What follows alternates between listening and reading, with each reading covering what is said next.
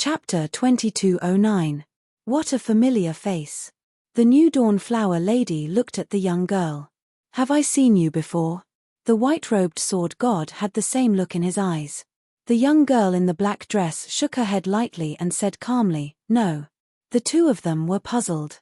The new dawn flower lady was about to continue asking when suddenly, a series of cracking sounds rang out.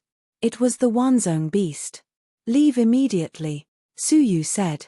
Although the top 10 pirates were not in their lair, the leaders of the other small and medium-sized pirates were still there. After all, there were Dowlords among them. Now that the entire lair was in such a huge commotion, the Pathmasters might have already noticed it. Although hundreds of people had not returned, they could not wait for them. They jumped off the Wanzong beast. Not long after they left, 3 furious auras of the Pathmasters descended upon the civilization. We were robbed. A Pathmaster with a ferocious expression could not believe his eyes. It had always been pirates robbing others, but now they were being robbed by others. To the Pirate Alliance, this was a great humiliation. Inform the top 10 pirates at the front line to return immediately, one of the pirates said calmly. Just 20,000 martial artists had caused great trouble for the lair. If the enemy's army came, wouldn't the lair be destroyed? Meanwhile, in the sky above the second peerless family, after a day of battle, the ground was covered with corpses and severed fingers. Destroyed warships were stuck in the ground. The shockwaves caused many of the few precious oases to be in a state of desolation. After the battle, both sides had suffered heavy casualties. The impenetrable dark clouds in the sky had also become sparser. In the sky, the top 10 pirates were fighting against the strong men of the second peerless family. Although the Pirate Alliance was aggressive, the second peerless family was extremely powerful. They were able to resist the attacks of the top 10 pirates. The master of the family, in particular, had displayed shocking strength. A casual strike from him could threaten the lives of the pirate leaders. Many of the pirate leaders were trembling with fear. It was not easy to become the master of the family. Fortunately, Xie Xiaoye was among the pirate leaders.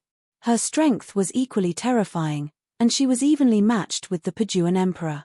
It was thanks to her that the Pajuan Emperor was suppressed, and the pirates did not show any signs of defeat. But in the long run, other than increasing the number of casualties, there was no better result. Therefore, after fighting for a while, Xie Xiaoye pushed emperor-defeating armies away with one palm and said indifferently, "Stop." The 9 pirates unwillingly retreated and returned to Xie Xiaoye's side. They could also see that it was impossible to kill Emperor Po Jun. This person had concealed a large portion of his strength. He was much more powerful than the rumors said. They looked down and saw that the people of the second most powerful family had suffered heavy casualties. They let out sighs of relief. Although they didn't manage to kill Emperor Po Jun, more than half of the experts of the second peerless clan had died. They wouldn't be able to recover in the next few thousand years. In this way, it could be considered as revenge. Second peerless family, this isn't over yet. Be careful. Xie Xiaoye threatened faintly and ordered her pirates to retreat. The other pirate leaders ordered their men to leave. At that moment, the 10 pirate leaders received urgent messages at the same time. At a glance, the expressions of the 10 pirate leaders changed drastically. All of them raised their heads and glared fiercely at Emperor Po Jun. Emperor Po Jun, you win. They had mistakenly thought that Suyu's group had been sent by Emperor Po Jun. Emperor Po Jun. His words confused him. Looking at the pirates retreating, his heart was filled with shock and doubt. Master, should we chase after them? The beautiful woman in the palace gown floated over. She was suppressing the injuries on her body as she asked reluctantly. Emperor Po Jun, fear appeared in his eyes. With Xie Xiaoye around, we won't be able to get anything out of this. The beautiful woman in the palace gown said reluctantly, according to the plan, the current master should have revealed his hidden strength. He should have been able to capture all 10 pirates in one go. Who would have thought that Xie Xiaoye would have hidden her strength so deeply? All along, Emperor Po Jun.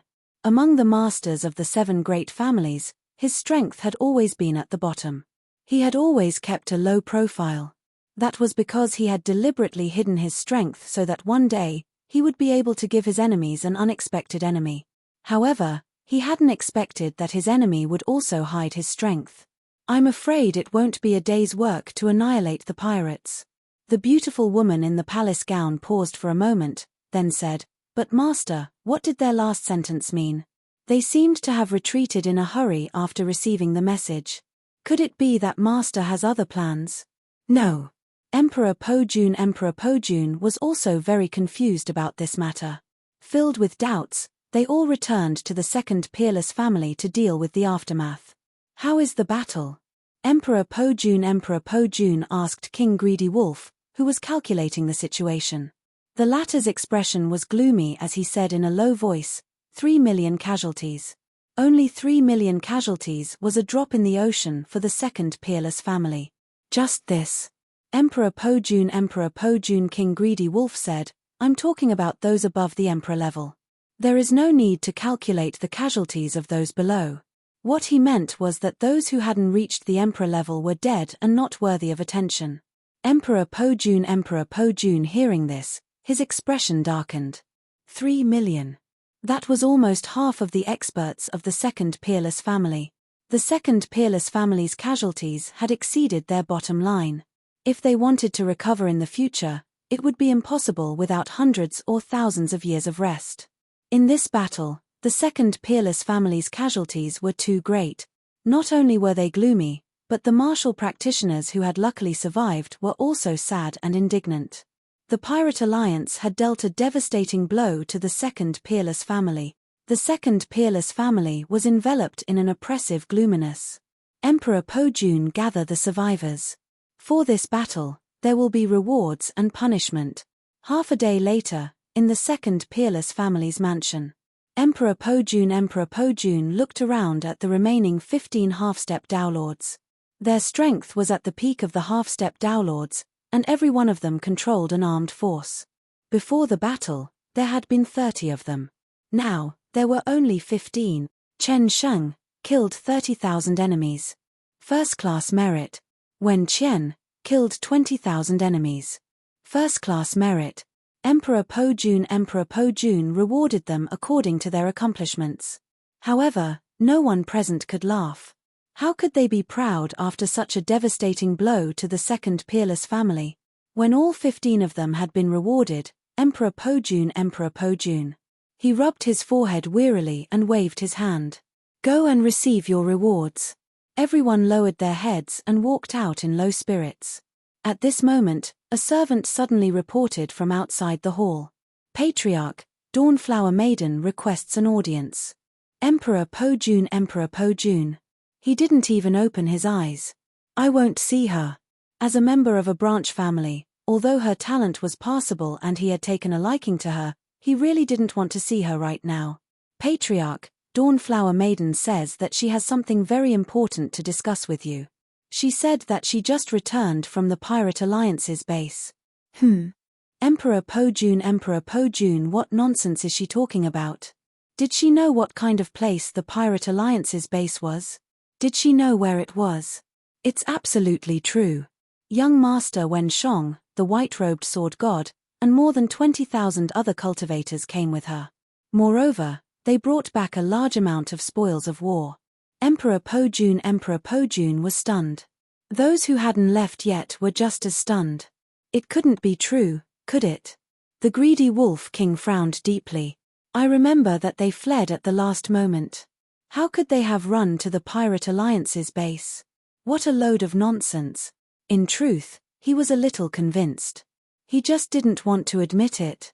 They had fought the pirates here and suffered heavy casualties, but young Master Wen Shong had led a mere 20,000 people to rob the Pirate Alliance. In comparison, his young master's performance was rather pathetic. He really didn't like the feeling of being trampled on. Emperor Pojun had other thoughts. He probably wouldn't believe it if others said that he had killed his way into the Pirate Alliance. However, Dawnflower Maiden was a member of his family. She definitely wouldn't dare to lie to him about such a big matter. "Let them in," Emperor Pojun said in a deep voice after thinking for a moment. The people who were about to leave couldn't help but stop in their tracks and watch from the side. Soon, under the guidance of the servants, they all entered. More than 19,000 people stood upright with proud expressions on their faces. Emperor Po-jun, tell me again, where did you come from? Dawnflower Maiden smiled proudly. Patriarch, we just robbed the pirate's base. Hearing this, everyone present looked over and whispered to each other. The greedy Wolf King had a cold expression as he said indifferently, don't tell me that you ambushed a small pirate near the pirate's base and claimed to have robbed the entire pirate's base. He was absolutely unwilling to admit that their 20,000 people could do something that he didn't even dare to think about. Emperor Po-jun smiled and said, you claimed to have robbed the pirate's base. You should have brought back some things, right? Of course. Dawnflower Maiden smiled proudly and glanced at the greedy Wolf King with a mocking gaze. The greedy Wolf King had suppressed the branches of the aristocratic families many times. Now that she had made a great contribution, it was like slapping the greedy Wolf King in the face. She took out a portable cavern world and poured out the things inside. Huge ships unique to the White Sparrow pirates were floating in the air above the prince's mansion. These are the main warships of the White Sparrow pirates. There are a total of 10 warships. Why, are they all here? Oh my god. Don't tell me they really robbed the Pirate Alliance's base. Everyone present was shocked. Emperor Po-jun. His pupils constricted, but his eyes were filled with joy. He said, where are the others? You can't be the only one who succeeded, right? Haha, I am untalented, but I also plundered some things. Please have a look, Patriarch. The white-robed sword god also took out a portable cavern world and poured out a dense amount of storage devices. There were hundreds of thousands of them, the storage devices of Dao Master Zhong Tiandao's subordinates. Only sovereigns of heaven and earth would be rewarded with this. There are more than 300,000 of them. How many people did you rob? With Dawnflower Maiden and the white-robed sword god taking the lead, the rest of the martial artists proudly took out their spoils. Chapter 22:10. All of them belonged to the Pirate Alliance. In total, more than 30% of the Pirate Alliance's lair had been looted. Seeing this, the Paduan Emperor's gloomy face finally lit up with joy. Ha ha ha, well done. You've really given this patriarch a pleasant surprise. He suddenly recalled the words that the pirate leaders had said before they left. Now, he suddenly realized what they had said. It turned out that the pirate leaders had mistakenly thought that he was a diversion and had sent people to raid their lair. The Pirate Alliance had come to take revenge on the second peerless family, and the second peerless family had raided their lair. The Paduan Emperor was in a good mood. He stepped forward and patted the shoulders of the Flower Lady and the white-clothed sword god. You two have done a great job. I will reward you handsomely. The two of them were overjoyed. How could they, who had been ignored, have such a day come? However, although they wanted to take the credit for themselves, how could they dare to hide it in front of so many people? There were nearly 20,000 people who knew the details. Moreover, Wenshang was their leader. If they dared to take the credit for themselves so openly, they would probably be exposed on the spot and end up in an embarrassing situation. Thus, despite her reluctance, Morning Flower Lady had no choice but to reveal the details. Patriarch, I was only following orders during this mission. The white-clothed sword god hurriedly said, yes, we had an expert to guide us. The Paduan Emperor was surprised. Expert? Who? The Flower Lady and the white-clothed sword god looked at Suyu and said, it was this young Master Wenshang, who has incredible foresight. Wenshang? The Paduan Emperor was slightly surprised. How could he not have heard of young Master Wenshang in Tianxing City? Recently, his name could be said to be known by everyone. There were rumors everywhere that a peerless genius had appeared in the city. Not only was he extremely powerful, but he was also resourceful. Moreover, he had been organizing a large number of martial artists to train against the pirates. However, the Paduan Emperor had only heard about it and was not concerned about it. He had seen too many geniuses, and the one in front of him was not worthy of his observation. He had never expected that he would appear in front of him with such an identity. It was really unexpected. Young Master Wenshang? Can you tell me your specific plan? The Paduan emperor asked with great interest. Su Yu was neither servile nor overbearing, and he simply recounted what had happened. His plan sounded ridiculous and had no chance of success. But among the many plans, there were also many exquisite little plans that allowed things that seemed impossible to succeed to be successfully implemented in the end. After listening to him, the Paduan emperor looked at Su Yu in disbelief. At this moment, he had a feeling that he was not facing a young man who was only 100 years old, but an old monster of the same generation as him. Deeply surprised, he looked at his son, Greed King. The greedy Wolf King was considered smart among his peers, but compared to young Master Wenshong of the same age, there was an insurmountable gap. At the very least, his son had never thought of robbing the Pirate Alliance. He looked at Su Yu as if he was looking at a rising star. If there were no accidents, his achievements in the future would be shocking. Seeing his father's expression, the greedy Wolf King's heart sank bit by bit. He stared at Su Yu and said, "Since you were the one who organized this operation, it can't be that everyone else got something, but you got nothing, right?" Hearing this, everyone was filled with anticipation.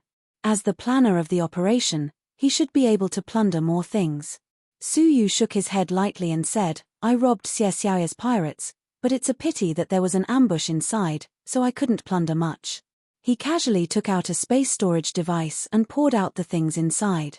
What caught his eye was a dazzling array of various resources. The number was innumerable, and it was probably not much less than everyone else's combined. Seeing this scene, everyone present could not help but be dumbfounded. Did he empty Xie Xiaoya's entire treasure house? The greedy Wolf King's eyelids twitched slightly, and he shut his mouth tightly, the expression in his eyes changing constantly. The Paduan emperor was overjoyed, and he laughed loudly. "Ha ha ha ha. Xie Xiaoya will probably die of anger when she returns." He had gone to take revenge, but his lair had been turned upside down, and even the treasure house had been emptied. Su Yu said, "It's nothing much. By the way, I also rescued some people. They should be captives from the 7 great families." He waved his hand and asked everyone to come forward. The Paduan emperor looked at them and nodded slightly. "Yes, they are indeed captives from the 7 great families. If we return them, the other 6 great families will owe us another favor." Suddenly, the Paduan emperor saw a young lady in a black dress, and his eyes froze for a moment. That young lady looked familiar, as if he had seen her somewhere before, but he could not recall where. After a moment of doubt, he stopped thinking about it. Perhaps she was a child of one of the great families, and he had seen her by accident. He looked at Su Yu with great interest, and laughed loudly. Mr. Wenshong's strength is astonishing, and his wisdom is unparalleled. He is indeed a dragon among men. Come, let's set up a banquet to welcome Mr. Wenshong and the other meritorious officials. The originally gloomy prince's mansion was instantly enveloped in a joyous atmosphere. The whole heavenly star city was also crazily spreading a piece of exciting news. The people of the second peerless family had taken advantage of the battle between the 2 armies to plunder the Pirate Alliance.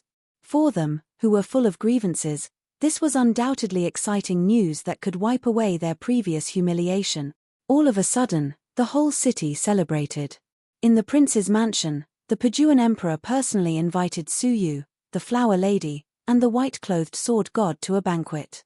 "On behalf of the second peerless family, I would like to express my sincere gratitude to all of you." The Paduan emperor was in a good mood. After tomorrow, the news would spread throughout the entire 7 unique civilizations. Not only did the second peerless family resist the fierce revenge of the Pirate Alliance, but they also secretly emptied the nest of the Pirate Alliance. When this news spread, the reputation of the second peerless family would be greatly boosted. Su Yu said, "As a member of the second peerless family, this is what we should do." Seeing Su Yu being so modest, the Paduan emperor had a better impression of him, and he raised his wine cup and drank it in one gulp. However, from the corner of his eye, he found that his son's face was expressionless, and the wine cup in front of him was not moved at all. "Greedy wolf, why don't you propose a toast to Mr. Wenshong?" The Paduan emperor was slightly displeased. The greedy Wolf King nodded, picked up his wine cup, and silently toasted Su Yu. Then, he drank it himself, stood up, and said, "Father, the aftermath of the battle cannot be done without people. I will go and preside over it." After saying that, he nodded slightly to the crowd and left calmly. Although he did not show it on the surface, his actions were enough to show his mood. "Mr. Wenshong, please enjoy your drink. I will take my leave now." The extremely beautiful Xue Mengfeiyu smiled at Su Yu and also stood up to leave. Su Yu had already heard about this exceptionally beautiful woman from the flower lady Chu Chen. She was the heir of the 6th peerless family, and the only peerless fairy in the 7 unique civilizations who could compare to Bai Yun Hongxian. Not only did she have a high status, but she was also extremely powerful. Moreover, she had a good relationship with the greedy Wolf King since they were young, and they often played in the palace of the 2nd peerless family. The two of them could be considered childhood sweethearts. The 2nd peerless family and the 6th peerless family were trying to matchmake the two of them. More importantly, the proud greedy Wolf King was very concerned about Xue Mengfeiyu, and the latter was also very concerned about the greedy Wolf King. Although Xue Mengfeiyu was not married yet, she could already be considered half a daughter-in-law of the 2nd peerless family. Since they were husband and wife, she would naturally follow the greedy Wolf King. She would also reject whoever the greedy Wolf King hated. Of course, to Su Yu, Xue Mengfeiyu was not worth mentioning, and he had never even looked at her. He did not need to care about her attitude at all. "My son was rude, and I have embarrassed myself in front of you," the Pajuan emperor said apologetically. Su Yu said, "It doesn't matter. You didn't do anything wrong." The Pajuan emperor sighed, and after thinking for a moment, he said, "Young Master Wenshang is very intelligent. Would you like to stay in the palace?" Su Yu replied without hesitation, "My abilities are limited, and I'm afraid that I will disappoint you." "Hihi, you are too modest. With your intelligence, you can take on any position," the Pajuan emperor said. Su Yu refused again. Seeing this, the Pajuan emperor said, "You can think about it again. As long as you are willing to stay, I will definitely put you in an important position." The banquet ended just like that. When the Pajuan emperor returned to the backyard, he saw that the greedy Wolf King was cultivating in the yard, and Xue Mengfeiyu was watching from the side. "Miss Xue Mengfeiyu, I have something to say to the greedy Wolf King. You should go back to your room and rest first." Xue Mengfeiyu nodded obediently, then left with light steps. After she left, the greedy Wolf King said calmly, "If you want to talk about Wenshang, then don't." Humph. Unexpectedly, the Pajuan emperor's face became gloomy. "Useless thing." As he spoke, he stepped forward and slapped the greedy Wolf King. The greedy Wolf King wanted to dodge, but could he? He was slapped squarely, and he spun on the spot, then fell to the ground. "Father, are you going to teach me a lesson for an outsider?" The greedy Wolf King's eyes were filled with deep hatred. He was already furious that he had been trampled by Su Yu, so how could he feel good if he was implicated because of Su Yu? "I am not teaching you a lesson for an outsider, but for yourself," the Pajuan emperor said coldly. "I have taught you again and again that you should not show your emotions. But you are giving me a hard time before you even spoke 3 sentences. How could the 2nd most powerful family be entrusted to someone like you who is so unsophisticated?" The greedy Wolf King only calmed down after being scolded repeatedly. His previous behavior was indeed not befitting of a family's successor. "I have disobeyed father's teachings," the greedy Wolf King admitted his mistake. Seeing that the greedy Wolf King had admitted his mistake, the Pajuan emperor's face softened, and he said, "Besides your temperament, do you know what else you have done wrong?" The greedy Wolf King thought for a moment, then said, "I should not have competed with Wenshang." "That's right," the Pajuan emperor said. "What is your identity?" "What is his identity?" The greedy Wolf King pondered, and he gradually understood. "You are the young master of the 2nd most powerful family, the future successor of the family." "What about Wenshang?" "You are just a subject of the 2nd most powerful family. In the future, he is destined to crawl at your feet and work for you, but you have lowered yourself to compete with such a person. Don't you think it is ridiculous?" The greedy Wolf King's gloomy mood suddenly improved. Indeed, no matter how outstanding Wenshang was, he was still a person who had to serve him. Chapter 22:11. Why should he be angry with such a person? You should think of a way to win over Wen Shong and make him a talent that you can control, a stepping stone for you to reach the pinnacle, instead of fighting against him like you are now. After hearing this, the greedy Wolf King lowered his head, the gloominess on his face gone, and he said, I understand. Then, I don't need to tell you what to do next, do I? I already have an idea. After leaving the banquet, Su Yu returned to the inn. After isolating the space, he took out a handful of sand and placed it in his palm. Because it was too heavy, Su Yu did not dare to put it on the ground. Otherwise, the ground would collapse. Is this a material or some kind of treasure? Su Yu thought back to the fact that it could freely change into various forms. It should be the latter. Since it was a treasure, it should be possible to refine it. He tried to drip a drop of blood on it. However, these grains of sand were very intelligent and scattered, avoiding the blood essence. You don't want to be refined? Su Yu smiled and used the power of space to stop them from moving. Then, he tried to drip a drop of blood on it again. However, these grains of sand started to spin on their own, blocking the essence blood outside. He tried several times, but a lot of blood was wasted, and he could not refine it. Finally, he dripped a drop of blood on the sand, but it was forced out by the sand. After a few tries, Su Yu stopped and said to himself, I'm afraid ordinary methods will not be able to refine it. If it could be refined, Xie Xiaoye would have done it long ago, and Su Yu would not have been able to take it away. If even the Pathmaster could not do anything about it, then he could only try another method. After thinking for a while, Su Yu took out a grain of world destruction dust. Su Yu threw the world-destroying dust into the same pile of sand. In the end, a slightly surprising scene appeared. The restless sand seemed to have found a master. Not only did it not repel the world-destruction dust, but it actively gathered around it. Really? Su Yu was slightly surprised. Was there any connection between the sand and the world-destruction dust? As he pondered, Su Yu dripped a drop of blood on it, but it was not to refine the sand, but to refine the world destruction dust. Since the sand was mainly based on the world destruction dust, wouldn't refining the world destruction dust mean that he could indirectly control the sand? After a long while, the refinement was completed. Su Yu was filled with anticipation as he gently drew a line in the air with his finger. The world destroyer dust moved like an extension of his arm. The sand attached to it also followed the trajectory of the apocalypse dust, forming a stick made of sand in the air. Su Yu held it in his hand. With the existence of the world-destroying dust, the weight of this rod was immeasurable. At the very least, it could destroy a 5-star civilization with a single strike. If combined with the powerful body of the heavenly dragon body, even a Daoist master would be smashed to death with a single strike. He just didn't know if it would be effective against powerful Dao masters like Golden-Eyed Gentleman, Xie Xiaoye, and Emperor-defeating army. Of course, the sand wasn't limited to condensing into sticks. Their greatest use was that they could change their forms at will. In other words, Su Yu possessed a magical treasure that could change its form at will. Coupled with the weight of the world-destroying dust, one could imagine its power. After spending an entire night, he finally managed to deal with the sand. Dong dong, just as Su Yu was about to enter a state of cultivation, someone knocked on the door.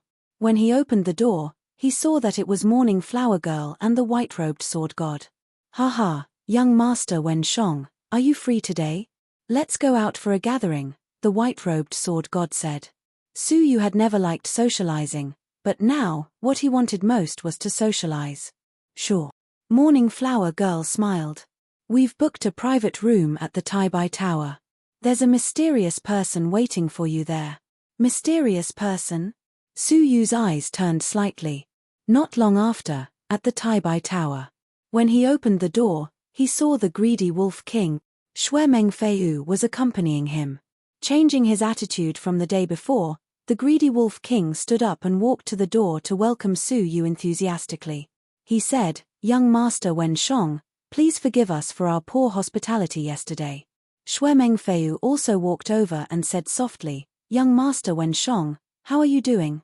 Su Yu's eyes flickered slightly. These two people's attitudes were completely different from the day before. It's all right, Su Yu said magnanimously. Behind him, Morning Flower Girl and the white-robed sword god heaved a sigh of relief.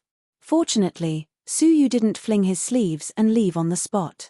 Last night, the greedy Wolf King had found the two of them, hoping that they could ask Suyu out on his behalf. They had wanted to refuse, but the young master's orders were beyond their control. Fortunately, Suyu was magnanimous and did not mind the greedy Wolf King's rude behavior the day before. "Young Master Wenshong, please take a seat." The greedy Wolf King was extremely polite. Suyu politely sat down and said, "The young master invited me here.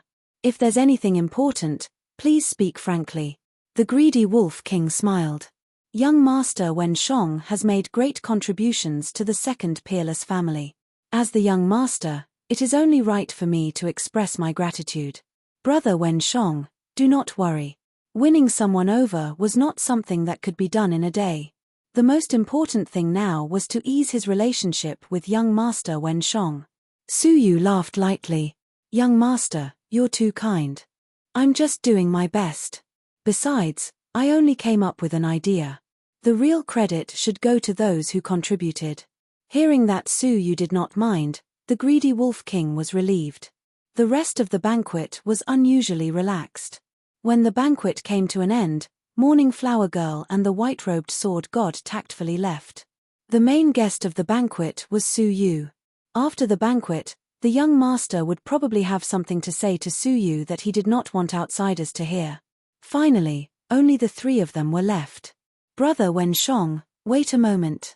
I've prepared a gift for you. I'll bring it over now."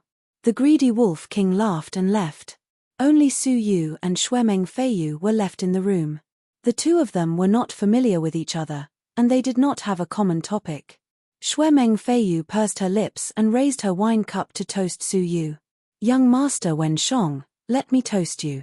"Thank you." Suyu raised his wine cup, clinked it with hers, and drank it in one gulp. Perhaps to ease the awkwardness, Xuemeng Feiyu took the initiative to start a conversation. "Young master, you're so intelligent that even the family master praised you. You flatter me. I'm not that outstanding." Xuemeng Feiyu smiled lightly. "You're the one who's too humble." After thinking for a moment, Xuemeng Feiyu said, "I have a presumptuous request." "Tell me about it." Suyu looked into her bright eyes and said calmly. Xuemeng Feiyu said, "I once found a remnant of a book written with strange words in a relic. I've been studying it for many years, but I still can't figure it out. I wonder if young Master Wenshong could explain it to me." "Words?" Suyu was most proficient in all kinds of words, right? "I don't know much about words, so I only know a thing or two. If Miss Xuemeng trusts me, please let me have a look at the remnant of the book." Xuemeng Feiyu nodded and handed over the remnant of the book. Suyu glanced at it and was surprised to find that the remnant of the book was written with the words of the wordless heavenly book. Moreover, the content of the book was very complicated. "Young master, do you understand it?" A fragrant breeze blew over. It was simple and refreshing, and it made one feel relaxed and happy. Suyu raised his head and saw that Xuemeng Feiyu had sat down. She was stretching her upper body forward, and her beautiful face was almost touching his. Her bright eyes stared unblinkingly at the letter, hoping that Suyu would say something. Suyu moved slightly to the side and said calmly, "I know a little. This should be a cultivation technique written with the wordless heavenly book. It's called the Heaven-Devouring 18 Characters Scripture. It seems like it's only the preface of the cultivation technique. It doesn't have any actual content, so it's not very useful." "You know the words of the heavenly book?" Xuemeng Feiyu asked in surprise. "I know a thing or two." Suyu nodded. Suddenly, he squinted his eyes and realized that something was amiss. First, Xuemeng Feiyu knew that this was the words of the heavenly book. Second, she wasn't surprised by what the remnant of the book was. In other words, she already knew what the contents of the remnant of the book were. So, why did she deliberately show it to him? At that moment, Suyu was extremely cautious. Almost at the same time, Xuemeng Feiyu's eyes became unfathomable. "That's great. It seems like I've found something good for Brother Jingyun." As soon as she finished speaking, Suyu felt an extreme coldness on his back. Her hands, which were hidden behind her back, had unsheathed the white jade bottle. The liquid inside was poured out and sprinkled on Su Yu's body. Su Yu, who was caught off guard, was instantly frozen. He didn't even have a chance to resist. Through the ice, Su Yu could see Su Yu's shock, confusion. It was as if he was asking why. Shuemeng Feiyu smiled and touched Su Yu's head. She smiled calmly like before. However, there was an additional tinge of shrewdness in her smile. Do you know? I had wanted to make you evaporate and kill 2 birds with 1 stone. However, seeing that you will be of help to Brother Jingyun, I will spare your life. Shuemeng Feiyu exhaled as she spoke. Her eyes were filled with an unsettling evilness. You must be very confused. However, you will understand very soon. Just watch. After saying that, Shuemeng Feiyu took off her purple girdle. Her snow-white dress immediately loosened, revealing a faintly discernible red bra. It was an alluring sight. Then, she messed up her hair and scratched her wrists, leaving 2 bright red marks on them. At first glance, she looked like a woman who had been violated. When she heard the footsteps of the greedy Wolf King returning, Shuemeng Feiyu's calm smile immediately turned into a look of fear and misery. She even pretended to be on the verge of tears. She covered her chest and curled up in a corner, sobbing. The greedy Wolf King walked in with a smile on his face, holding a long sword that had been forged. In the end, what he saw was the scene before him. He was stunned for 3 breaths' time. Then, he threw down the long sword and ran in front of Shuemeng Feiyu. He looked at her, his eyes almost popping out of their sockets. It was obvious that he was extremely nervous. Feiyu. What happened? He looked at the 2 clear marks on Shuemeng Feiyu's wrists. Then, he looked at her messy clothes and messy hair. His heart sank. Chapter 22:12. Seeing that she was avoiding his gaze, unwilling to tell the truth, the greedy Wolf King's heart sank. Mr. Wenshang must have violated Shuemeng Feiyu while he was away. However, Shuemeng Feiyu did not want to affect his plan to recruit Mr. Wenshang, so she said that she was fine. But how could she be fine? At this moment, the greedy Wolf King felt as if his chest was about to explode, and his heart was riddled with holes. His face was gradually covered in ice, and his facial features twisted rapidly, becoming extremely ferocious. Wenshang. He turned his head abruptly, like a man-eating beast, and stared at Su Yu fiercely. I want to tear you into pieces. However, just as he was about to rush over, Shuemeng Feiyu hugged him from behind and said, "Greedy wolf, don't do this. If anything happens to Wenshang, the master will not let you off easily. No. Care." The greedy Wolf King fell into a boundless rage. His woman had been tainted by another man. He could not forgive that. I only want him to die. The greedy Wolf King roared and pounced over.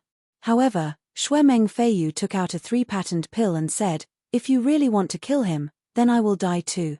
Hearing this, the greedy Wolf King turned around and grabbed her hand. "Are you crazy?" Shuemeng Feiyu cried. "I don't want you to be harmed because of me." The greedy Wolf King snorted angrily. He snatched the 3-colored pill from her hand and said, "Don't mess around. Wait until I kill him, then I will explain to my father that he has violated your purity. He deserves to die."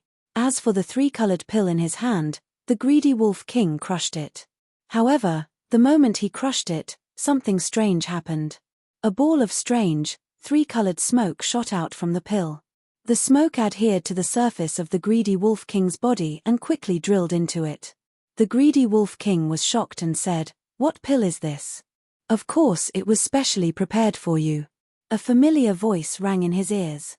Then, he felt a chill on his back, and his body quickly froze.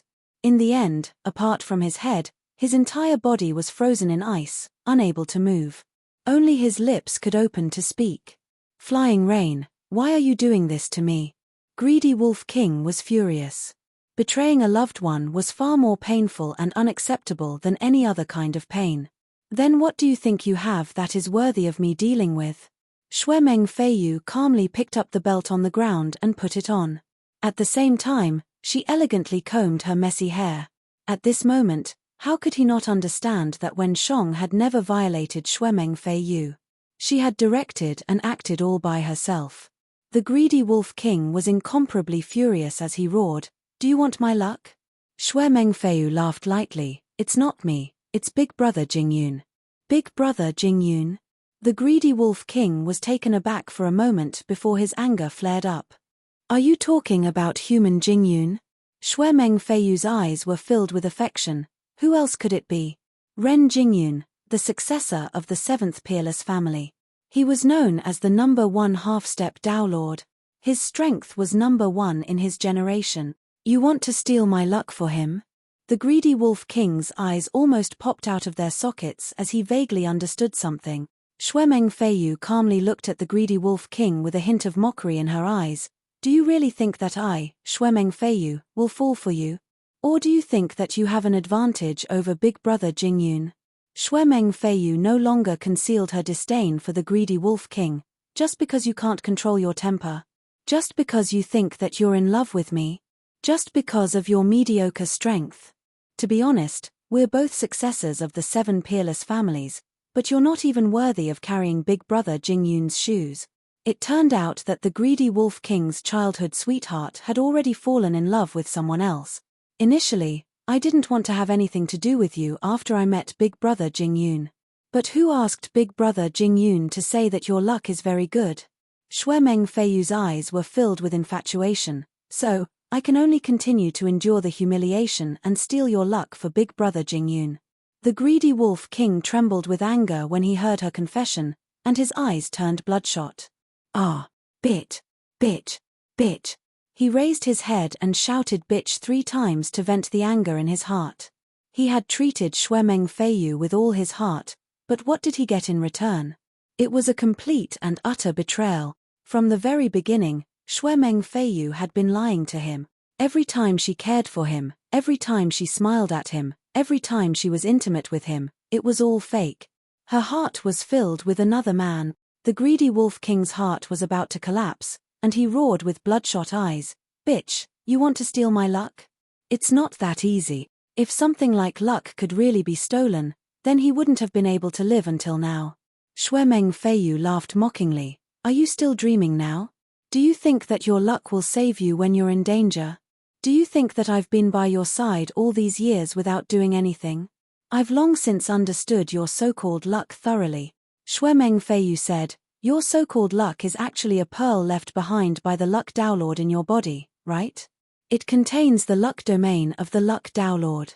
Once you're in danger, it will automatically activate and resolve the problem for you.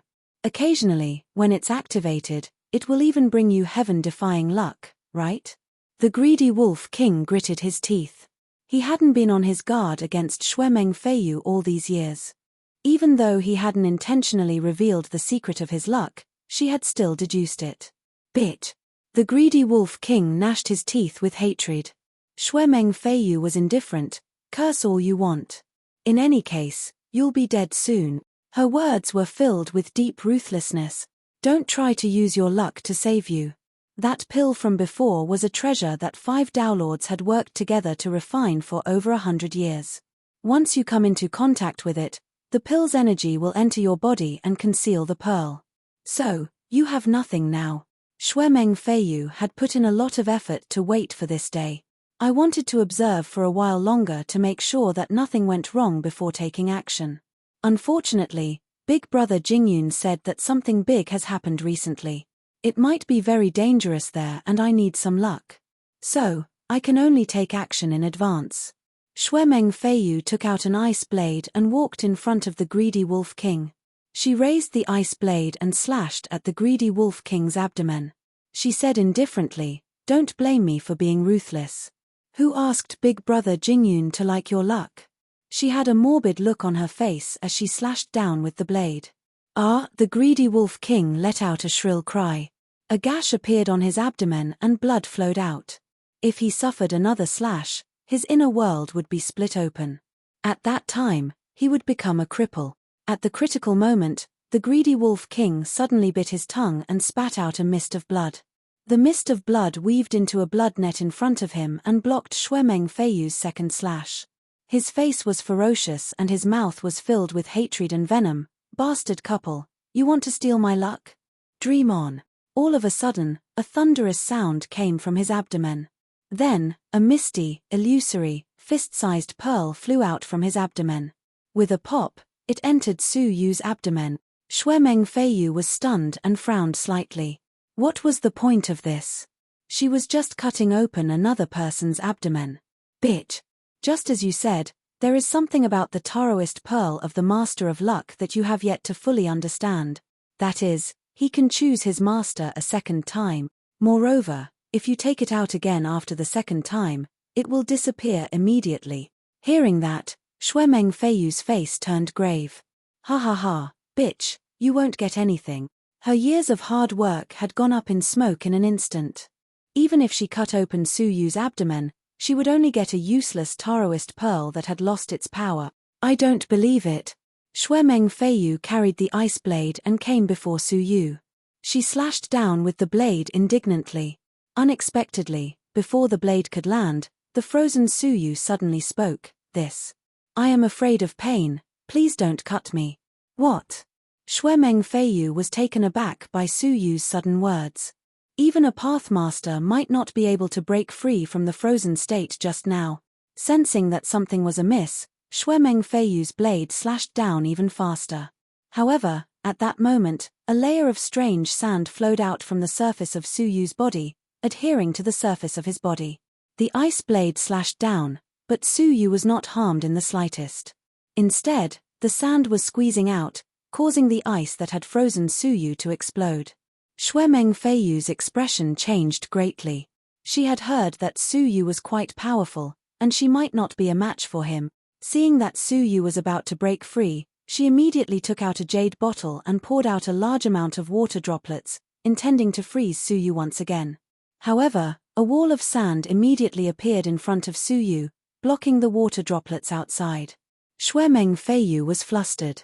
Su Yu had removed the frozen state on his own, causing her to be in a disadvantageous position. Seeing that she could not do anything, she could only give up bitterly. Turning around, she leaped into the air to escape. Leave. Who gave you permission? Su Yu smiled indifferently. With a wave of his hand, the sand condensed into a rod. He leaped into the air and struck Xue Mengfeiyu down from the air with the rod. Crack, crack. Cracking sounds could be heard from the surface of her body. All of the top-grade defensive treasures on her body had been crushed. Even the fairy embryo of a doctrine artifact can be shattered. How is this possible? Xue Mengfeiyu screamed miserably as she fell to the ground. Looking at the shattered belt on his waist, he shrieked in disbelief. How could she have known that the rod contained a speck of world destruction dust? Unless it was a top-grade fairy embryo of a doctrine artifact, it was rare for it not to be shattered. The rod had also severely injured Xue Mengfeiyu. She was lying on the ground, spitting out mouthfuls of blood. Her limbs were twitching, but she could not move at all. She was severely injured. Su Yu cast a seal and sealed Xue Mengfeiyu. Then, he threw her into a storage space. Tan Lang, who was sealed in ice, looked up to the sky and laughed heartily. Ha ha ha. Evil will be punished. Evil will be punished. Even a B*TCH would have such a day. Seeing Xue Mengfeiyu's fate, he could not help but applaud. He said, "Wen Shong, bring me back quickly. I will reward you handsomely." He was very glad that he had encountered the powerful Wen Shong. Otherwise, he would have been killed by that B*TCH. Go back. Back to the Pirate Alliance. All right. However, Su Yu said something that made the Tan Lang King's limbs turn cold. In the future, if he missed any updates, he would be compensated with 5 updates. Chapter 22:13. The greedy Wolf King stared at Su Yu, his mind buzzing. He stammered, "Are you from the Pirate Alliance?" Su Yu smiled without saying a word. Looking at Su Yu's smile, the greedy Wolf King's heart felt as if it had fallen into an ice cellar. At the same time, many of the unexplainable questions in the past suddenly became clear. Why did such a talented and intelligent Heaven's favorite suddenly appear in the second most powerful family? Why did he coincidentally appear at the observatory and defeat the pirate vice-captain? How did he know the location of the pirate's newest lair and lead everyone to plunder it? Because he was a member of the Pirate Alliance, everything she had done had only one goal, and that was to get close to him. A trace of self-deprecation flashed across the corners of Greedy Wolf King's mouth. I admit defeat. He was thoroughly convinced by such an exquisite setup. However, I would like to know, how will you deal with this bitch? The Greedy Wolf King had already accepted his fate after falling into the hands of the Pirate Alliance. The one who was most unwilling to accept this was Snow Dream Flying Rain, who had caused him to end up like this. Without her betrayal, how could he, who possessed the karmic luck pearl, end up in such a helpless state? Suyu calmly said, I will end up the same as you. Hehe, then I'm relieved. The Greedy Wolf King's eyes were filled with hatred. As a man, if he fell into the hands of the Pirate Alliance, he would only suffer a little. Sooner or later, the pirates would return him as a hostage. However, this woman was a peerless fairy whose name shook the 7 absolute civilizations. It went without saying what would happen to her if she fell into the hands of the pirate. At the very least, he would be violated by pirates who had no moral bottom line. Thinking of his fate, Greedy Wolf King felt the anger in his heart subside a little. Fine, follow me. The small Kylin appeared on Suyu's shoulder, and it spat out a mouthful of void power, which engulfed both of them. The isolation of the void completely blocked their auras and even their connection with the outside world. It would not be easy for the people guarding them to track them. Almost at the same time, the female Dowlord, who was guarding the Greedy Wolf King, sensed that her connection with the Greedy Wolf King had been cut off. Something's wrong. The female Daoist Master's expression darkened, and she immediately teleported into the room. Other than the remaining ice fragments on the ground, there was no trace of the Greedy Wolf King and the Snow Dream Flying Rain. Who did it? The female Daolord's heart sank when she realized that there was no aura to track. She immediately notified Emperor Pajuan. Emperor Vanquisher remained calm. The Greedy Wolf King had been kidnapped more than once or twice, but every time, there was luck in the dark, and he would always be able to avoid danger. Now that he was suddenly kidnapped, he believed that the Greedy Wolf King had sealed his aura. Greed should be fine, but we can't be careless. Activate the formation and seal off the border of the second peerless family. Strictly prevent anyone from entering or leaving for a month. Suddenly, a bronze lion as tall as a human emerged from the ground at the 8 borders of the second peerless family. The lion faced the sky and spat out a large expanse of dark green light.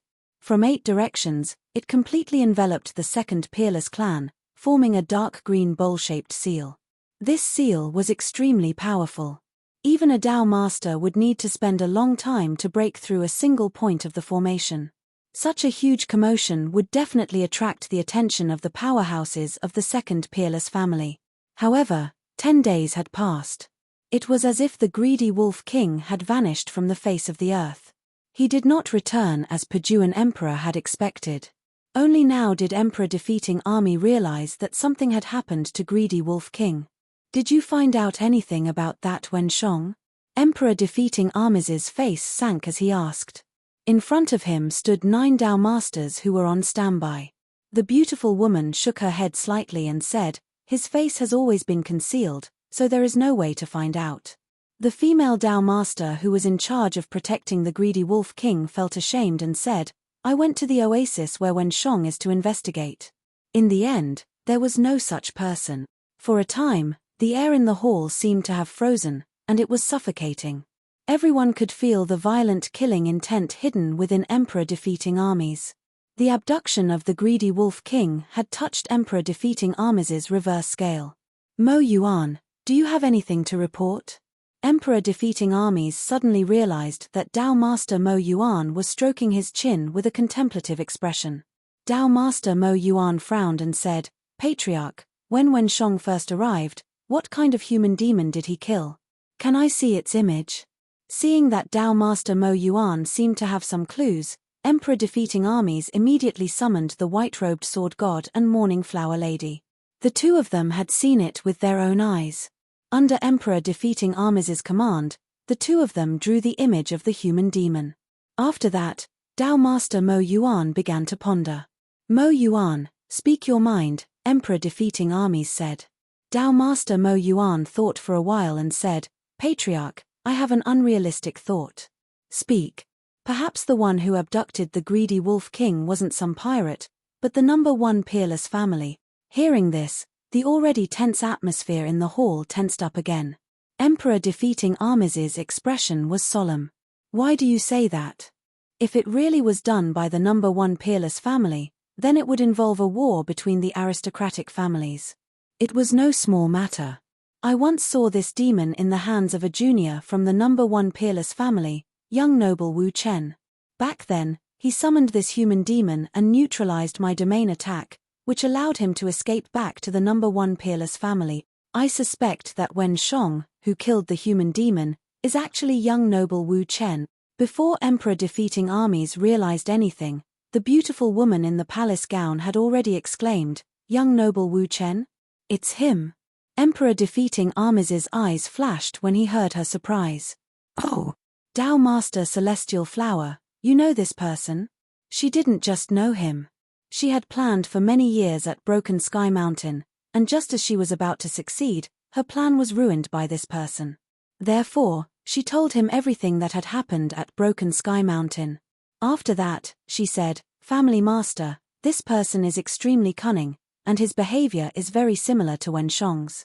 It is very likely that young noble Wu Chen is Wen Shong." After hearing this, Emperor defeating Armis's face twitched with uncontrollable anger.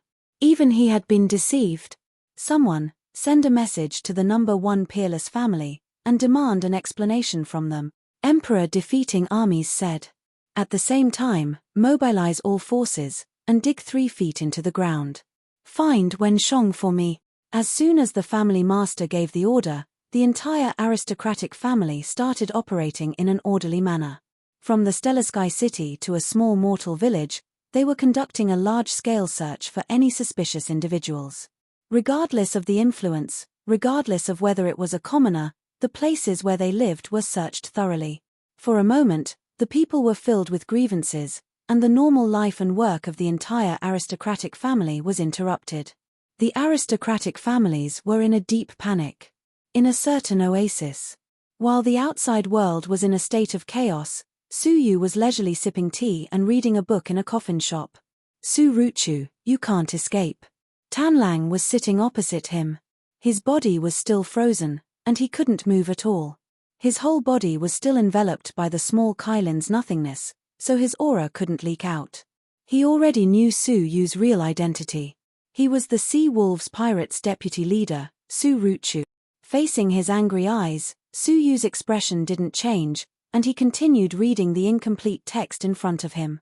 It was Shuemeng Feiyu's heaven-devouring 18 characters scripture. Back then, he had only read it roughly, and didn't read it carefully. Now that he had the leisure to read it carefully, he decided to read it carefully. Shuemeng Feiyu looked at the incomplete text, then at Su Yu. She was calm, and she took the initiative to pour Su Yu a cup of tea. She said softly, "I didn't recognize you, and I offended you. I hope you can forgive me." She was very humble. There was only one man in the world whom she had treated in this way. That was Su Yu. Su Ruchu was the second. "You didn't offend me," Su Yu said calmly. She hadn't offended him, and she only wanted to harm him. To be honest, if she hadn't had any inappropriate thoughts about Su Yu, he wouldn't have bothered to capture her. It was a pity that the what ifs in this world only existed in the past. Shuemeng Feiyu's eyes were filled with joy, but before she could show it, she heard Su Yu say calmly, "However, you are the heir of the 6th peerless family. If I bring you back, I should be able to exchange you for many benefit." Shuemeng Feiyu's pretty face turned slightly pale.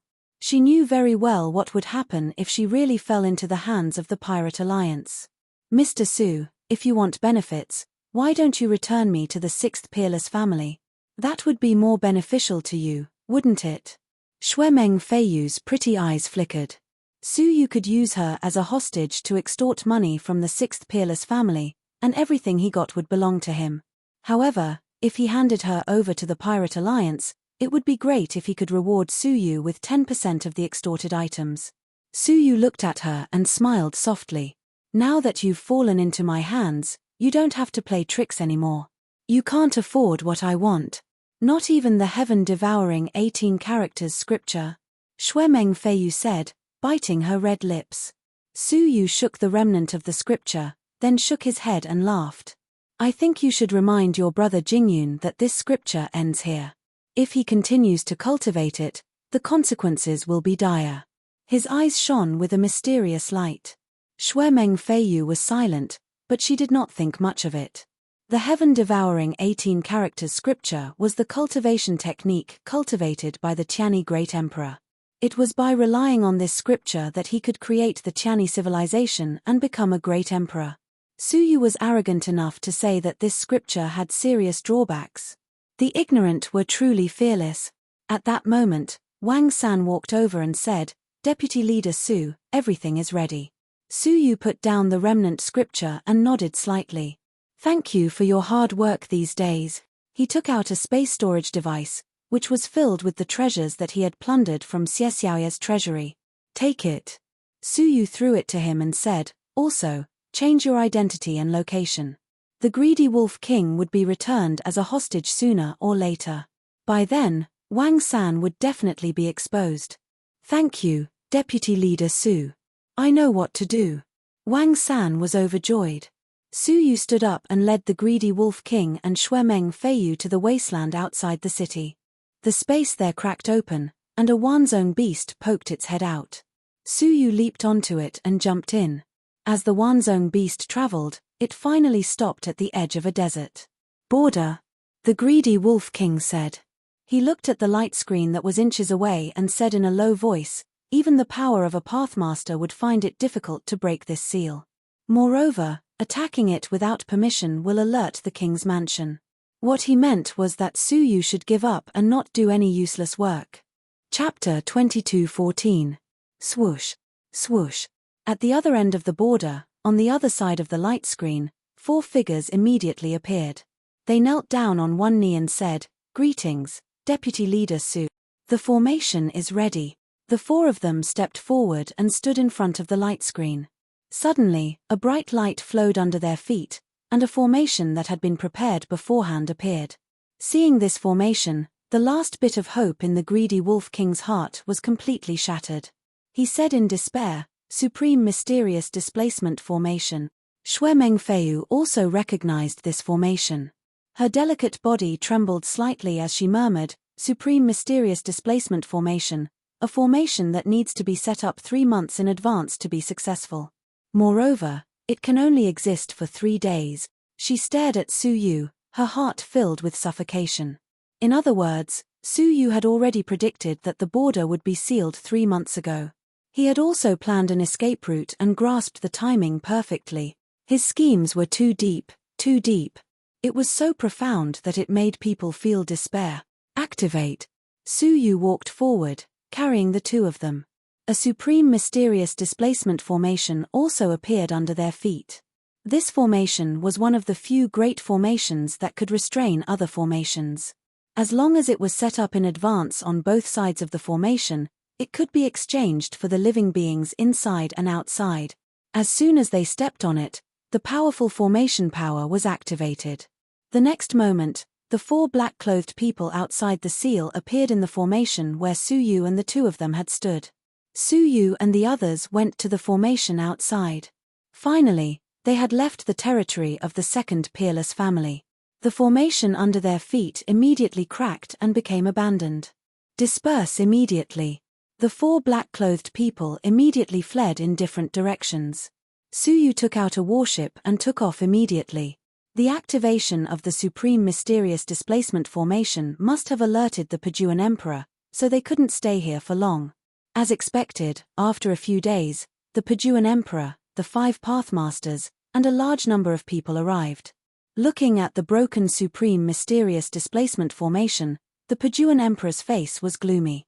I can't believe such a lost ancient formation was created.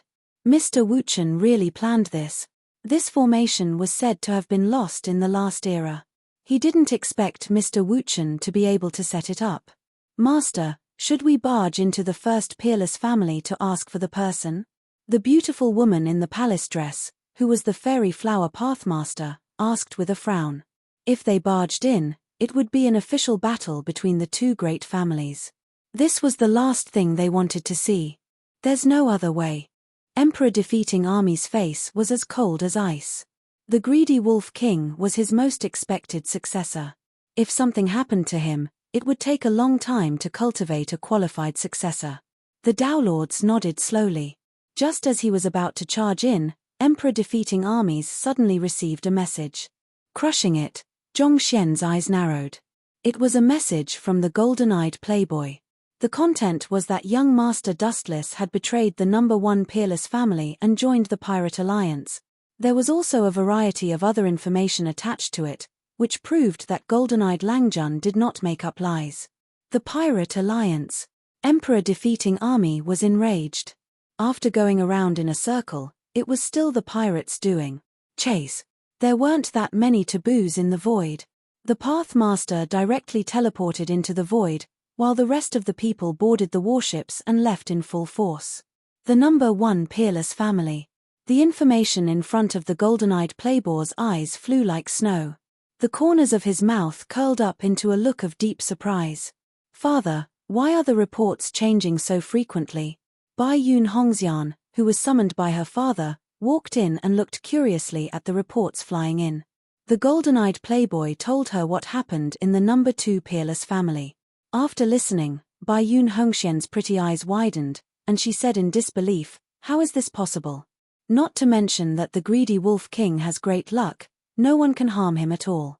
Moreover, the greedy Wolf King is in the number 2 peerless family, and he has Pathmasters by his side all year round. How could anyone kidnap him? You don't understand, and neither do I." The golden-eyed playboy could not figure out how Su Yu had successfully kidnapped the greedy Wolf King. If Xia Rukan, who was known as the Shocking Cloud, had been kidnapped, he would not have been so surprised. The greedy Wolf King's mysterious physique was something that even the Pathmasters could not do anything about. How did Su Ruchu do it? Amazing. Bai Yun Hongxian thought for a moment, and a look of approval appeared on her face. Being able to do what others could not, this was the impression Bai Yun Hongxian had of Su Ruchu. In addition, Xuemeng Feiyu, who was a guest in the number 2 peerless family, was also kidnapped. The golden-eyed playboy looked at Bai Yun Hongxian meaningfully. Princess Peeper was also kidnapped. Bai Yun Hongxian was completely shocked.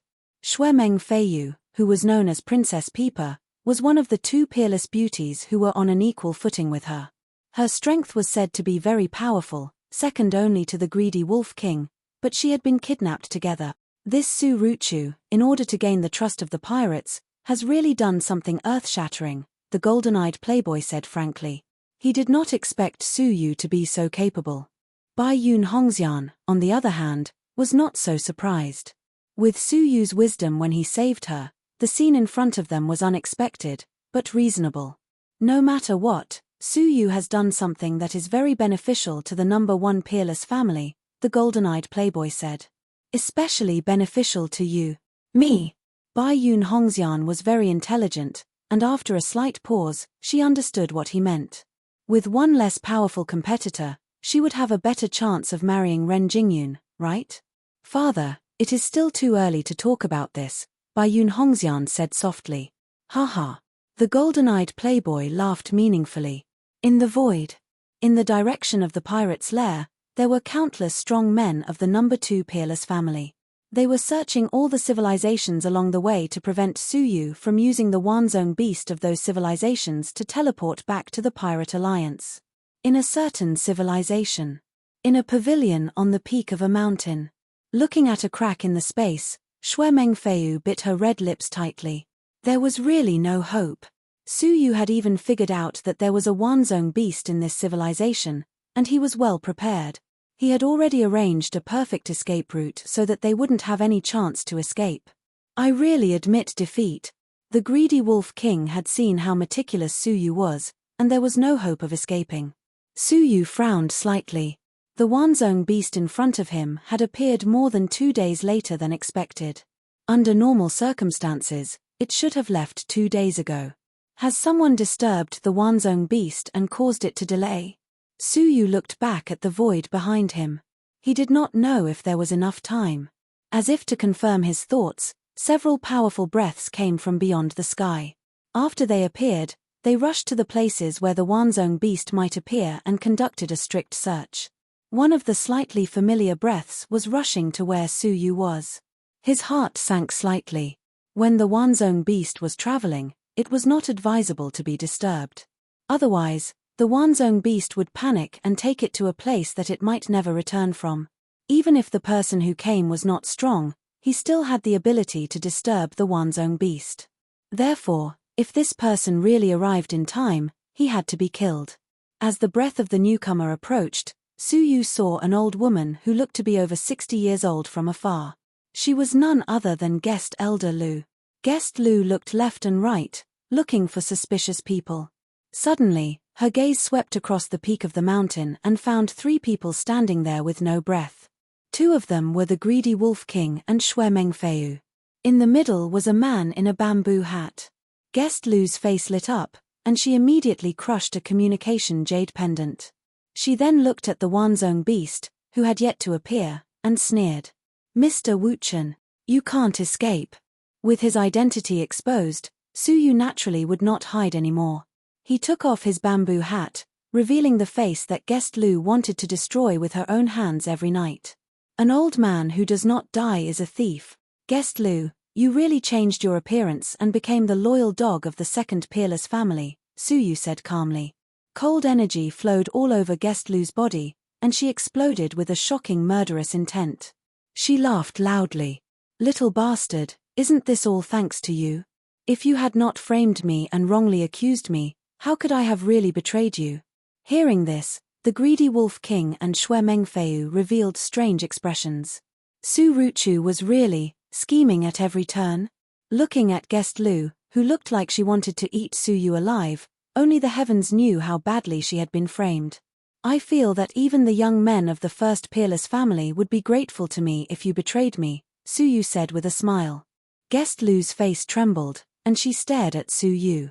If looks could kill, Su Yu would have been cut into pieces and died 10,000 times. Crack, the space behind him fluctuated. The Wanzong beast was about to appear. Guest Lu's eyes turned, and she slowly retreated backward. There was no need to elaborate on what she was planning. Su Yu's expression was indifferent. He took a step forward and said, "I can only kill you first." "Haha, do you think you're worthy?" Guest Lu was not angry, but delighted. If Su Yu really had the ability to kill a strong man like the killing demon, she would still be wary of Su Yu. Unfortunately, she could now confirm that it was a self-directed play by Su Yu. His true strength was only that of an ordinary half-pathmaster. "You underestimate the strength of a former Guest Lu." Guest Lu stopped in her tracks, and her old face was covered with coldness. "Actually, I can destroy you like a dog." As she spoke the last word, she had already released more than half of her realm of principles. "Die." She laughed maliciously, and released 10,000 naked male bodies. One young man after another was coquettishly in the realm of principles, winking at her. But they were all hiding sharp blades in the dark. It would be very dangerous to fall into the realm of principles. The blue veins on Su Yu's forehead throbbed. It really is a realm of principles. Both her personality and this realm of principles were the same, and it gave people goosebumps all over. "Haha, I am not a human demon, and you can hit me as you please," Guest Lu sneered. "Die." The realm of principles suddenly rushed over. 10,000 naked young men rushed over with open arms. Su Yu felt his hair stand on end. Heavenly dragon Taoist body. He transformed into a half-dragon and slashed down with a dragon claw. Crack, the realm of principles was directly torn apart from the middle. The naked man inside instantly vanished into thin air. Su Yu's claw did not stop, and with irresistible force, he tore Guest Lu's Taoist body apart. "How is this possible?" Guest Lu looked down at her cracked Taoist body, her face full of disbelief. Chapter 22:15. Her body had clearly been completely transformed. How could it be destroyed so easily? Su Yu said indifferently, "Actually, killing you would be as easy as killing a dog. If not for his status, he could have killed Guest Lu long ago at the Broken Heaven Mountain." Of course, it was not too late now.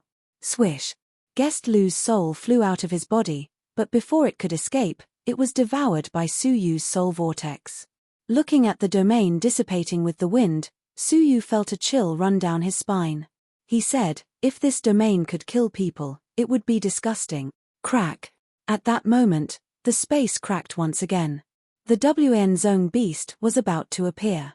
Suyu returned to the peak of the mountain and stared at the space, feeling slightly nervous. Guest Lu had already informed the strong men of the second peerless family, but he did not know if they would make it in time.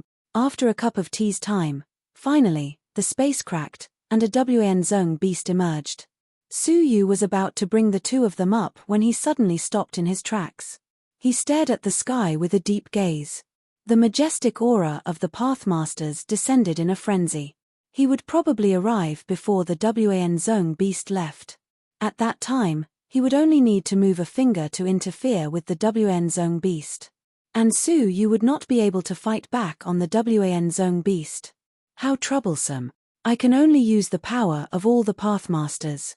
Suyu drew out the sinful sword, his heart sinking. If that happened, he would not even be able to move when he returned to the vicinity of the Pirate Alliance. Then, if he encountered pirates with malicious intentions, it would be hard to say what would happen. More than 90% of the pirates were criminals of all kinds. Killing and robbing was a common occurrence for them. However, if he fell into the hands of the second peerless family, he would undoubtedly die. As he made up his mind, the Pathmaster who had come to inquire about him appeared in this civilization. Suyu only felt his vision blur before he saw the person clearly. It really is you. Coincidentally, the person also knew Suyu. Haha, it's been a long time. Suyu smiled faintly. It was the beautiful woman in the palace gown, the fairy flower Pathmaster. Her almond-shaped eyes contained a faint chill as she said, "You ruined my plans, stole my treasure, and even dared to come to the second peerless family to kidnap our young master. Mr. Wuchen, I really admire your courage. You flatter me." As Suyu spoke calmly, he slowly raised the sinful sword in his hand, and a wisp of hidden sharpness spread out like a snake's tongue. The celestial flower Daelord's pupils constricted slightly, and her heart skipped a beat for no reason. After many years of cultivation, her intuition told her that Suyu was in grave danger. "Young Master Dustless, do you think you can escape?" Daelord Immortal Flower did not act rashly. However, Suyu continued to press on. He calmly said, "You don't have to use your little trick of diverting my attention on me. Aren't you just trying to make me forget about your young master?" The celestial flower Daelord's expression remained the same, but there was a hint of stiffness in his expression.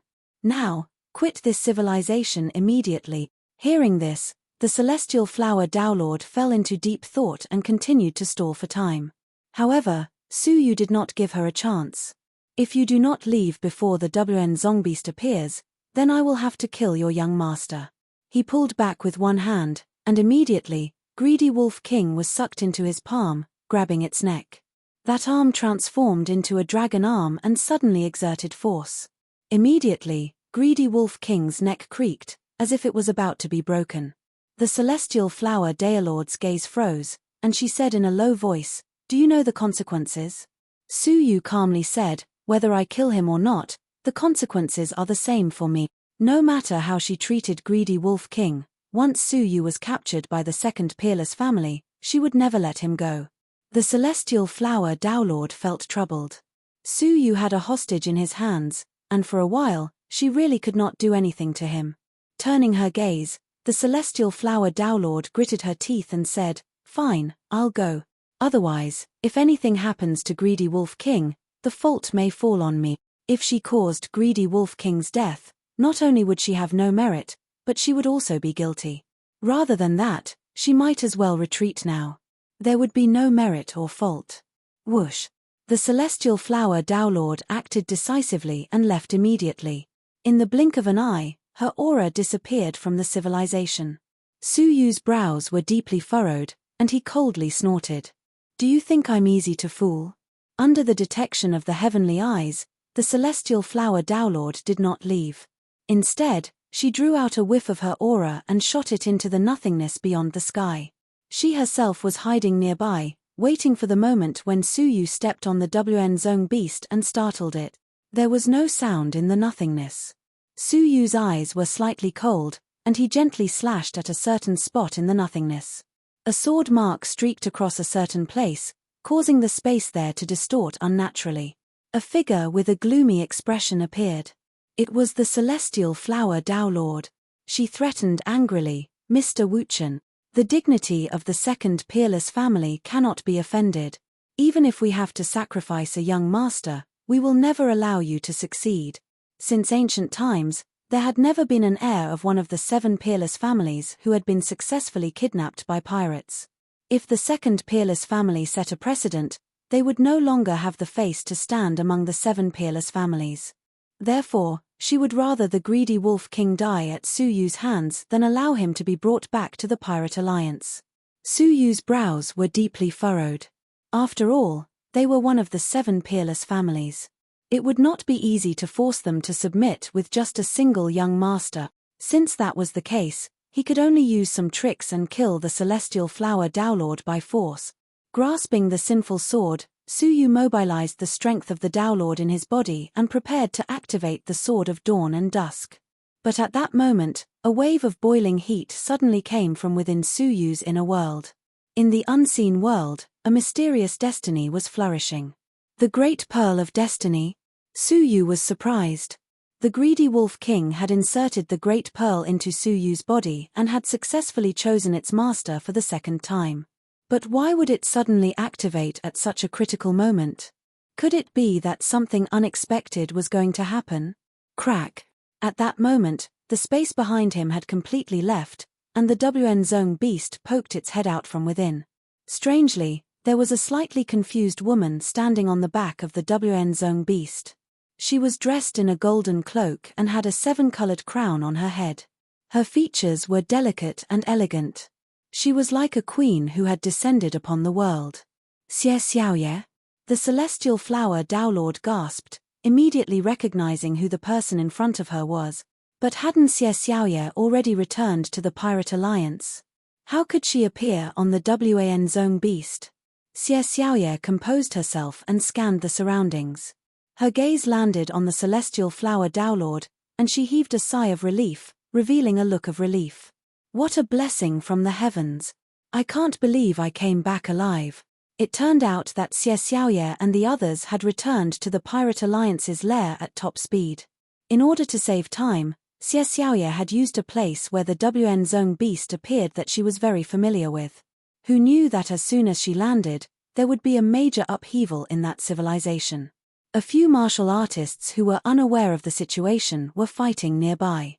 The WN Zone beast was alarmed, and it fled in panic in the space, not stopping for more than a month.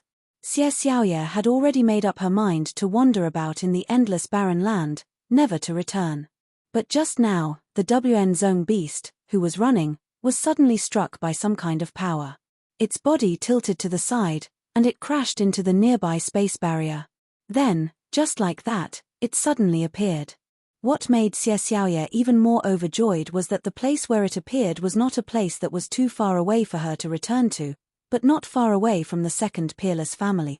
The celestial flower Tao Lord turned and fled without hesitation, her heart filled with extreme shock. Of all the people she could have run into, she had to run into the number 1 person in the Pirate Alliance, Xie Xiaoye. How could her unusual movements escape Xie Xiaoye's eyes? Perhaps this is the will of the heavens. During the great battle, none of the Tao Lords of the second peerless family were harmed. But now, you have delivered yourself to me. Since that is the case, I will accept it without hesitation. Xie Xiaoye's lips kept squirming, as if she was chanting some profound incantation. The celestial flower Tao Lord, who was fleeing, shuddered violently, and her whole body turned into wisps of green smoke. Then, she burst into flames with a bang. In an extremely short period of time, she was burned to ashes. The dignified celestial flower Tao Lord had died in the hands of Xie Xiaoye, who had appeared out of nowhere. Su Yu was stunned as he watched from the side. This was the greedy Wolf King's destiny. It was so evil that it rendered people speechless. The greedy Wolf King could not help but smile bitterly. He had thought that he had seen another chance to escape from death's door, but who knew that the opportunity would be ruined by the destiny that should have belonged to him? After killing the celestial flower Downlord, Xie Xiaoye sized up Su Yu. She had wanted to kill him casually, but she suddenly realized that Su Yu was strangling the greedy wolf young master of the second peerless family. She could not help but be surprised. You are. Su Yu naturally did not dare to hide anything. He immediately said, I am the deputy leader of the Sea Wolves Pirates, Su Ruchu. I have come under orders to capture the greedy Wolf King. Hearing that, Xie Xiaoye's eyes were filled with disbelief. She knew that another deputy leader of the Sea Wolves Pirates was carrying out the mission to capture the greedy Wolf King. When the 10 great pirates had discussed it, none of the pirate leaders had been willing to accept the mission. Only the Sea Wolves Dao Master had acted out of character and accepted the mission. Later, there were rumors that the Sea Wolves Dao Master had given the mission to a deputy leader. Everyone knew that the Sea Wolves Dao Master wanted to use the mission to kill someone, but what Xie Xiaoye found unbelievable was that the deputy leader had actually succeeded. Who was the greedy Wolf King? Even Xie Xiaoye felt uneasy dealing with that strange and unfathomable providence. Perhaps the greedy Wolf King's destiny would activate and kill her inexplicably. But the insignificant deputy leader before her had actually succeeded. Release your soul. I want to examine it a little, Xie Xiaoye said. Su Yu frowned slightly, feeling resistant in his heart. Don't worry, I will only examine your memories from this period of time. Xie Xiaoye did not allow him to argue. Her eyes flickered with soul light as she flipped through Su Yu's memories. After reading it, her eyes were filled with astonishment. Unbelievable. You actually managed to sneak into the core circle of the second peerless family? Xie Xiaoye was extremely surprised by Su Yu's careful and quick-witted mind. In terms of intelligence alone, Su Yu was even better than most of the Eternal Pathmasters. But then, she laughed angrily. I was wondering why the nest of the Pirate Alliance would be robbed. So it was you. Su Yu's heart sank. Chapter 22:16. No pirate leader could tolerate what he had done to gain the trust of the second most powerful family. Well done. However, to Su Yu's surprise, Xie Xiaoye smiled and praised him. Those who achieve great things don't bother with trifles. Sacrificing partial benefits in exchange for greater benefits is a successful pirate. She looked Su Yu up and down as if he was a treasure. I have never admired anyone in my life. You are the first. If she were Su Yu, she would never have done what she had just done. Her eyes were filled with sincere admiration. She smiled and extended her hand to Su Yu. Su Ruchu, would you like to join the Xiaoye pirates? Su Yu was stunned. The situation had changed so quickly that even he could not take it. He had thought he was dead meat. Yet, not only did Xie Xiaoye not do anything to him, she even took the initiative to recruit him. Su Yu pondered for a moment before cupping his fists. Thank you for your kindness, Leader Xiaoye. However, I have already joined the Sea Wolves Pirates. Without a legitimate reason, I cannot join another pirate group. Xie Xiaoye did not take it seriously. That's hard to say. I can just ask the Sea Wolves Pirates for you. I don't believe he would dare to refuse me if I asked for you. Su Yu's lips were slightly bitter. If he stayed with the Sea Wolves Pirates, he could at least become a deputy leader. What kind of position could a pirate who joined Xiaoye get? Even the Sea Wolves sect master could recruit top talents like the Star Lady and the Stone Sword, let alone Xie Xiaoye. He had even more experts under his command. It would be difficult for him to be put in an important position after joining. You can rest assured that you will not be mistreated if you join me, Xie Xiaoye guaranteed. Su Yu could not believe it. Please allow me to return to the Sea Wolves Pirates first. Okay. Xie Xiaoye did not force him and agreed immediately. She looked up at the sky and said, Paduan Emperor is rushing over.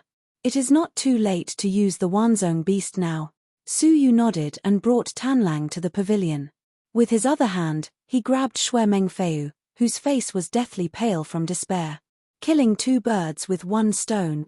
Ha ha. The 7 unique civilizations are going to be in an uproar. Your name, Su Ruchu, will resound throughout the ages. Xie Xiaoye laughed and led them onto the Wanzhong beast. Raw Wn Zongsho growled and left with the 3 of them. When the space was completely sealed, Emperor Po Jun and the others finally appeared. He glanced at the celestial flower Daolord, who was reduced to ashes, and then looked at the remaining aura of the WN Zhongsho. Emperor defeating Armiz's eyes almost popped out of their sockets. Sir Wuchen, my second peerless family will do everything we can to grind your bones and scatter your ashes, never to reincarnate. The unforgettable hatred pierced through the void like a sharp arrow and shook countless civilizations. At this moment, the living beings of countless civilizations all knew of a person named Su Ruchu, a person who was sworn by the second most exceptional family to kill at all cost. Not long after, the headquarters of the Pirate Alliance. Standing outside the nest, Su Yu thought for a moment, then said, Pathmaster Xiaoye, please give me some time. I want to talk to Sea Wolf Pathmaster alone. Even if they wanted to join the Little Moon Pirates, they should at least see Sea Wolf Dao Master's attitude, right? If he knew that he had the ability to capture the greedy Wolf King alive, it would not be too late for him to leave. Okay. Xie Xiaoye thought for a moment, then said, if he makes things difficult for you, just call me. Thank you. Su Yu cupped his fists, then turned around and walked into the area of the Sea Wolf Pirates. When he arrived at the main battleship of Sea Wolf Pathmaster, as soon as he boarded the battleship, he was greeted by many strange gazes. They were all sizing Su Yu up with a strange look in their eyes. Some were surprised, some were puzzled, and most of all, they were pitying him. Su Yu was slightly confused, so he went to the great hall where Sea Wolf Pathmaster often met with people. When he arrived at the front of the hall, he saw that it was decorated with lanterns and streamers, and it was very lively. Beautiful maids were carrying exquisite wine and meat, going in and out with joyful expressions on their faces. Did something good happen? Su Yu was slightly surprised as he walked along the stairs to the door of the great hall. Looking inside, he saw that the great hall was filled with 18 banquet tables. Every table was occupied by the middle and high-level pirates of the Sea Wolf Pirates. Among them were the Star Lady, the Snow Swordsman, and the poisonous mathematician, whom Su Yu was more familiar with. At the banquet table in the middle, the Sword in the Stone had a joyful look on his face as he toasted the Sea Wolf Pathmaster, who was sitting on the throne of the pirate leader. He said, I will try my best to fulfill my duty as a deputy leader. The Sea Wolf Pathmaster had a happy smile on his face as he took out his wine cup and toasted the sword in the air. He said, Good. I have high hopes for you. Su Yu saw this, and a myriad of thoughts ran through his mind. The Pirate Alliance had an agreement that every group of pirates would only have one leader and 2 deputy leaders. There would never be one more deputy leader. Now that the Sword in the Stone was appointed as the new deputy leader, it meant that one of the deputy leaders had been replaced. The Star Lady was the person that the Sea Wolf Pathmaster thought most highly of, so the one who had been replaced couldn't be her. It could only be Su Yu. Su Yu stood at the main door, his long and lonely figure shrouding some guests. When they turned around and recognized Su Yu's face, they couldn't help but be shocked. Many guests sensed that something was wrong, and when they looked over, they all had strange looks on their faces. Finally, the Sea Wolf Pathmaster was alarmed. When he looked at the door, he was dumbfounded. A month ago, the Sea Wolf Pathmaster's power attached to Su Yu's body had been cut off. Based on this, he concluded that Su Yu had failed and died. Therefore, not long after returning to the Pirate Alliance, a 3-day celebration banquet was held to congratulate the Sword in the Stone's promotion as the new deputy leader. Today was the last day. However, the Sea Wolf Pathmaster didn't expect that Su Yu was still alive. Not only did he not die, but he also appeared at the celebration banquet. At the banquet, the guests looked at each other and secretly communicated with each other. This is so King embarrassing. However, Su Ruchu should be the most embarrassed one. Even if he came back one day later, it would have been fine, depriving him of the deputy leader position in front of his own eyes. Nothing could be more embarrassing than this, right? I can't help but sympathize with Su Ruchu, although he only has himself to blame. The Sword in the Stone also noticed Su Yu. He was surprised and frowned deeply. Su Yu didn't die. When Su Yu saw everyone's expressions, his heart turned ice cold. It was probably because Suyu was frozen by the snow dream flying rain with ice that the sea wolf pathmaster mistakenly thought that he was dead. However, that happened more than half a month ago. Moreover, it would take another 10 days for the news to be sent back. A few days after confirming Suyu's death, the sea wolf pathmaster immediately held a celebration banquet for the sword in the stone. Suyu's heart turned cold bit by bit. He was fighting for the sea wolves pirates outside, fighting for them. But what were the sea wolves pirates doing? Knowing that he had just died, they couldn't wait to deprive him of the deputy leader position and hold a celebration banquet. This was the most despicable thing. At this moment, Suyu knew that the sea wolves pirates couldn't be left alive. Even if he stayed in such a ruthless place, he wouldn't be put in an important position. Moreover, he might perform too well and be feared by the sea wolf pathmaster. As he said in the past, he shouldn't perform too well. Otherwise, he would arouse the suspicion of the sea wolf pathmaster. Was there any need for him to stay in such a place? "Oh, you are back." The sea wolf pathmaster was stunned for a moment. After thinking for a while, he asked calmly, "How was the mission?" Suyu hid the emotions in his eyes and said calmly, "Not perfect. Capturing the greedy Wolf King was a revenge on the second peerless family, but capturing the Snow Dream Flying Rain at the same time offended the sixth peerless family. Therefore, this mission couldn't be considered perfect." However, in the ears of the Sea Wolf Pathmaster and the others, they naturally understood it as a failure. There was no disappointment in the eyes of the Sea Wolf Pathmaster because he never had any expectations. "Well, it's good that you are back," the Sea Wolf Pathmaster said calmly. After a pause, he said, "Because they mistakenly thought you had died, and the Sea Wolves pirates couldn't live without a deputy leader, they appointed the Stone Sword as the new deputy leader. Now that you are back, give me the deputy leader's seal." The Sea Wolf Pathmaster said, "I won't mistreat you. You will be the Helm Master of the First Fleet." From his tone, it seemed that taking away the deputy leader's position and giving it to him was letting him off easy. Without saying a word, Suyu handed the skeleton-shaped deputy leader's seal to the Sea Wolf Pathmaster. The Sea Wolf Pathmaster nodded and took out the seal of the First Fleet's Helm Master. Then, he threw it to Suyu and said, "Take it." It was as if he was giving alms. However, Suyu didn't take it. Instead, he tilted his body slightly and said indifferently, "Dao Master Sea Wolf, you've misunderstood." Sea Wolf Dowlord looked at the clanking seal on the ground and was slightly displeased. "What did you call me?" As a member of the Sea Wolves pirates, he should be addressed as leader and not as Sea Wolf Dao Master. "Sea Wolves Pathmaster," Suyu repeated. "I handed over the deputy leader's seal, which means that I quit the Sea Wolves pirates. The Sea Wolves pirates are full of talents. I, Su, am just a mediocre person who is unable to serve the Sea Wolves pirates. I am ashamed, so I hereby announce that I will withdraw from the Sea Wolves pirate." Sea Wolf Daelord's displeasure deepened when he heard that, and he thought to himself, "Are you trying to spite me? Why doesn't he take a look at himself first?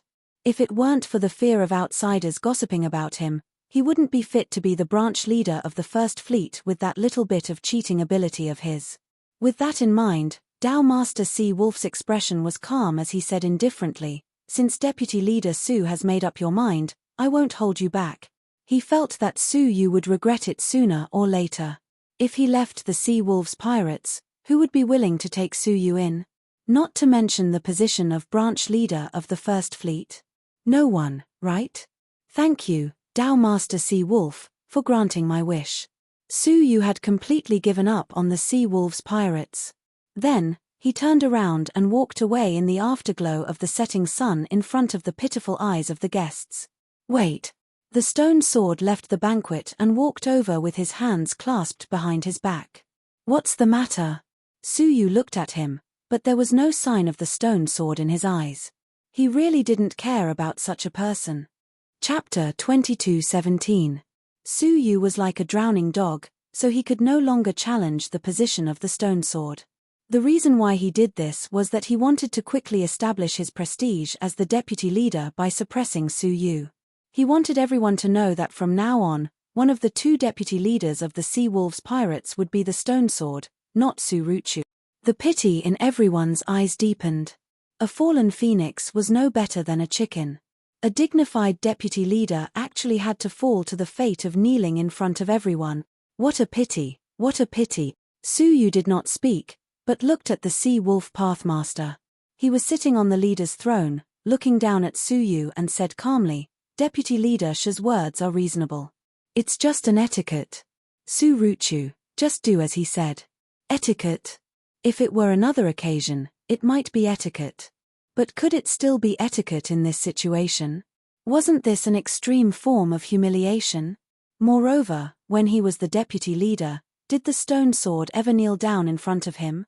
Looking at the biased sea wolf pathmaster, Suyu was calm.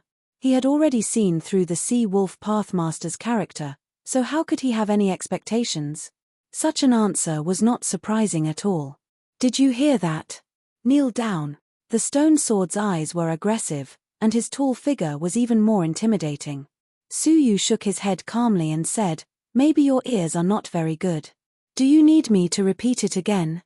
Just now, I have quit the Sea Wolves Pirates. Now, I am neither your subordinate nor a member of the Sea Wolves Pirates. What reason do you have for me to kneel down to you? The stone sword sneered. As long as you haven't stepped out of the hall, you are still a member of the Sea Wolves Pirate.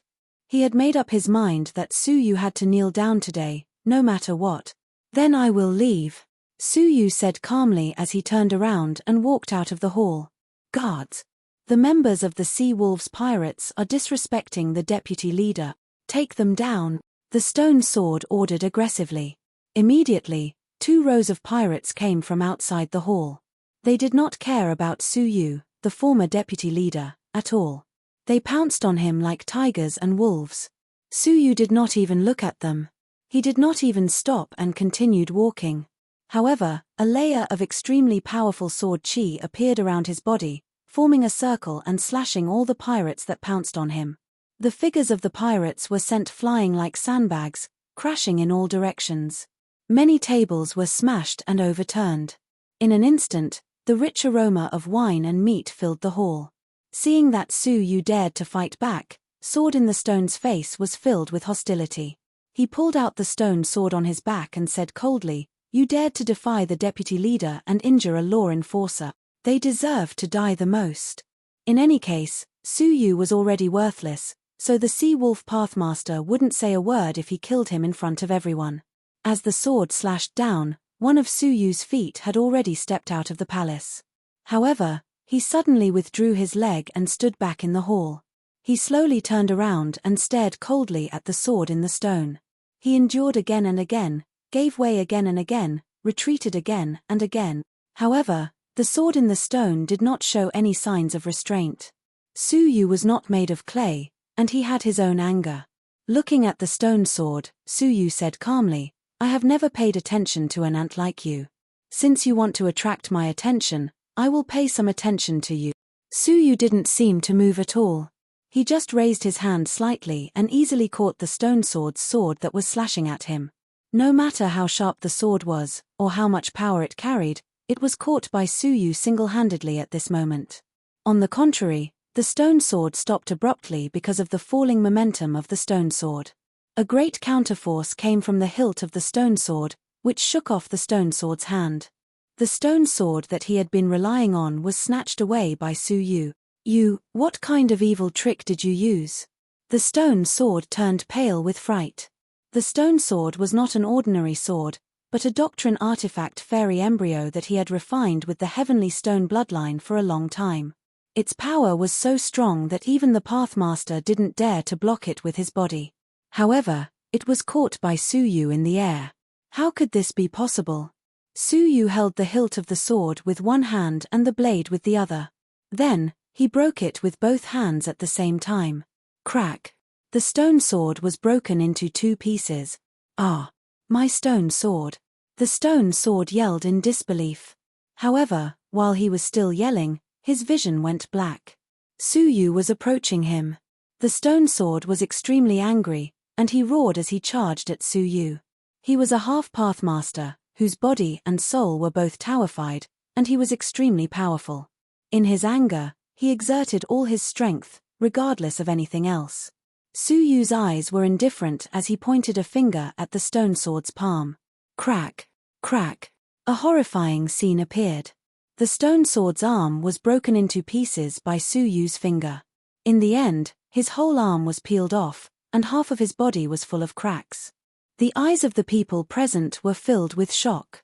They couldn't believe what they had seen. The stone sword's body as a pathmaster couldn't even block Su Yu's finger. Plop.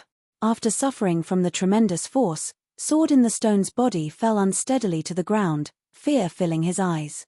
POW. Su Yu stepped forward and stomped on his face, burying his head into the ground. Ah! The stone sword howled in pain. He struggled with his remaining arm, trying to get rid of Su Yu's foot. However, he couldn't do anything to Su Yu's foot. He was like a defenseless ant that was being stepped on by someone.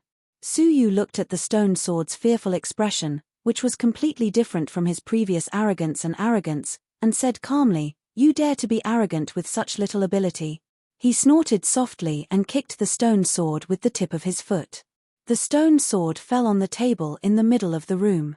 With a crashing sound, the table was smashed into pieces. The stone sword was lying on the ground, and it was unknown whether he was dead or alive. Su Yu looked at his abdomen, which had a huge hole in it. Even if his injury was healed, it would leave irreversible sequelae. Su Yu shook his sleeves and walked out of the room expressionlessly, ignoring the people who kept quiet out of fear. Humph!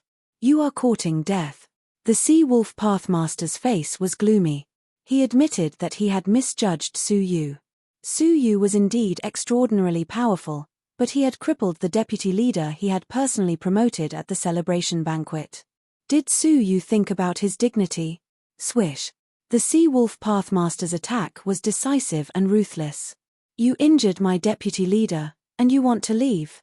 You should ask me first. Su Yu's eyes were full of killing intent. He turned around and turned into a wholly half-human half-dragon. Two dragon arms collided with the Sea Wolf Pathmaster. Thud. Thud.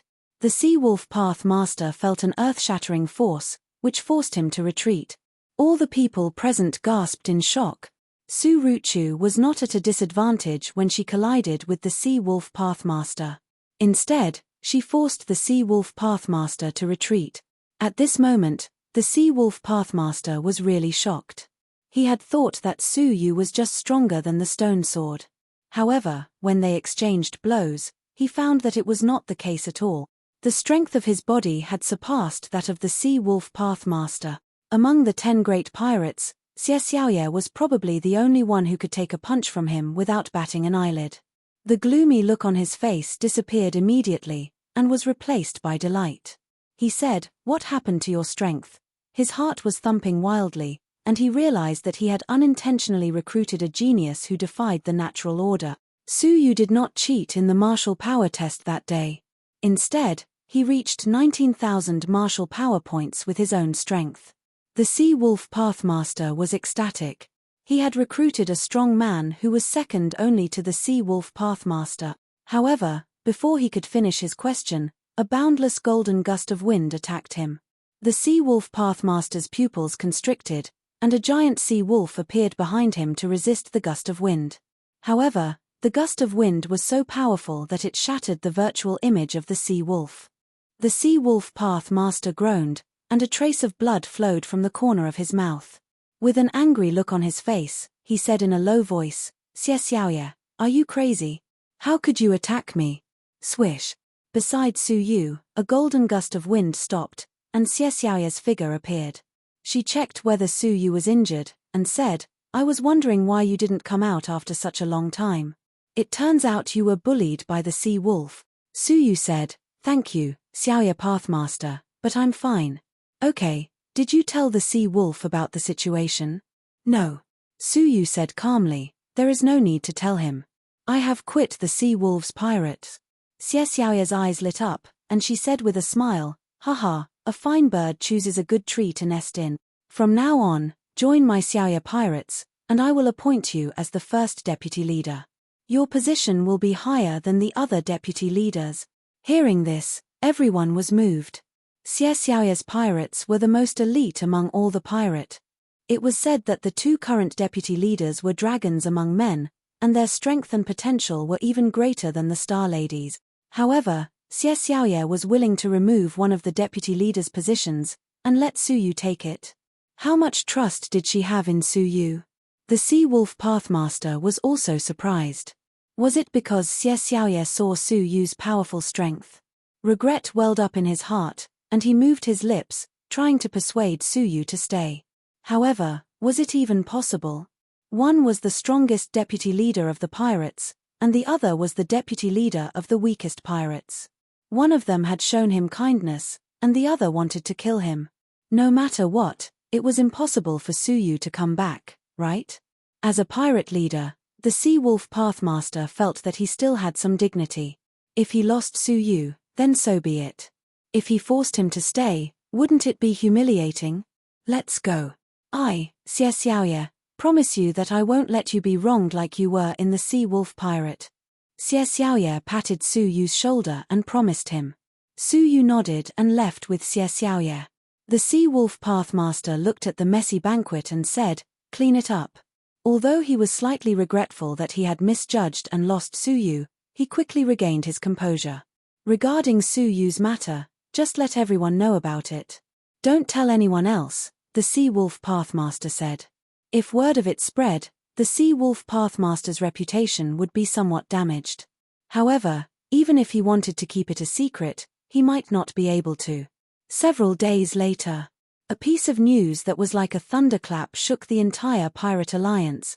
The greedy Wolf King, the second peerless family's young master, and the sixth peerless family's heir, Xue Mengfeu, were kidnapped and brought back. The pirate alliance dreamed of kidnapping the heirs of the aristocratic families and making a name for themselves. Unfortunately, they never got what they wanted. Now, two of them were kidnapped at once. How could they not be shocked? The Sea Wolf Pathmaster was shocked when he heard the news. Who did it? Su Yu came into his mind, but he quickly rejected the idea. Even the Pathmaster might not be able to capture the greedy Wolf King, let alone Su Yu. The third night was the first time he tried to break out, and he would gradually increase the amount of breakouts in the future. Chapter 22:18. The difficulty of catching the greedy Wolf King was well known. It should be Xie Xiaoye herself, Sea Wolf Dao Master thought to himself. Leader, it's the deputy leader of the Xiaoye pirates. The reporter looked hesitant. Sea Wolf Dao Master couldn't help but be surprised. Deputy leader? From his point of view, Xie Xiaoye herself wouldn't have been able to handle it, but the person who had done it was a vice leader. It was really hard to believe. Which deputy leader is it? Iron Hands or Wusu? Sea Wolf asked. Unlike the other pirates, Xie Xiaoye's strength was not severely affected. Her two vice leaders were still there. However, Sea Wolf Dao Master found it unbelievable. Xie Xiaoye had clearly rejected the mission to capture the greedy Wolf King. Why did he secretly send the deputy leader to complete the mission? The reporter lowered his head, not daring to look at Sea Wolf Dao Master's eyes. He whispered, Is it Deputy Chief Su? Surnamed Su. Sea Wolf Dao Master's heart began to pound, and his eyes were filled with speculation and disbelief. How could he forget that a few days ago, Xie Xiaoye announced in front of the Sea Wolf's pirates that she was going to make Su Ruchu the first vice leader? Tai Shou and Wu Su's original names were not Su. Was there a need to say who this deputy leader Su was? However, he did not want to believe it. He did not dare to believe that Su Yu had actually completed the mission that he had sent Su Yu to his death. Yes, it's Su Ruchu. The reporter's words extinguished Sea Wolf Daolord's last bit of hope. It was really Su Ruchu. Didn't he say that he didn't complete the mission perfectly? Sea Wolf Dao Master muttered to himself as his mind went blank. Then, he suddenly realized something and slumped back on the throne. Not only had Su Yu captured the greedy Wolf King, but he had also captured Xue Fei Yu. In a sense, this was not considered a perfect completion of the mission. Sea Wolf Dao Master had mixed feelings when he thought of this.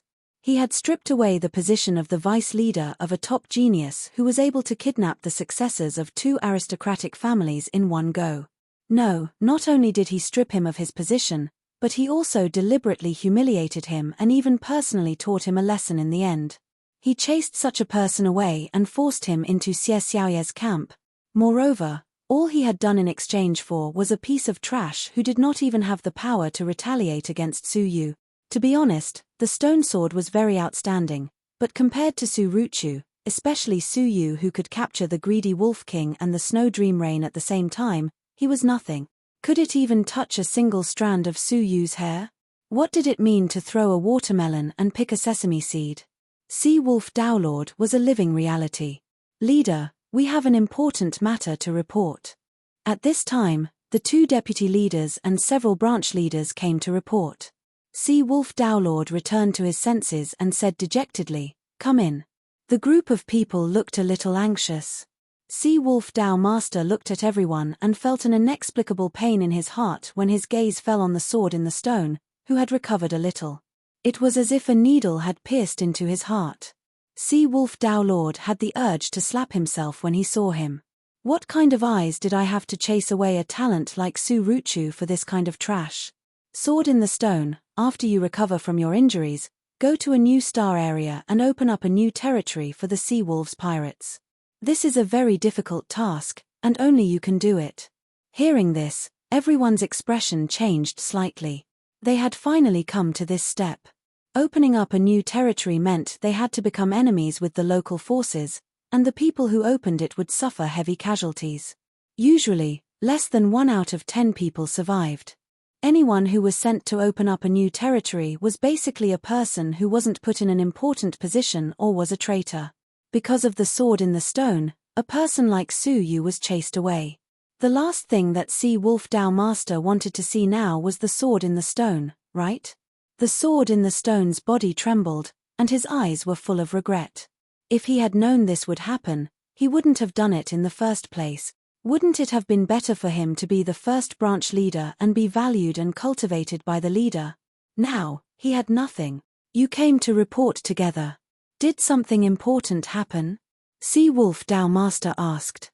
The Star Lady said in a serious voice, "Yes, we found traces of the second Peerless family's activities in our territory." Oh! Sea Wolf Dao Master immediately became serious and said, "Tell me quickly." The second Peerless family would never risk entering the territory of the Pirate Alliance. Today, we found that we have lost contact with several frigates protecting the main warship. No matter how we tried to contact the captains, we couldn't get a reply. Then, we sent people to contact them face to face. In the end, none of them came back, and we couldn't find any clues. Until Captain Poisonous Sutra went in person, he only sent half a message back. Hearing this strange situation, Sea Wolf Dao Master knew that something had happened. And it wasn't a trivial matter. What message did he send back? The Star Lady said, he only said 3 words. Paduan Emperor. Sea Wolf Dao Master's pupils constricted violently. Did Paduan Emperor come to the Pirate Alliance personally? Let's go. Follow me to take a look. Sea Wolf Dao Master's heart was heavy as he led a group of powerhouses to the frigate that had lost contact with them. However, as soon as he appeared, an extremely terrifying aura engulfed the main warship. He saw Paduan Emperor, Dao Master Mo Yuan, and the other 3 Pathlords, as well as hundreds of half-step Pathlords, charging toward them in a frigate. Paduan Emperor's eyes shone with a cold light as he jumped onto the main warship and attacked Sea Wolf Dao Master without saying a word. Sea Wolf Dao Master sucked in a breath of cold air and hurriedly used his Pathmaster's power to activate the various formations on the main warship. He shouted anxiously, "Inform the rest of the pirate." His heart pounded wildly as he used the power of the formations to resist Paduan Emperor. However, how powerful was Paduan Emperor? Could he resist him completely? He was defeated by Paduan Emperor's palm strike after just 1 exchange of blows, causing him to vomit a mouthful of blood. "Where is Su Ruchu? Where is my son?" Paduan Emperor asked with bloodshot eyes, as if he wanted to eat someone alive. After Su Yu escaped, Paduan Emperor was extremely furious. He chose 3 Path Lords to fight their way into the Pirate Alliance's lair to rescue his son. Only by doing so could he redeem the reputation of the second Peerless family. They used the Wn Zone beast to find the vicinity. After lurking for a day, they secretly attacked. Finally, they approached the Sea Wolves Pirate Alliance without alerting the rest of the pirates. Now, they suddenly launched a fatal attack. If everything went smoothly, they should be able to rescue the greedy Wolf King before the rest of the pirates reacted. At the mention of Suruchu, Sea Wolf Dao Master's heart was filled with bitterness, regret, and anger. Su Yu had captured the heirs of the two families, and all the fame and benefits that came with it had belonged to Xie Xiaoye. However, the revenge of the second peerless family had all fallen on him. He didn't get any benefits, only to attract all the disadvantages.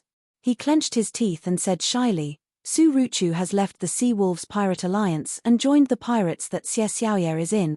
Hearing this, Pajuan Emperor looked at him and said coldly, "Do you think I'll believe you? If Sea Wolf Dao Master didn't treat such a dazzling genius like Suruchu as a treasure, would he allow him to leave the Sea Wolves Pirate Alliance? No one would believe him, right? Unless the Sea Wolves Pirate Alliance was hopelessly stupid." Sea Wolf Dao Master's heart was filled with bitterness. "Look, even the enemy doesn't believe that I'm that stupid. But, the fact is, I really did. Hand over Suruchu, or you will die without a burial place." With boundless anger, Pajuan Emperor attacked angrily. Every attack made Sea Wolf Dao Master feel extremely uncomfortable. At the same time, the other three Dao Masters were slaughtering and capturing captives. They were searching the captives' souls. After a short while, the three Dao Masters stopped and came before Pajuan Emperor. They said, "Family Master, you got the wrong person." Pajuan Emperor said coldly, "Isn't Suruchu the Sea Wolves Pirate Alliance's deputy leader? Why did you get the wrong person?" Dao Master Moyuan said, "A few days ago, Suruchu was indeed the Sea Wolves Pirate Alliance's deputy leader. However, a few days ago, Suruchu was stripped of her position by Sea Wolf Dao Master. At the same time, she helped the new deputy leader to bully him. Now, Suruchu has been forced to leave the Sea Wolves Pirate Alliance." Hearing this, Pajuan Emperor looked at Sea Wolf Dao Master in disbelief. He couldn't understand what Sea Wolf Dao Master was thinking. A person like Su Yu might not be the only one in the world, but he was definitely one of a kind. Such a talent would be considered pretty good even in an 8-star civilization. In a 7-star civilization, he would definitely be the king of geniuses. Yet, he actually drove him away. Was Sea Wolf Dao Master born with a defect in his intelligence? Pajuan Emperor thought to himself. Feeling Pajuan Emperor and the three Pathmasters looking at him, Sea Wolf Dao Master really wanted to find a hole in the ground to hide in. This matter had already become a humiliation and a black mark on him that he couldn't get rid of. However, because the truth had been revealed, Pajuan Emperor stopped his attack. His face was gloomy as he asked, "Where is Suruchu now?" "She has joined Xie Xiaoye's pirates and was appointed as the first deputy leader by her." "What?" Pajuan Emperor clenched his fists angrily. The battle in front of him must have attracted the attention of most of the pirates, and they were rushing over. How could they have a chance to attack Xie Xiaoye again? If they didn't leave now, they would be surrounded by the entire pirate alliance and be completely annihilated. Moreover, Xie Xiaoye's unfathomable abilities made it impossible to take Su Yu from her hand. It was already hopeless for them to take back the greedy Wolf King. Retreat. Pajuan Emperor made a prompt decision and led everyone away quickly. Before long, the pirates arrived at the Sea Wolves Pirate Alliance's territory. Looking at the destroyed corvettes, the battered battleships, and the many newly recruited pirates, the 9 great pirates were all surprised. Knowing that it was the doing of the second peerless family, everyone was surprised and had a strange look on their faces. The incident of Suruchu being driven away had already spread like wildfire in the Pirate Alliance. Sea Wolf Dao Master had been blind to send a heaven ruler king like Suruchu to Xie Xiaoye, which made him a laughingstock. What was even more ridiculous was that Sea Wolf Dao Master didn't get any benefits, but was instead given special treatment by the second peerless family. Sea Wolf Dao Master clenched his fists. He had never felt so vexed and humiliated in his life. Looking up, he suddenly saw Su Yu standing beside Xie Xiaoye with his hands clasped behind his back. He had a calm look on his face as he looked at the miserable situation calmly. He had planned to wait until 5, but he was delayed by something today, so he missed 4. As mentioned before, if one missed 5 updates, it would add up to 9 updates. Chapter 22:19. Dao Master Sea Wolf's expression was extremely complicated when he saw that it had nothing to do with him. Suyu must be laughing at him in his heart now, right? After all, it wasn't common for a Dao Lord to make a joke out of himself, right? However, he didn't know that Suyu didn't want to laugh at such a person. He was glad that the Providence Dao Pearl had allowed him to meet Xie Xiaoye. Otherwise, Sea Wolf Dao Lord would not be able to protect him even if he managed to take back the Pirate Alliance. Strengthen the defenses, Xie Xiaoye said indifferently. At this moment, the second peerless clan must have fled far away. It was useless to chase after them. Since everyone is here, let's have a temporary meeting to discuss how to deal with the 2 hostages, said Xie Xiaoye. Soon, in the main hall of Sea Wolf Daolord's battleship, Su Yu, the greedy Wolf King, and Shuemeng Feiyu were among the 10 pirate chiefs. Theoretically speaking, this was a discussion meeting between the pirate chiefs. As the deputy chief, Su Yu had no right to participate in it. However, the 10 pirate leaders tacitly agreed not to object. Instead, most of them cast friendly gazes at him. For a person like Su Yu, even though he was Xie Xiaoye's rival, they still admired him. How do you think we should deal with these 2? Xie Xiaoye asked. The leaders exchanged glances. The Blue Phoenix pirate captain's charming eyes moved back and forth between the greedy Wolf King and Snowdream Feiyu. She said with a smile that did not seem like a smile, "It's rare for us to capture the heirs of 2 great aristocratic families. Of course, we have to lock them up for a few more years so that our pirate alliance can earn enough reputation. Then, we can extort resources from the 2 great aristocratic families." The other pirate leaders nodded in agreement. This time, the pirate alliance could be considered to have done something big. I think it's better to extort resources as soon as possible and exchange the hostages with them, Xie Xiaoye said indifferently. The Blue Phoenix leader pondered for a moment before asking, "Why do you say that?" Xie Xiaoye seemed to be their leader now. Xie Xiaoye hesitated for a moment before saying, "To tell you the truth, I recently captured someone's maid and learned some incredible news from her." "Whose maid?" Everyone was curious. For Xie Xiaoye to say the word incredible, it was clear that this matter was no small matter. Xie Yian. As soon as he said those words, Su Yu clearly felt the atmosphere in the Great Hall tighten. Traces of fear and apprehension overflowed from the eyes of several pirate leaders. "Leader Xiaoye, you're extremely daring. I'm impressed, truly impressed." The leader of the Blue Phoenix tribe cupped her fists, her admiration for Xiaoye coming from the bottom of her heart. The other pirate leaders also looked at Xie Xiaoye with admiration. Su Yu was also slightly surprised. In the past few days, he had read a lot of information about the 7 absolute civilizations in Xie Xiaoye's pirate ship. Among all the information, there was one name that appeared the most frequently. That was Xie Yian. He was the head of the 7th peerless family. It was said that he was a descendant of the Sky Legacy Great Emperor. The number of times the other 6 family heads' names appeared was less than Xie Yian's. All the information was describing Xie Yian's incredible and legendary deeds. It was said that he was born to be an emperor. In just 200 years, he had broken through to become a Dao Lord. At the age of 300, he defeated his father and became the new head of the 7th peerless family.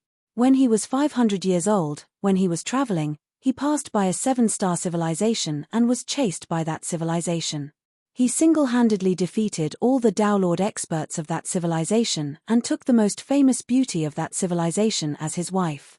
Then, he calmed down and focused on cultivating. Billions of years had passed, and he had never shown his face again. Everything was managed by his father, Xie Donglai. Therefore, although the head of the 7th peerless family was Xie Donglai on the surface, everyone knew who it was in reality. Now that they heard that Xie Xiaoye had dared to capture Xie Yian's maid, how could they not be shocked by his audacity? The Blue Phoenix leader said, "So, what's the news about that maid?" Everyone was curious. As the saying went, the Prime Minister's doorstep was a 7th grade official. The maid also depended on whose maid it was. Xia Yi An's maid had a high status and was valued by the Dao Lords. Xia Yi An is about to come out of seclusion. All of a sudden, the whole place fell silent again. Even the sound of breathing was restrained. It was quiet. After a long while, Sea Wolf Pathmaster's expression froze. You mean, his coming out? Sea Wolf Pathmaster couldn't even complete his sentence, which showed the fear in his heart. The expressions of the other pirates also turned extremely ugly. If Xia Yi An really came out and attacked the Pirate Alliance, he could probably wipe out all the pirates by himself. Yes, his coming out of seclusion. Xie Xiaoye said calmly, however, he's not coming out for our Pirate Alliance. He has a premonition that something big will happen in the 7 absolute civilizations, so he came out in advance. Something big? Everyone was shocked again. How many things had happened in the 7 absolute civilizations in the past billions of years? Even when they were almost conquered by an extraterrestrial civilization, Xia Yi An had never shown himself. Now, he was actually coming out of seclusion for something. What is it? Xie Xiaoye said deeply. The Heavenly Legacy Cave abode has appeared. Hearing that, all the pirate leaders were shocked. Those who were weak even stood up. Their eyes widened, their pupils constricted, and their breathing quickened as if they had fallen into great shock. Is that true? The Blue Phoenix pirate was shocked. Xie Xiaoye nodded. I've searched my soul repeatedly and confirmed it. Hearing that, all the pirate leaders became excited. The Heavenly Legacy Cave abode. It said that it's a supreme cave abode that contains the Heavenly Legacy Theater's entire life's accumulation. It said that if one can obtain even a 10,000th of it, they can establish a powerful force that can contend against the 7 absolute clans. No. It said that whoever obtains the Heavenly Legacy Cave abode will obtain the world. Su Yu's expression also changed. He had read many of the famous Heavenly Legacy Cave abode among the many materials. Many of the myths and legends recorded in the entire 7 absolute clans were inextricably linked to the Heavenly Legacy Cave abode.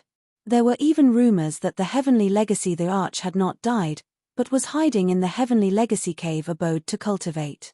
He was only waiting for the day to reappear in the world and reclaim his former glory. And there were hundreds of different versions of the rumors about the treasures within. All in all, the Heavenly Legacy Cave abode had long become a mythical existence. Unfortunately, the Heavenly Legacy Cave abode had disappeared along with the Heavenly Legacy the Arch. For many years, the descendants had been searching for it. Unexpectedly, many years later, there was suddenly news that the Heavenly Legacy Cave abode was about to appear. Xie Xiaoye said, it said that Xia Yi An is one of the descendants who inherited the bloodline of the Heavenly Legacy the Arch the most. He used his powerful bloodline to sense that the Heavenly Legacy Cave abode was being controlled by a mysterious force and was about to appear. That's why Xia Yi An appeared. Everyone was already excited. But when and where the Heavenly Legacy Cave abode will appear is still unknown. Even Xia Yi An is not very sure. He only said that it will appear in the next few years. Hearing this, everyone finally understood why Xie Xiaoye had suggested returning the 2 hostages as soon as possible. Her main goal was to extort a large amount of resources before the Heavenly Legacy Cave abode appeared, quickly replenishing the strength she had lost in the previous encirclement. The Blue Phoenix leader said, all right, Leader Xiaoye will make the arrangements for the return of the hostages. After all, if the hostages were returned, they would not get much of the resources they extorted. It was better to let Xie Xiaoye worry about it herself. I have already made arrangement. Xie Xiaoye said. Her true intention was not to ask the other 9 pirates for instructions on how to deal with the 2 hostages. Instead, she was taking the opportunity to tell them about the news of the Heavenly Legacy Cave abode. On the way back to the Xiaoye pirates, Su Yu thought for a moment, then said, I was wrong. I let go of a very important person like Leader Xiaoye. He had let go of all the hostages that Xie Xiaoye had captured. Among them was a gentle and tranquil young lady, who was very strange. Not only did the white-robed sword god find her familiar, but even Flower Lady Chu Chen found her familiar. She said she had seen her somewhere before, but could not remember where. Even the Pajuan Emperor had cast a puzzled look at her. Now that he thought about it, The ordinary young lady who had left such an impression on so many people was most likely the maid of Xie Yian. No matter, I have already gotten the information. I will release him sooner or later, Xie Xiaoye said calmly, walking in front. She did not blame Su Yu for this. She looked at the greedy Wolf King and Xuemeng Feiyu and said, I'll exchange the greedy Wolf King with you within a month, while Xuemeng Feiyu will need a year. During this year, she'll be your maidservant. The greedy Wolf King looked at Xuemeng Feiyu with a pleased expression. As expected, a beautiful woman like Xuemeng Feiyu would not have a good ending in the hands of the pirates. It was inevitable that she would be defiled. Su Yu frowned slightly, saying, Leader, I want to take the opportunity to train more. I am afraid I will not have the time to look after this hostage. Xie Xiaoye turned her head and said with a faint smile, No regrets. Ever since the news that Xuemeng Feiyu had fallen into her hands had spread, no less than 6 pirate leaders had greeted her, hoping to transfer Xuemeng Feiyu to them. Even a pathmaster with extraordinary willpower would not be able to resist such a beautiful woman whose name had shaken the 7 unique civilizations. Su Yu's flat rejection had surprised Xie Xiaoye. No regrets. Su Yu said calmly. He had seen too many beautiful women, and he already wanted to talk to them face to face. Moreover, he had personally witnessed how heartless Xuemeng Feiyu was. It was difficult for Su Yu to be interested in such a woman, who had a golden appearance but was actually rotten inside. All the more reason for me to hand her over to you. Xie Xiaoye smiled calmly. With a point of her finger, a speck of light entered the space between Xuemeng Feiyu's brows. Xuemeng Feiyu felt a wave of pain. She held her forehead, her eyes filled with bewilderment. This is my evil moon realm. Once it is activated, those who obey me will prosper, and those who oppose me will die. Even the thought of defying me will cause you unbearable pain, Xie Xiaoye said calmly. After that, she flicked her finger again, and a speck of light entered the space between Su Yu's brows. From now on, you have to obey him. You can try to defy him, Xie Xiaoye said. Su Yu was extremely helpless. He did not want it, but he insisted on giving it to him. Xuemeng Feiyu bit her lips, her heart bleeding. Chapter 22:20. When she thought up to here, Xuemeng Feiyu's heart was filled with humiliation, and she felt extremely disgruntled. However, just as she was about to give up, she suddenly felt a sharp pain in the depths of her mind. Xuemeng Feiyu grabbed her head and screamed. Her body was trembling in pain, and her beautiful face was filled with pain. It was only after a long while that the pain subsided, and her pretty face was pale. Seeing her like this, greedy Wolf King couldn't help but laugh out loud. Bitch, you're finish. Ha ha ha ha. Xuemeng Feiyu lowered her head and did not dare to think about anything else. She was afraid that she would be tortured again. This is your first gift for joining my Xiaoye pirates. Xie Xiaoye smiled faintly. Next, I have another gift for you. Su Yu felt bitter in his heart. It was difficult for him to enjoy Xie Xiaoye's gift. Don't refuse, it's about your injuries. Hearing this, Su Yu was slightly startled. Could it be, I'll give you a heaven's cleansing dust? Xie Xiaoye said. Su Yu's heart palpitated. What did Su Yu lack the most? Without a doubt, it was the clear sky dust. He didn't get it from the number 1 peerless family, but he didn't expect to get it from Xie Xiaoye. However, this heaven's pure dust is currently suppressing some kind of evil seal, and the seal is gradually being undone. Once it is undone, the heaven's pure dust will lose its use, so I will hand it over to you. Su Yu said excitedly, Thank you, leader. It's my duty. Xie Xiaoye said, Come, today I will officially confer you the position of vice leader. Although Xie Xiaoye had already appointed him as the new deputy leader, it was just a formality. He had yet to go through a formal process. They returned to the main ship of the Xiaoye pirates. In a guest hall, the core members of the Xiaoye pirates were gathered. 2 deputy leaders, several branch leaders, and a few unidentified elders. Everyone, this is your trusted deputy leader. I don't think I need to tell you more about his deeds. Xie Xiaoye sat on the throne and introduced Su Yu to everyone with a smile. A round of applause immediately rang out in the hall. Su Yu noticed that a few of them had not moved at all. One was a middle-aged man in his 40s. He was one of the deputy leaders, Wu Su. The person Su Yu wanted to replace was this person. On the other hand, Wu Su would be stripped of his position as the deputy leader and given other arrangements. It would be weird if he was happy at this moment. As for the other elderly men, Su Yu was slightly surprised by them. He had heard that Xie Xiaoye had a group of special subordinates while he was with the Xiaoye pirates. They were not very strong, but they were very old. For many years, Xie Xiaoye had relied on them to do some very mysterious things. Xie Xiaoye was also very polite and respectful to them. Their status was not inferior to the deputy chief. Now, I officially appoint Su Yu as the new deputy captain. He will be in charge of the internal missions of the Xiaoye pirates. The overall mission of the Xiaoye pirates was divided into external and internal affairs. Externally, they would plunder, and internally, they would manage the daily affairs of the entire pirate alliance.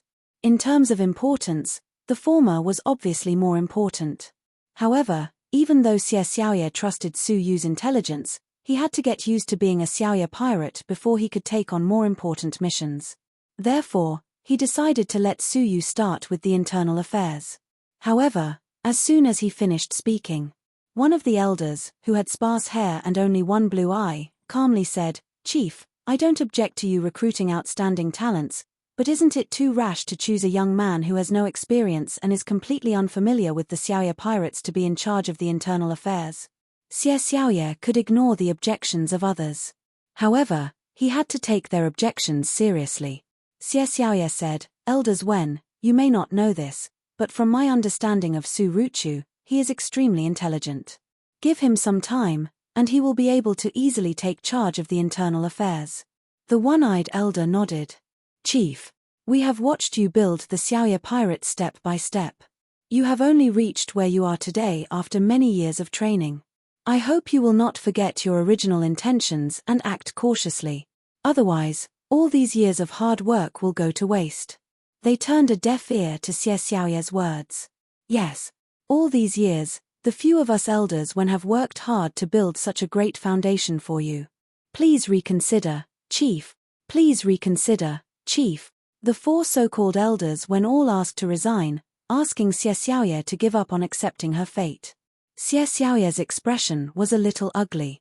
She had already promised that she would not let Su Yu suffer any grievances from the Sea Wolves pirates. But now, biting her teeth, Xie Xiaoye stood her ground and said, "Elders Wen, there is no need to say anything more. I have made up my mind.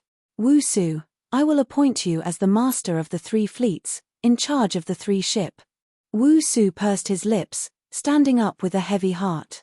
He stepped forward and handed over the deputy chief seal. "I will obey the chief's orders." Xie Xiaoye nodded and passed the seal to Su Yu.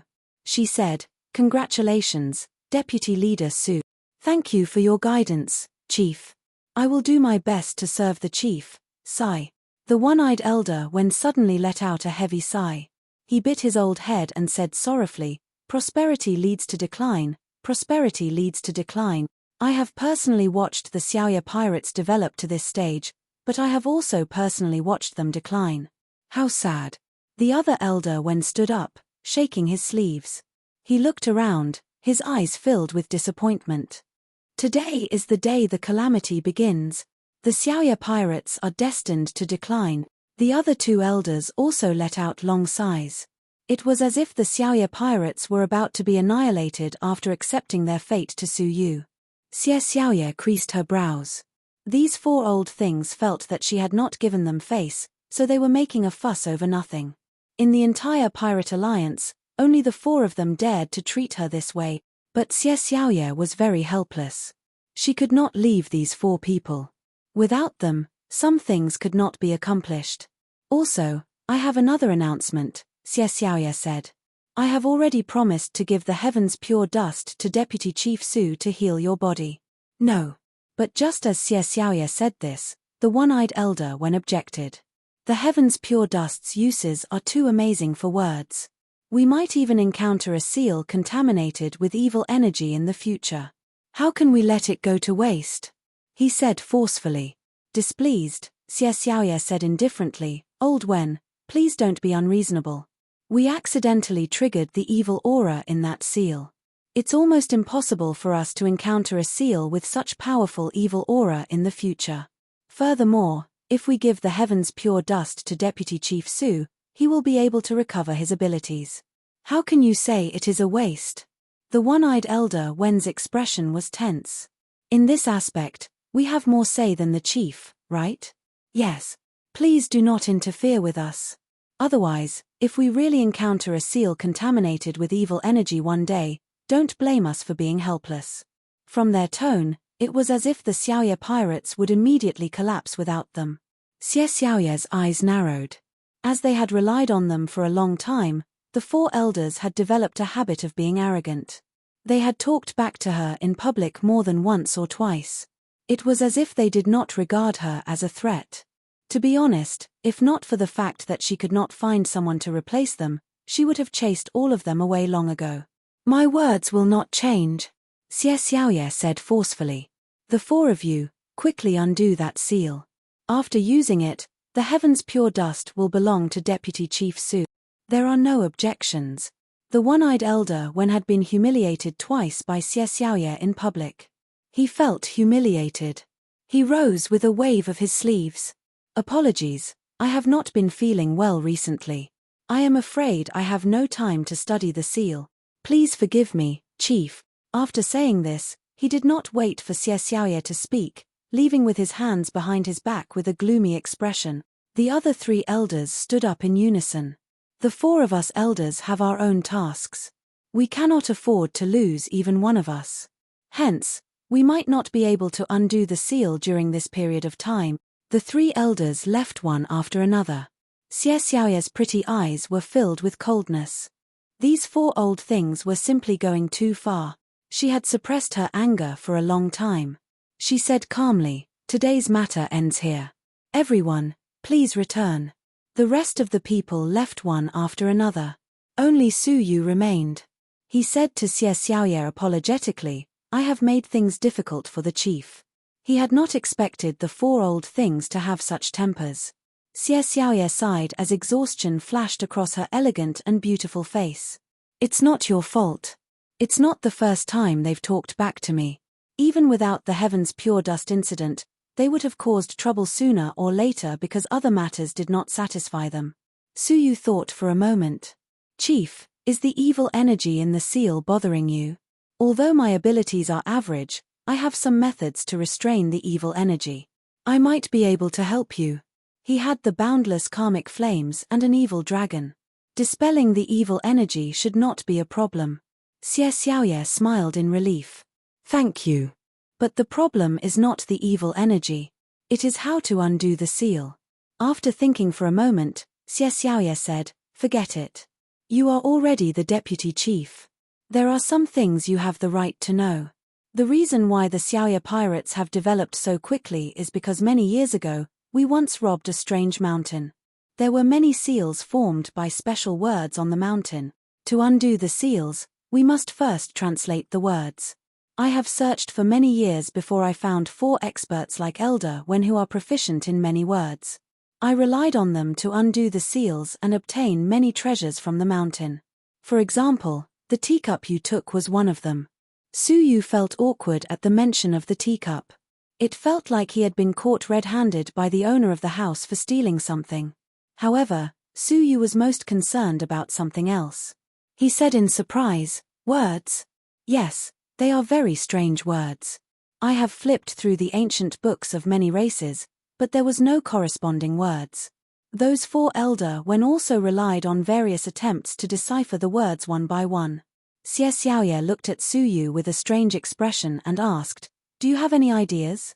Su Yu stroked his chin and pondered for a moment before saying, "I don't have any ideas, but unfortunately, I have some attainments in writing." Chapter 22-21. Really? Xie Xiaoye was a little surprised. When it came to writing, the higher the race, the more secretive they were about it. Hence, the fluidity of writing was very low. Usually, only those who had traveled very far away and were extremely experienced would have some understanding of the writing of other races. The four Wen elders had been transported to an 8-star civilization because of an unexpected space ripple. They had spent their entire lives there before coming back. They had only learned some of the foreign languages after coming into contact with many foreign races in the 8-star civilization. Suyu was so young. It was not easy for him to spend the time to cultivate to this level. How could he still have the heart to travel the world? Xie Xiaoye did not really believe it. Naturally, Suyu said. Xie Xiaoye thought for a moment, then said, "All right, I'll test you on the spot." She waved her slender fingers in the air and drew out 10 very rare words. It would have been difficult for a normal person to guess 1 or 2. But to Suyu, these 10 words were quite simple. Translate these 10 words into the corresponding common language, Xie Xiaoye said. Suyu blurted out, Lin, Xiao, Zhu, Tian, Xin, Han, Fa, Luan, Tian, Chong. Xie Xiaoye opened her mouth in shock, her eyes filled with shock. You actually guessed 5 of them correctly? Unbelievable. You really have some attainments in the language. 5. Suyu froze for a moment. The correct one should be Lin, Xiao, Zhu, Phil, Xin, Han, Fa, Luan, Tian, Chong. Suyu secretly shook his head. Wrong. The 4 Wen elders' attainments were very limited, and they had translated 5 of the words incorrectly. But he did not want to have anything to do with the 4 old men who were taking advantage of their seniority. Hence, even though he knew they had made mistakes, he could not be bothered to correct them. Otherwise, if they found out, they would be unreasonable and argue with Suyu again. No, they would scold him. With their personalities, they would not allow anyone to question them. Xie Xiaoye's eyes shone, unable to hide her surprise. Haha, I really picked up a treasure. Not only was he powerful and intelligent, but he also had a wide range of knowledge, even having some attainments in the foreign languages. Although he had only answered 5 correctly, far less than the 4 Wen elders, it was not easy for him to do so at his age. Leader, I want to take a look at the seal you mentioned. Maybe I can be of help. Xie Xiaoye nodded in agreement and took out a key in the shape of a small mountain. Take it, but don't act rashly. That seal is extremely powerful. If you're not careful, you might be injured. Yes. Soon, Suyu arrived in front of the strange mountain. The mountain was hundreds of meters tall, and its entire body was covered in mottled scars left behind by battles. A feeling of vicissitudes of life assaulted his face. This mountain had existed for a very long time. Suyu activated Xiao Dai's talent. As expected, he could vaguely see several masses of dark green and even light blue air masses hidden in the mountains. This meant that there were many powerful and extraordinary treasures in this mountain. There was even a deep blue swamp hidden in the depths, flickering. Dark blue, it should be the highest grade treasure he had seen so far. There are many treasures in the mountain. Suyu was secretly surprised. The mysterious sand he had obtained previously was just one of them. At the foot of the mountain, there was a door that could be opened with a key. He discovered that there were dozens of man-made stairs leading to different parts of the mountain. On one of the roads, there was a barrier set up by someone, which was intended to prohibit passage. This should be the place where the evil energy seal was located. He walked along the road to the end, and as expected, he came in front of a stone wall. Colorful seals rapidly flashed on the stone walls. Balls of evil energy that could make one's heart jump were flying back and forth inside the seals. This was because there was a pure and holy sky clean dust at the top of the seal. Otherwise, the evil energy would be even more rampant. No wonder the sky clean dust was used to suppress it. Suyu could easily discover through his transparent eye that there was still a lot of evil energy hidden in the seal. The amount of evil energy stored here was about 10 times that of the wandering evil energy. One could imagine how powerful the evil energy was before this. Even an ordinary pathmaster would find it difficult to approach it. After pondering for a while, Suyu transmitted a message to the evil dragon in the cavern world. Do you need evil energy for your cultivation? The evil dragon, who was in a deep sleep, suddenly woke up and asked in surprise, of course. Why do you ask? Suyu did not say anything else. He released the evil dragon from the cavern world and said, when I break the seal, you can absorb as much of this evil energy as you can. The evil dragon was stunned, and he looked at the evil energy flowing in the seal. As an evil dragon, he was far more sensitive to evil energy than ordinary people. He could even see the huge amount of evil energy that had yet to appear in the seal. He cried out in surprise, "So much evil energy!" His face was filled with ecstasy. "And it's the purest do disaster evil energy." It seemed like the evil energy was indeed very useful to him. "Thank you, my lord. Thank you." The evil dragon was extremely grateful. Suyu nodded, then silently observed the seal on it. He saw words of different sizes appearing on the seal. Each word belonged to a different race. Most of them are the words of the 8th-rated races, and one of them is from the 9th-rated races. Is it really so difficult to break it? Suyu muttered softly. Xie Xiaoye said that it had taken the 4 great when elders hundreds of years just to break half of the words on the seal. Suyu had thought that it would be difficult, but it seemed like it was too easy. Walking forward, Suyu copied all of the words and translated them into common words one by one. It would take 1 or 2 days to translate all of the nearly 10,000 words. While he was translating, in the Wen Palace. It was the place where the 4 great Wen elders lived and worked. The 4 of them were drinking and chatting. It was obvious that they did not look happy. Especially the one-eyed Wen elder, whose face was so gloomy that it looked like it was about to drip water. If possible, he would have strangled Suyu to death. "The leader is becoming more and more disrespectful to us," one of the Wen elders said angrily. She didn't think about it. All these years, without our help to break the seal on that mountain, how could she have obtained so many treasures and developed the Xiaoya pirates to where they are today? Now, for the sake of a young boy of unknown origin, she has thrown the harsh advice of the 4 great Wen elders to the back of her head. This is outrageous. This is outrageous. The 4 Wen elders spoke one after another, as if without them, the Xiaoya pirates would not be where they were today. Now, the 4 of us will rest. I want to see who will continue digging without us, and how long the Xiaoya pirates can develop. Only the one-eyed Wen elder had a gloomy expression. The leader will yield sooner or later, it is only a matter of time. But that Suyu, humph, just wait and see. Once he understands how important we are to the Xiaoya pirates, he will come and apologize within 3 days. The one-eyed Wen elder said coldly, but it is useless even if he kneels and apologizes, unless he immediately scram from the Xiaoya pirates. They had previously said that it was for the development of the Xiaoya pirates, but now, they refused to continue digging for their own selfish reasons, disregarding the overall interests of the Xiaoya pirates. Their words formed a stark contrast. At the end of the day, they were just angry that Xie Xiaoya did not listen to them. Hence, they did not give in. "Right, I heard that the Lord will come in a few days. When that time comes, the leader will yield even more," one of the Wen elders said. The one-eyed Wen elder's eyes flashed. He said in surprise, "You mean that, Lord?" The latter chuckled. Of course. The one-eyed Wen elder was overjoyed. "Ha, even the heavens are helping us.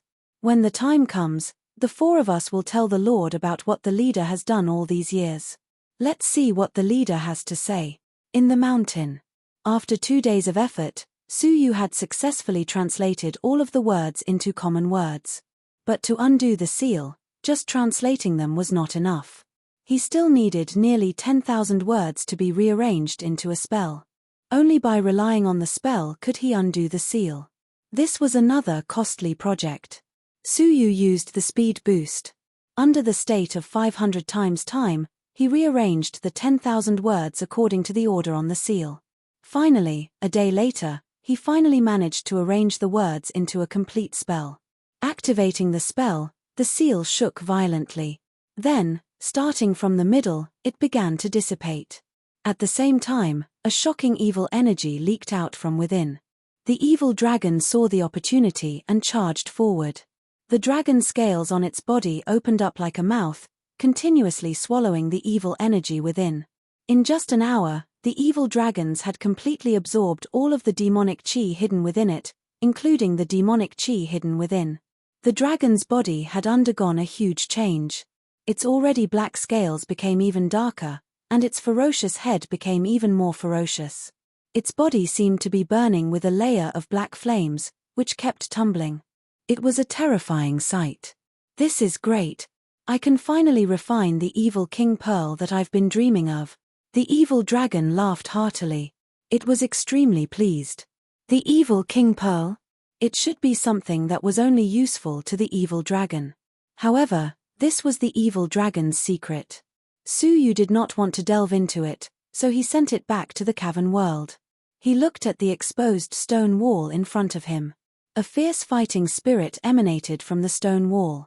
Using his transparent eyes, he saw two corpses in their battle stances. One of the corpses was filled with evil energy. The other was holding a decent doctrine artifact fairy embryo. Its grade was almost the same as the sand that Suyu had obtained before. What kind of mountain is this? Suyu was secretly surprised. He looked around and found that similar scenes were common in the mountains. They seemed to be in the middle of a war. Then, for some unknown reason, they all suddenly died. Their corpses did not even have time to fall before they were all sealed in the mountain and turned into fossils. Although he was surprised, Suyu did not want to explore this mountain. Since this mountain was Xie Xiaoya's secret, she certainly did not want outsiders to study it too deeply. Although she trusted him, it was better to stay away from taboos that should not be violated.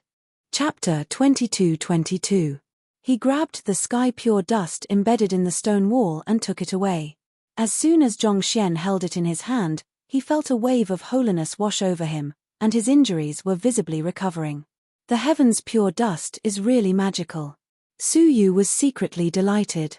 He only needed to use the heaven's pure dust to recuperate for a while, and his injuries would be completely healed. With the clean heaven dust in his hand, Suyu immediately returned to the deputy leader's mansion that belonged to him. There was an excellent cultivation room in the mansion, and one didn't have to worry about people or aura leaking out while cultivating inside. In the training room, Suyu immediately placed the heaven pure dust in his mouth. All of a sudden, a boiling warm current flowed out of the sky pure dust and flowed toward Suyu's limbs and bones. When Xiao Chen looked within himself, he could see a dazzling snow-white qi circulating within his body, filling it up. All of a sudden, Suyu's exhausted body felt unusually warm and comfortable. It was like a person who had been ill for a long time finally regaining health. Suyu couldn't help but let out a soft moan. As time passed, the feeling of weakness in Xiao Chen's body gradually faded. His exhausted body slowly recovered. A day later, Suyu stood up. He only felt that his entire body was filled with great power. From now on, he wouldn't have to worry about running out of Daelord's strength when he fought with others. All this hard work was worth it. How many risks had Suyu taken in order to obtain this pure sky dust? In the end, he succeeded. Now, I just need to find out the whereabouts of the sinful Lady Palace from the ancient well of the number 1 peerless family, Suyu muttered. However, he still did not know why the golden-eyed Langjun wanted Suyu to help them as a spy. With golden-eyed Langjuan's shrewdness, his ambition might be rather great. Clang! Right at this moment, the door to the mansion was kicked open. Immediately after that, the servants in the mansion began to cry out in panic and fear. Suyu creased his brows. Who would dare barge into the deputy leader's mansion? When Xiao Chen left the secret room to take a look, he saw 4 old fellows standing in the middle of the courtyard with their noses facing the sky, looking extremely condescending. Suyu was disgusted. He did not have a good impression of these 4 people. His abilities were mediocre, but he took advantage of his seniority and liked to point fingers at others. It was hard for anyone to have a good impression of him. And now, he had barged into his mansion. Did they think he was a pushover? It turned out that even though 3 days had passed, Suyu hadn't gone to kowtow and apologize as they had expected. This made the one-eyed elder feel very embarrassed, so he took the initiative to visit. Suyu clasped his hands behind his back and asked calmly, "Since the 4 of you have come to visit, do you have anything to teach me?" The 4 elder looked over. The one-eyed elder had a cold expression on his face as he lectured. "How can you be so rude? How should I address you?" They had kicked down the door of Suyu's mansion without saying a word. They had the attitude of looking for trouble, yet they still expected Suyu to be polite. Seriously, They take themselves too seriously. Oh, you four old things. Why are you looking for me? Suyu added another form of address. Being called an old thing, the four Wen elders immediately blew their beards and glared at him. As a pirate in Xiaoye, which pirate would not be respectful to the four of them? Only Suyu dared to address them in such a manner in front of them. It was obvious that he did not take the four of them seriously. Before they had come here, they had assumed that Suyu would feel guilty or at least be polite. But who knew? The one-eyed elder Wen was furious. He fiercely struck the ground with his walking stick, angrily scolding, "Young man, the four of us came here with good intentions to teach you a lesson, but you dare to humiliate us like this." Suyu shook his head. He did not want to argue with them pointlessly. Teach him? Teach what? Was it martial arts? Or was it the literary skills that they were so proud of? Or were they here to teach him how to be a person? In reality, they were here to teach him a lesson, not to teach him. But it was a pity that Suyu did not show his weak side as they had hoped. The four of you will probably need to study for a long time to teach me, Suyu said honestly. The only thing that they were worth teaching was their literary skills. But their literary skills could not even compare to the tip of the iceberg. How could they have the right to teach Suyu? What a joke. Young man, don't think that you can be arrogant just because you accidentally captured the greedy Wolf King. The one-eyed elder Wen said angrily, "When we were roaming the world, you were not even born." He shook his sleeves, taking out a written contract and tossing it to Suyu. "If you want to live in harmony with the four of us, you will have to abide by the following conditions. Otherwise, humph." Suyu swept his gaze across the contract, stopping it in its tracks. There were 3 conditions on it. First, he had to report internal affairs to the 4 elders Wen. Second, he had to prioritize the tasks given to him by the 4 elders Wen. Third, he had to listen to all of their orders. Suyu felt like laughing after reading it.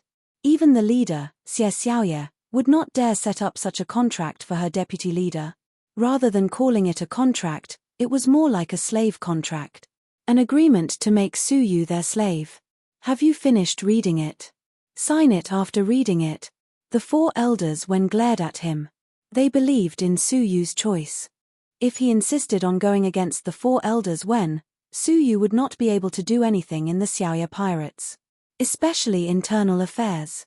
Many of the people there were already subordinates of the 4 elders Wen. Without their permission, Suyu, as the deputy leader, might not be able to command them. Suyu did not say a word, crushing the entire contract and tossing it back. Large pieces of paper flew into the air, covering their white hair. The 4 elders Wen froze, unable to restrain their anger. The one-eyed elder Wen fiercely tapped his crutch, angrily saying, "You will regret this. Leave." In their eyes, Suyu was just a hot-blooded brat who did not know his limits. Soon, he would realize that without the 4 of them, he could not do anything on the Xiaoye pirate. "Leave. Did I allow you to leave?" But just as they turned, Suyu's cold voice came from behind them. The one-eyed elder Wen turned his head, his eyes filled with anger. "Why, Deputy Leader Su, do you want us to stay?" He was extremely furious. "I wouldn't go so far as to make you stay. My mansion cannot accommodate 4 disrespectful old things like you," Suyu calmly said. "I just want you to leave the way you came." The one-eyed elder Wen had yet to react when Suyu suddenly appeared. The 4 elders only had the cultivation bases of 5 crown martial artists, they could not even dodge in time. The one-eyed elder Wen was the first to be slapped to the ground by Suyu, followed by the other 3 elders. You dare to attack us?" The one-eyed elder Wen's face was burning hot, he said in disbelief. Being on the Xiaoye pirates, the 4 of them were supreme existences. Even the leader did not dare attack them. A mere deputy leader actually dared to attack them? Attack? No, I am only asking you to get out, Suyu calmly said. Didn't you come in by kicking the door open? I will kick you out. After which, 4 consecutive kicks sent all of them flying. 4 pathetic cries could be heard as the 4 of them flew through the air, landing outside the mansion one after another, letting out cries of pain. From today onwards, you are not allowed to take even half a step into my mansion. If not, "The next time I will not just ask you to get out," Suyu calmly said. He hated these four old things to the core. The servants in the mansion looked at Suyu as if they were looking at a monster. It was hard to imagine that among the Xiaoya pirates, there would be someone who dared to publicly beat up the four elders. Could it be that he was not afraid of death? When the four elders were enraged, no one in the Xiaoya pirates dared to do anything. Even Xie Xiaoya had no choice but to ignore them. Their experience told them that Suyu was in deep trouble. The four elders were about to explode in anger at being treated this way. Preposterous! Preposterous! The one-eyed elder was so angry that his eyes were about to pop out of their sockets, the cane in his hand tapping the ground crazily. Let's go. Let's go ask the leader what she chose. However, Xie Xiaoya, who had received the news first, went into seclusion. This was to avoid the four elders. She had a headache.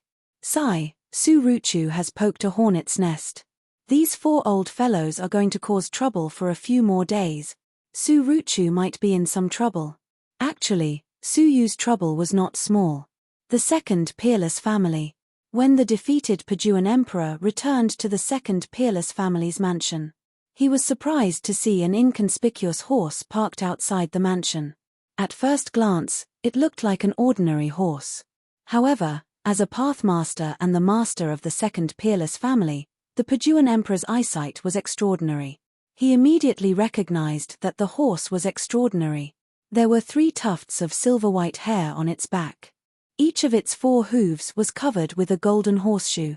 The horse's eyes were filled with human-like wisdom and calmness. Stepping on the moon with silver hair, leaving gold in the air, the Pajuan emperor muttered the popular legend of the 7 unique civilizations, his heart thumping. This is the gold and silver horse.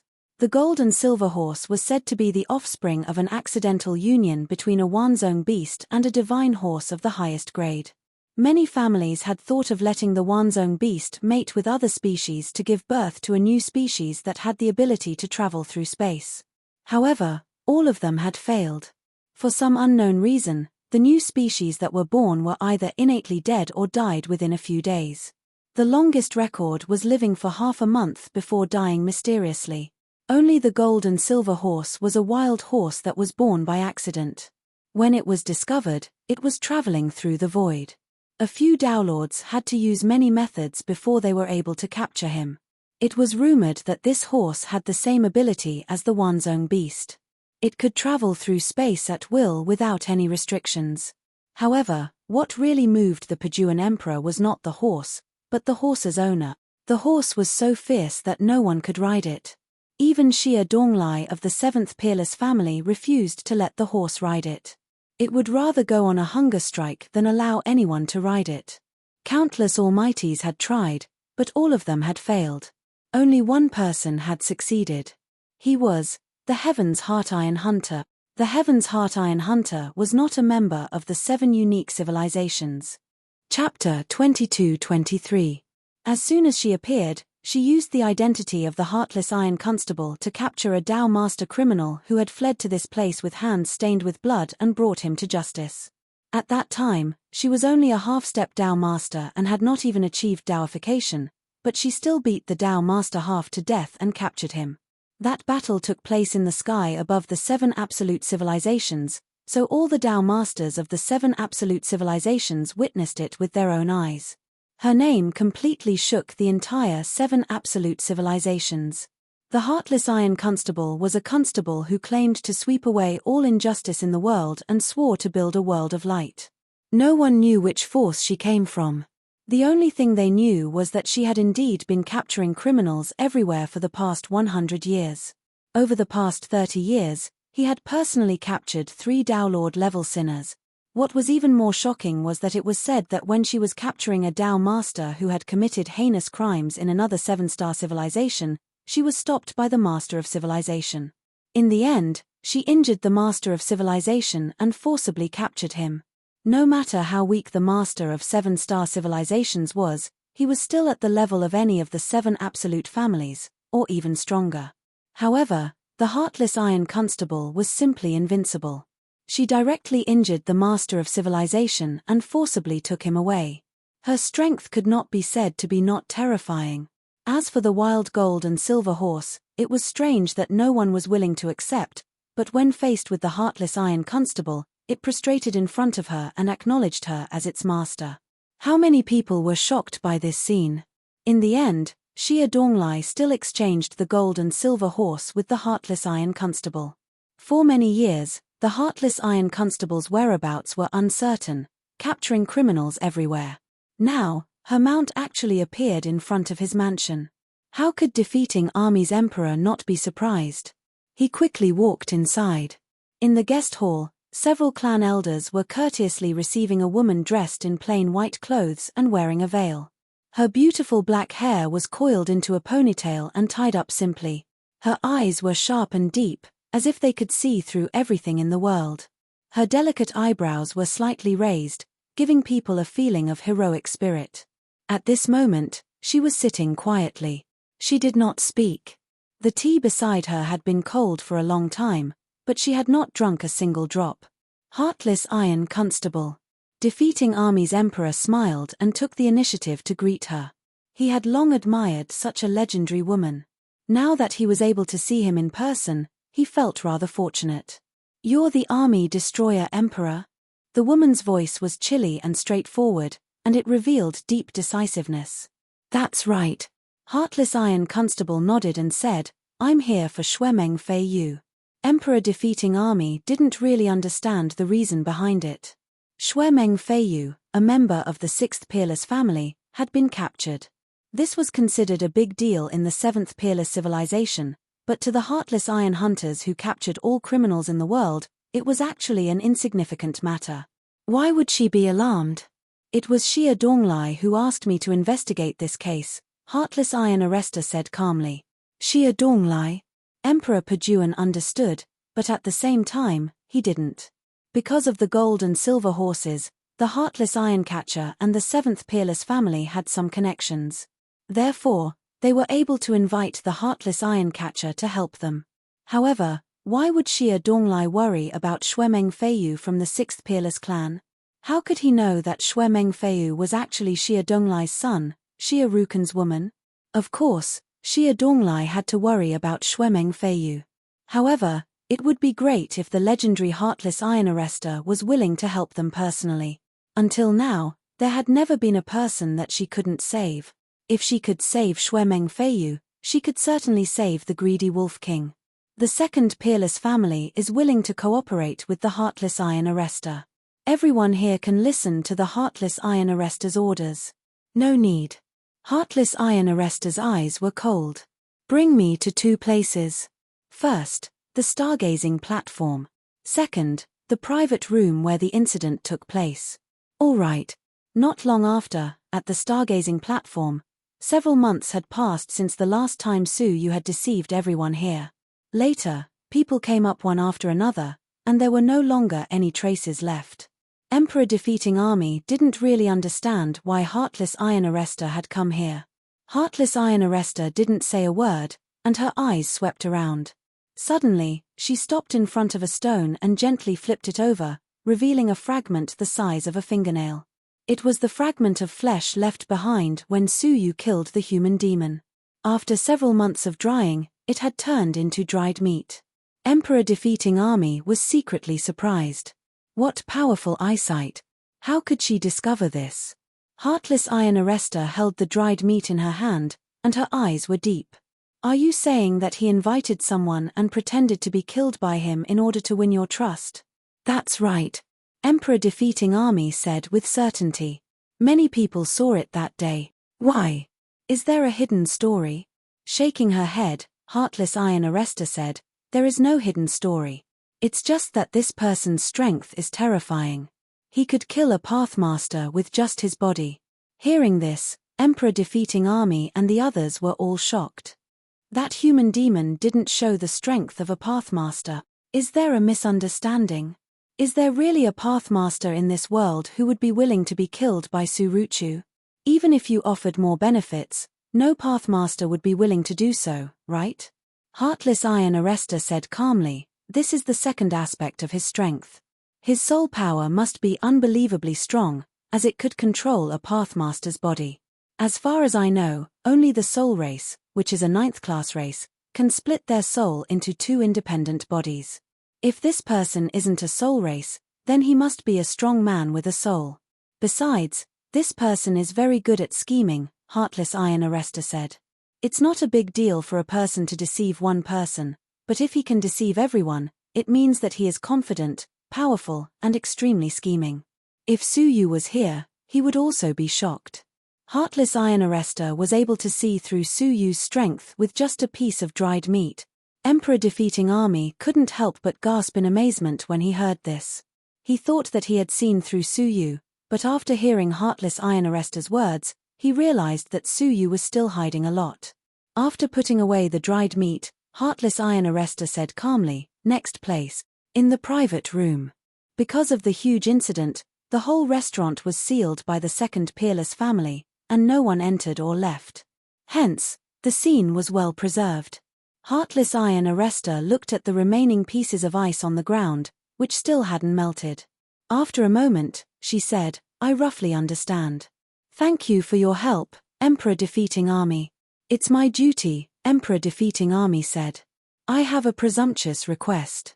I hope that when Heartless Iron Arrestor rescues Xuemeng Feiyu, you can bring my son back with you." "Sure," Heartless Iron Arrestor replied expressionlessly. Emperor Defeating Army was grateful, so he took out a storage ring, which contained many resources. Heartless Iron Arrestor didn't even look at it, as she said, "I only act for the world's justice, and I don't ask for anything in return. This is my path, so please don't hinder my cultivation." Seeking justice for the world was the Heartless Iron Arrestor's self-cultivation. Emperor Defeating Army sighed inwardly. He couldn't believe that such a righteous person existed in the world. "It's my fault." Emperor Defeating Army took back the ring and said, "Thank you, Heartless Iron Arrestor." "All right." Heartless Iron Arrestor turned around, and before she left, she said with deep meaning, "If you save your son and Xuemeng Feiyu at the same time, I hope that you can control him and don't let him do anything rash." She glanced at the remaining ice with the corner of her eyes. She had already deduced what happened that day. Combined with Xia Donglai's request to save Xuemeng Feiyu, she was even more certain. That day, Xuemeng Feiyu must have betrayed greedy Wolf King and subdued him first, which gave Su Ruchu an opportunity. While Emperor Defeating Army was still confused, Heartless Iron Arrestor jumped onto the gold and silver horse downstairs. The gold and silver horse neighed, and a powerful black light shot out from its eyes, creating a pitch-black hole in the space before it jumped into it. Emperor Defeating Army watched as it left and let out a deep breath. "Heartless Iron Arrestor, never fail. Don't worry now." At the same time, Xiaoye Pirate. Recently, a very special guest had arrived. Xie Xiaoye, who was in seclusion, suddenly woke up. She calculated with her fingers and immediately left the seclusion room for the guest hall. In the guest hall, 4 Wen elders were accompanying a lady in white with smiles on their faces. Her looks were not bad, her figure was slim, and her entire body gave off an unfathomable aura. When Xie Xiaoye saw her, she could not help but reveal a trace of fear. This lady's strength was definitely not weaker than Xie Xiaoye's Dao Master, and not just any ordinary Dao Master. However, this Dao Master's eyes would occasionally flash with a dull look, which was not normal.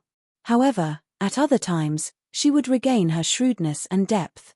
What made Xie Xiaoye's heart sink was that the 4 Wen elders were shamelessly complaining to this person. "Granny Meng, you must help us." The one-eyed Wen elder, who was usually arrogant, had a tearful look on his face as he complained to the white-robed Dao Master, "Leader, for an outsider, you actually disregarded the contributions we have made to the Xiaoye pirates over the years. You let him climb all over us and even allowed him to beat us up." Actually, the white-robed Dao Master was not old, probably less than 1,000 years old. The 4 Wen elders were at least 10,000 years old. However, they were calling the white-robed Dao Master Granny instead. "That's right, Granny Meng, look at our injuries. How disappointing.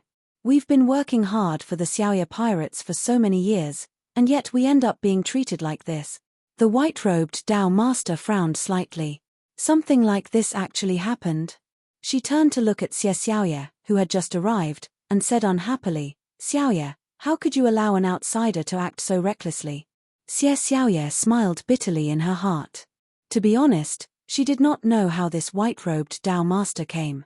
According to the four Wen elders, when they were studying the seal on that mountain, a Wanzhong beast that had lost its way suddenly appeared nearby without any warning.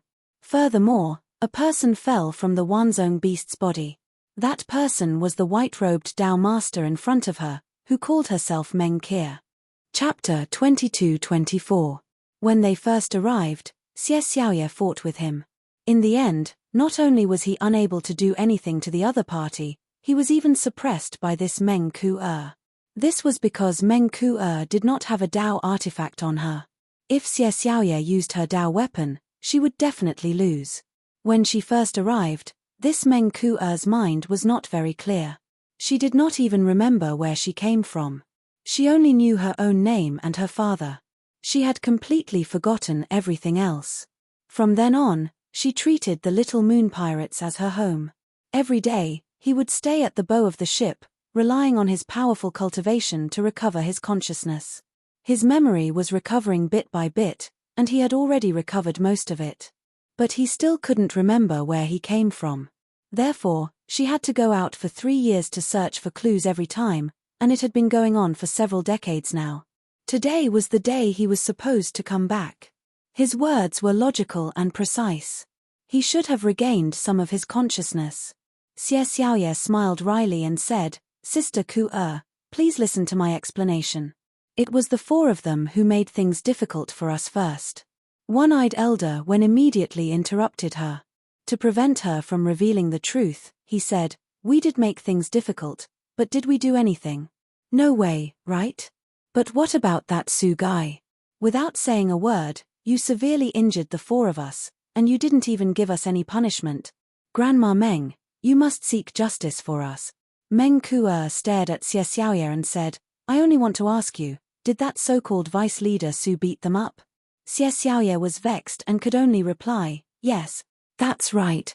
Meng Qie earnestly instructed, "It wasn't easy for you to establish the Little Moon Pirates. You should be well aware of the role of these four old men. To treat such meritorious subjects, aren't you afraid of disappointing the hearts of the other pirates?" Xie Xiaoye was speechless. The entire Xiaoye pirates would probably be very happy to see the four elders beaten up. With what the four of them had done in the Little Moon pirate world, there were many people who wanted to beat them up. Su Yu had only done what everyone else wanted to do, but didn't dare to do. "Listen to me." Xie Xiaoye wanted to explain, but Meng Qie waved her hand.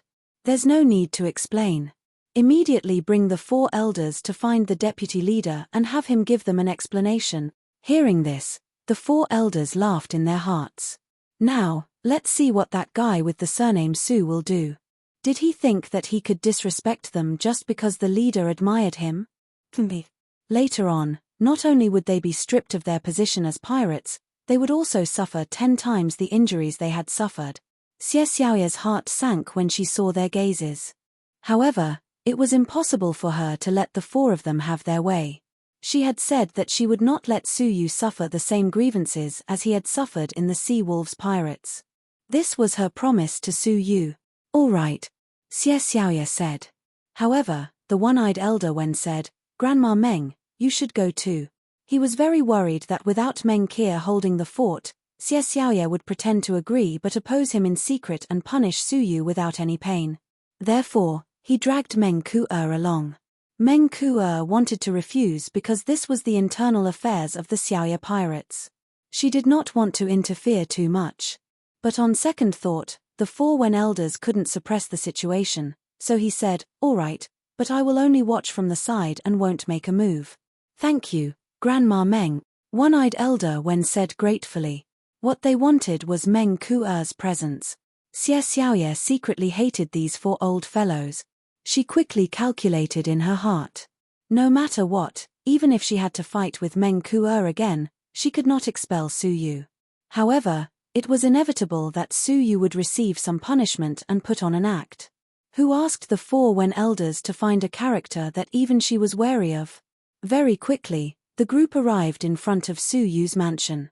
One-eyed elder Wen turned his gaze, saying, "Grandma Meng, Please let us negotiate with Deputy Leader Su ourselves. He is still young, and as an older generation, we are willing to forgive his mistakes. As long as he is honest and admits his mistakes, there is no need to pursue this matter. To this, Meng Ku-er nodded her head in agreement, gratified. It is the Xiaoye pirate's fortune that you can think this way. Xie Xiaoye creased her brows. She did not think that these four old things would be so magnanimous. However, it would be best if Su Yu could settle it by himself before she made an official appearance. The four Wen elders turned around and walked toward the mansion. The moment they turned around, the one-eyed elder Wen's blue eyes revealed a deep coldness. Forgive Su Yu. Dream on. His intentions for entering the mansion were simple.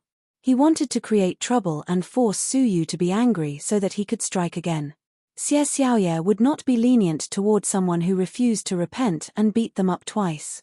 With such a goal in mind, the four of them entered the mansion for the second time. In the backyard, Su Yu was quietly comprehending the evil dragon scripture, hoping to bring his heavenly dragon body to the next level. As he was comprehending, Shuemeng Feiyu walked over with her head lowered. She said respectfully, Deputy Leader Su, the four Wen elders are here again. Shuemeng Feiyu had already gotten used to her identity as a maid. Su Yu didn't do anything improper to her as she had imagined. Instead, he just ordered her around like a maid. This allowed Shuemeng Feiyu to heave a sigh of relief. Hence, she behaved even more obediently, afraid that Su Yu would change his mind in a fit of anger.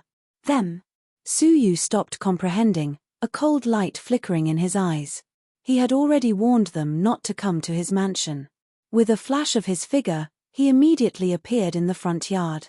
He saw the four Wen elders pointing around in the yard with their noses in the air, ordering their servants to prepare the best food and wine. Even after Su Yu had appeared, they were still extremely calm, ordering their servants around. One of the servants was too slow, and he was angrily scolded by one of the Wen elders.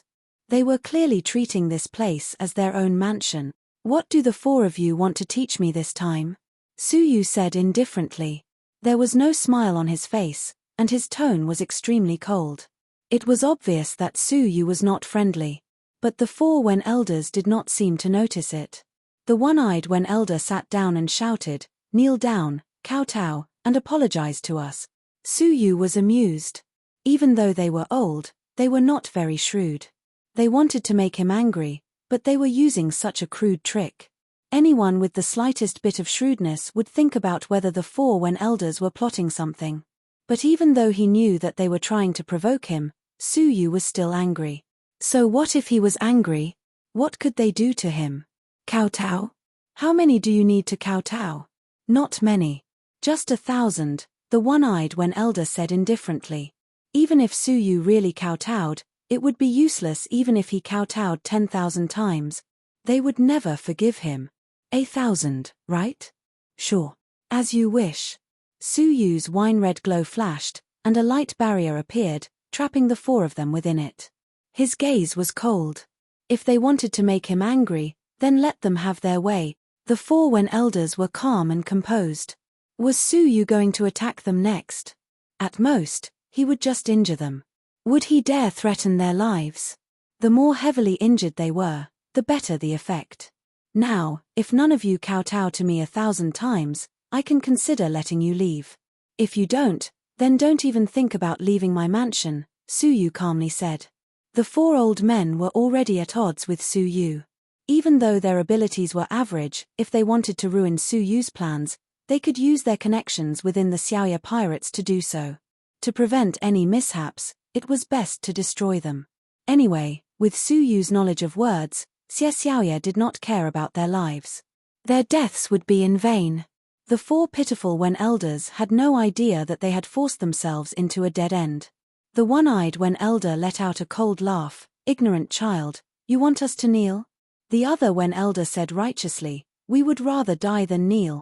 What they wanted was a conflict with Su Yu. However, Elder Wen had just finished speaking when Su Yu casually tapped the space between his eyebrows. With a creak, this Wen elder fell to the ground, his soul and body destroyed at the same time. Seeing this scene, the expressions of the smiling one-eyed Wen elder and the other two elders turned stiff. They looked at the dead Wen elder without blinking, unable to believe what they had just witnessed. Su Yu really dared to kill them? Did he not know what this meant? They were the only ones who could undo the words on the seal. I think the three of you would rather die than kneel, right? Su Yu calmly said. The one-eyed elder's body trembled, the arrogance on his face disappearing, replaced by deep fear. With a thud, he knelt on the ground and started kowtowing. Deputy Leader Su, please spare our lives. The other two Wen elders also knelt and kowtowed. They were used to being arrogant, knowing that no one among the Xiaoya pirates dared to do anything to them. Su Yu was the only one who didn't care about their lives at all, which was why he had scared them. Thump, thump, thump, Su Yu counted them one by one.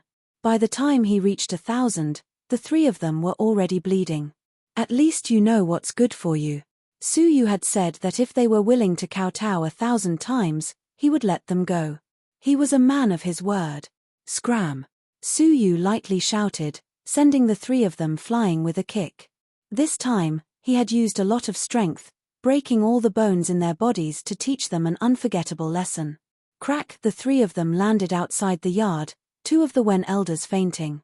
Only the one-eyed Wen elder was still conscious, but his body was in so much pain that he would rather have fainted.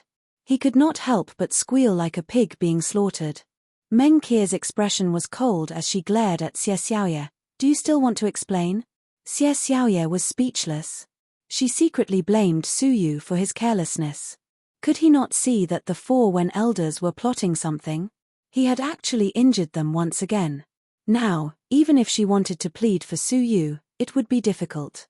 Meng Qie squatted down, using the power of a Pathmaster to heal the three of them.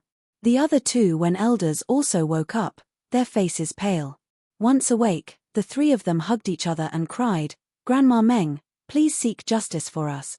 Deputy Leader Su's nature is hard to change. We tried to persuade him with kind words, hoping that he would restrain himself. In the end, not only did he force us to kowtow 1,000 times, he even severely injured us. The one-eyed Wen elder hated Su Yu to the core. He actually dared to force them to kneel and apologize. Chapter 22-25. Hearing that, Meng Qie's face turned cold. Xiaoye, do as you see fit. Xie Xiaoye was helpless. Just as she was about to say something, Su Yu, who had sensed the commotion outside, walked out. He already knew that the four elders Wen had come prepared. He wanted to see what kind of people the four elders Wen could invite. However, standing at the entrance of the mansion, he looked out. When his gaze fell on Meng Qie, he could no longer look away. At the same time, his heart sank. Meng Qie! How could he forget? She had caught him in the body of a Luo Hu, and he had almost been transformed by her. Fortunately, Su Yu had used all his strength and finally succeeded in confusing her memory. Now that he saw her again, and her eyes were clear, she must have regained her consciousness. Thinking of this, Su Yu's heart was heavy. Did he have to expose the sword every day? He did not want to do so in front of Xie Xiaoye. Father.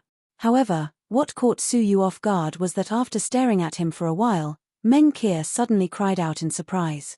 Her white shadow blurred, and she threw herself into Su Yu's arms. Su Yu was stunned, at a loss. She had not regained her memory and still thought of him as her father. Meng Qie had often been beaten by her father when she was young, which had left a psychological scar. Therefore, Su Yu's beating had confused Meng Qie, and she had mistakenly thought that Su Yu was her father. He was stunned, and so were Xie Xiaoye and the three elders. What did she call Su Ruchu? Father. After Xie Xiaoye became the leader of the pirates, she had seen and heard many strange stories. But a powerful pathmaster who had cultivated for tens of thousands of years had recognized a young man who was only 100 years old as her father.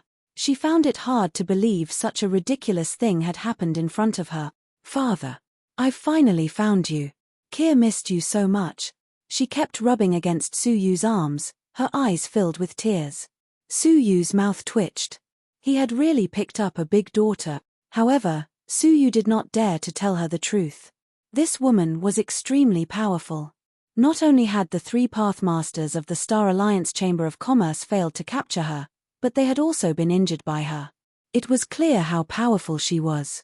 If he explained everything clearly and made her recall everything that had happened in the past, Suyu felt that he wouldn't be far from death. Cough cough. That, good daughter, father has been looking for you for a long time. Suyu pried her hand away, coughed dryly, and became Mengkuer's father with a straight face.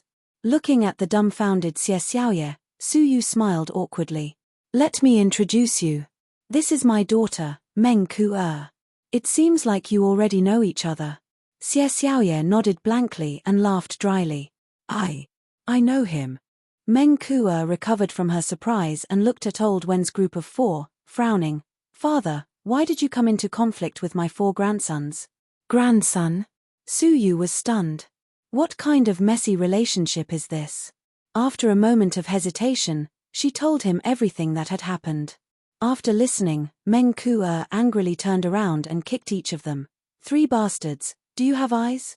Is this how you treat my father? Apologize.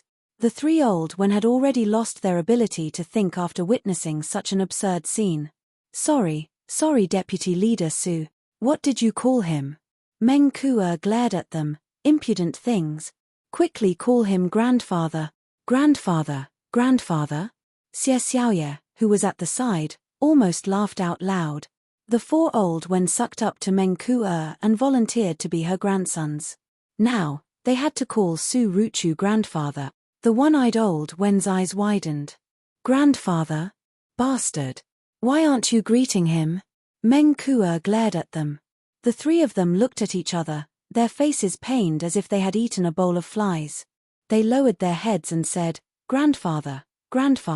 Suyu could not help but laugh. These 3 old fellows would never have dreamed that they would not be able to suck up to Suyu, but instead have to call him grandfather. 3 good great-great-grandchildren. Suyu smiled faintly. Xie Xiaoye looked inside the mansion and said, Where's the last one? Dead. Suyu still had a calm smile on his face as he casually said. Hearing this, Xie Xiaoye's expression changed. Dead. The 4 Old Wen each had their own specialties. With one dead, who could break the seal in the mountain? Leader, do not worry too much. If there is a need, I can help you translate the words, Suyu said. Xie Xiaoye's eyes were filled with sadness and complexity. It was easy to say. Although Suyu had some attainments, he was still lacking compared to the 4 Old Wen. He could not replace any one of them. But on account of Mengkuer, she could not get angry. Forget it, I'll find someone else. Suyu shrugged. All right, but I suggest you chase these 3 old things away first. Leaving them on the Xiaoye pirates will be trouble sooner or later.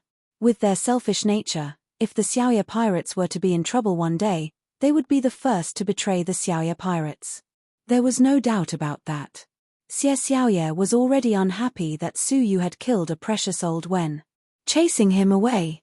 Xie Xiaoye suspected that Suyu was deliberately making things difficult for her. She said, Deputy Leader Su, if we chase them away, who will break the words on the seal in the future? Just you. Suyu said, Of course, I alone am enough.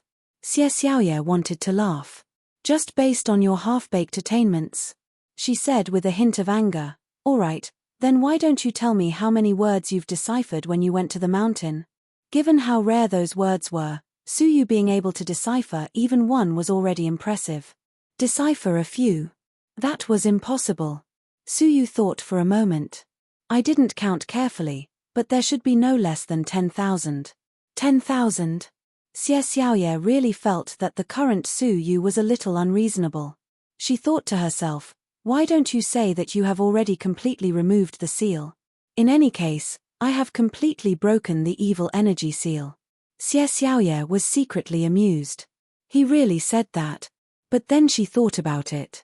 Given Suyu's performance in the second most powerful family, would he be someone who would say such meaningless words? She said, Wait a moment, I'll be back soon. With a flash of her figure, Xie Xiaoye disappeared. After a while, she returned with a face full of shock. She had been to the mountain. That seal had been completely broken. How did you do it? Xie Xiaoye looked at Suyu in shock, as if she was looking at a huge treasure house that had never been excavated. Suyu said, Leader, You can think of it as a guess. Guess. Guessing all 10,000 words. She turned her gaze and took out the 10 words that she had used to test Suyu. Among them, there were 5 words that the 4 elders' guesses were wrong all along. Suyu nodded. You can say that. Xie Xiaoye gasped.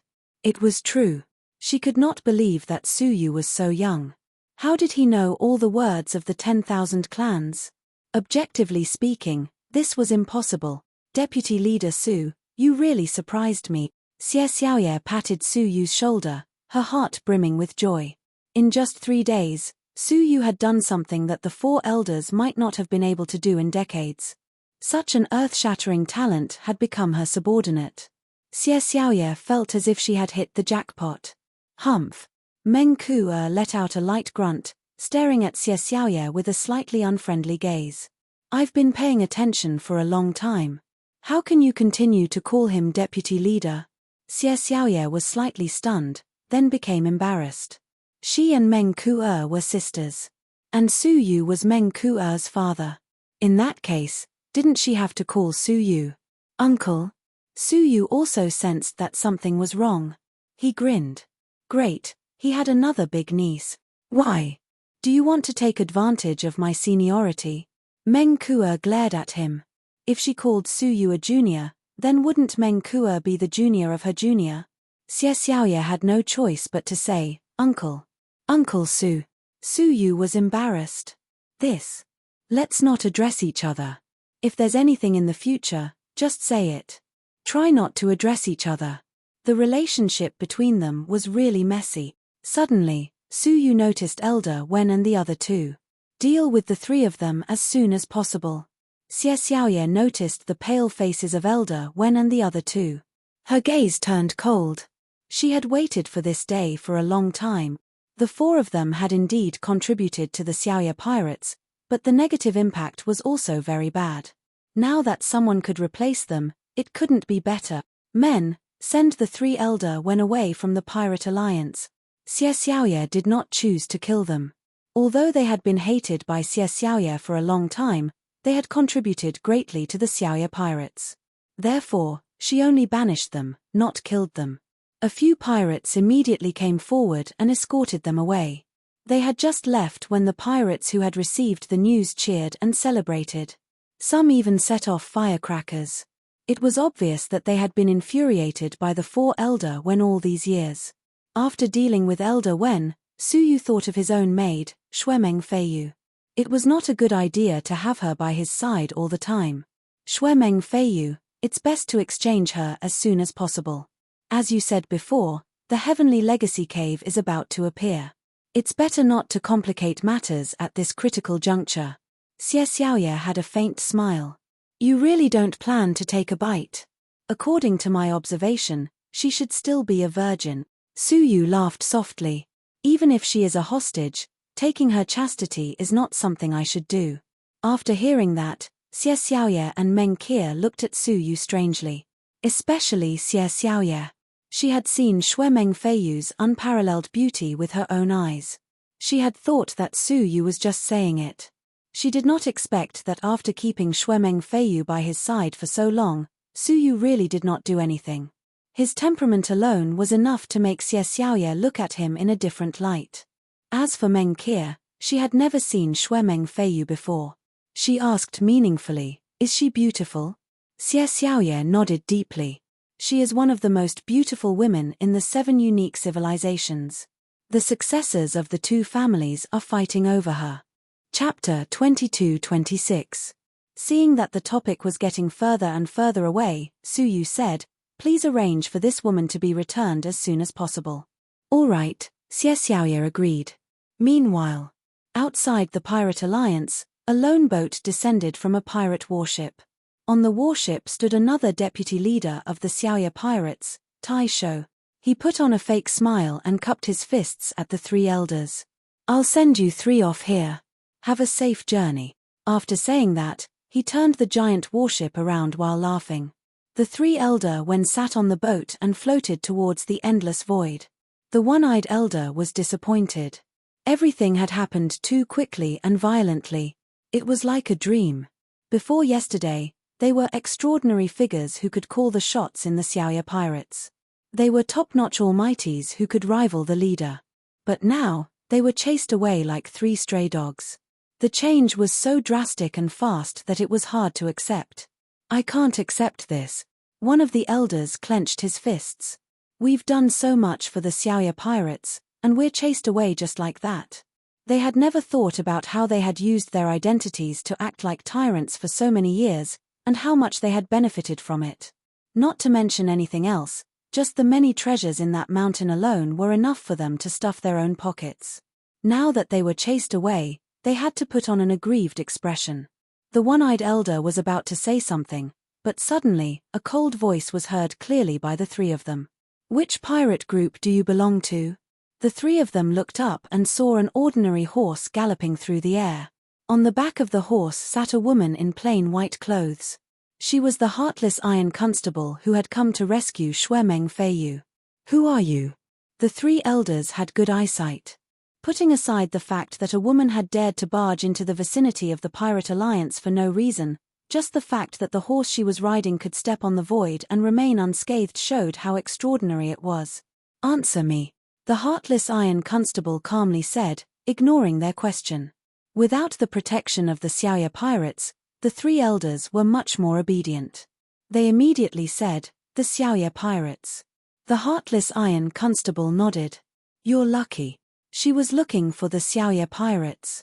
Unfortunately, she met 3 of them as soon as she arrived.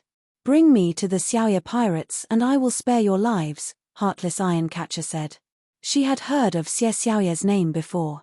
It was said that she was the strongest of the top 10 pirates. She was quite powerful, so unless it was absolutely necessary, it was best not to clash with her head-on. Hearing this, the 3 elders had bitter expressions. Sir, you're late. The heartless iron constable frowned. After asking carefully, he found out that the 3 of them had been expelled. They couldn't even protect themselves, so how could they bring people in? The heartless iron constable said indifferently, it doesn't matter. We just need to change the method. You guys are doing this, Xiaoya pirates. Su Yu and the other 2, who were discussing how to deal with Shuemeng Feiyu, suddenly received a report that the 3 Wen elders had returned. Xie Xiaoya glared at the person who came to report. Do you still need to report to me how to deal with it? Since they had returned, he would chase them away. However, the 3 elders captured a person from the 6th absolute civilization. She claimed that she came to rescue Shuemeng Feiyu. Xie Xiaoya was surprised. She said thoughtfully, bring them here. Before long, the 3 elders brought over a woman with disheveled clothes and blood seeping from the corners of her mouth. She was obviously injured. There were many wounds on her body from the 3 elders' attacks. You came from the 6th absolute civilization? Xie Xiaoya took off her veil and found an extremely delicate face beneath it. She wouldn't dare to say that she was the only one in the world, but she wasn't much inferior to Shuemeng Feiyu. The captured woman nodded fearfully. Xie Xiaoya's eyes were filled with suspicion. She suddenly extended her hand and pointed a finger between her brows, searching her soul. Compared to questioning, searching her soul was more reliable. After searching for a while, she discovered that she was Shuemeng Feiyu's personal maid. At least, that was what her memory showed. She is indeed someone from the 6th absolute civilization. She should have come to rescue Shuemeng Feiyu, Xie Xiaoya said indifferently. She didn't care too much. This woman only had the cultivation of a half-step Dao master. Out of loyalty, she had traveled 1,000 miles to come here. She couldn't do anything alone. The 3 of you.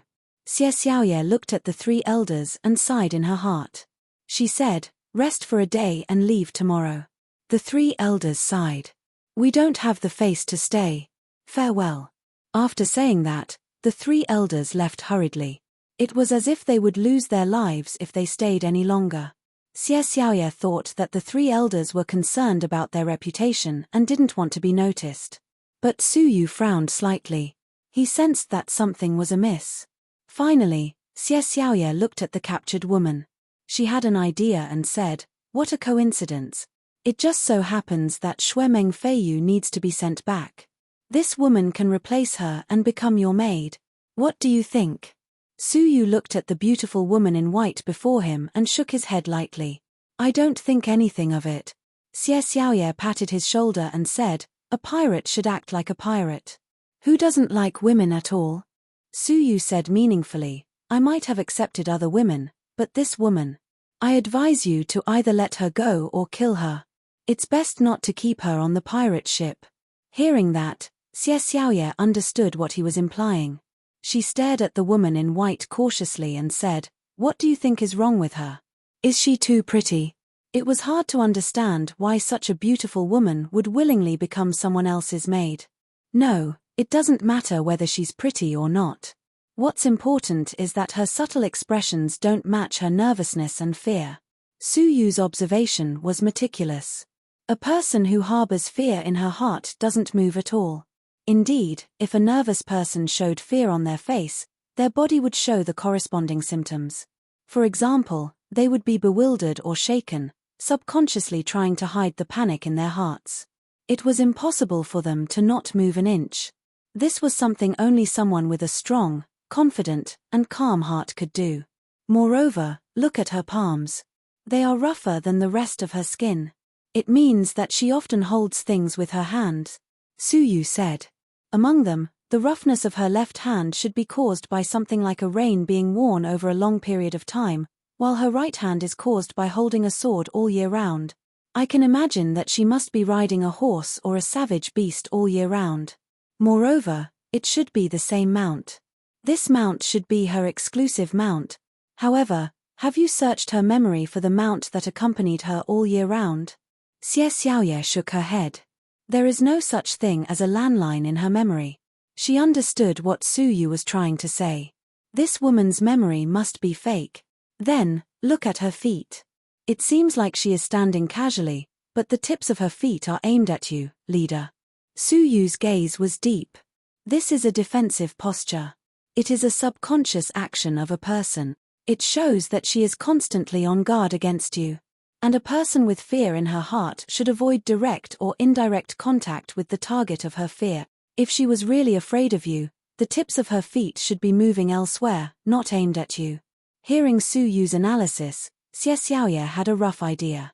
She shook her head lightly and said, it does make sense, but isn't it too hasty? I don't think she is. Suddenly, Xie Xiaoye, who had been suspicious a moment ago, attacked the woman without warning.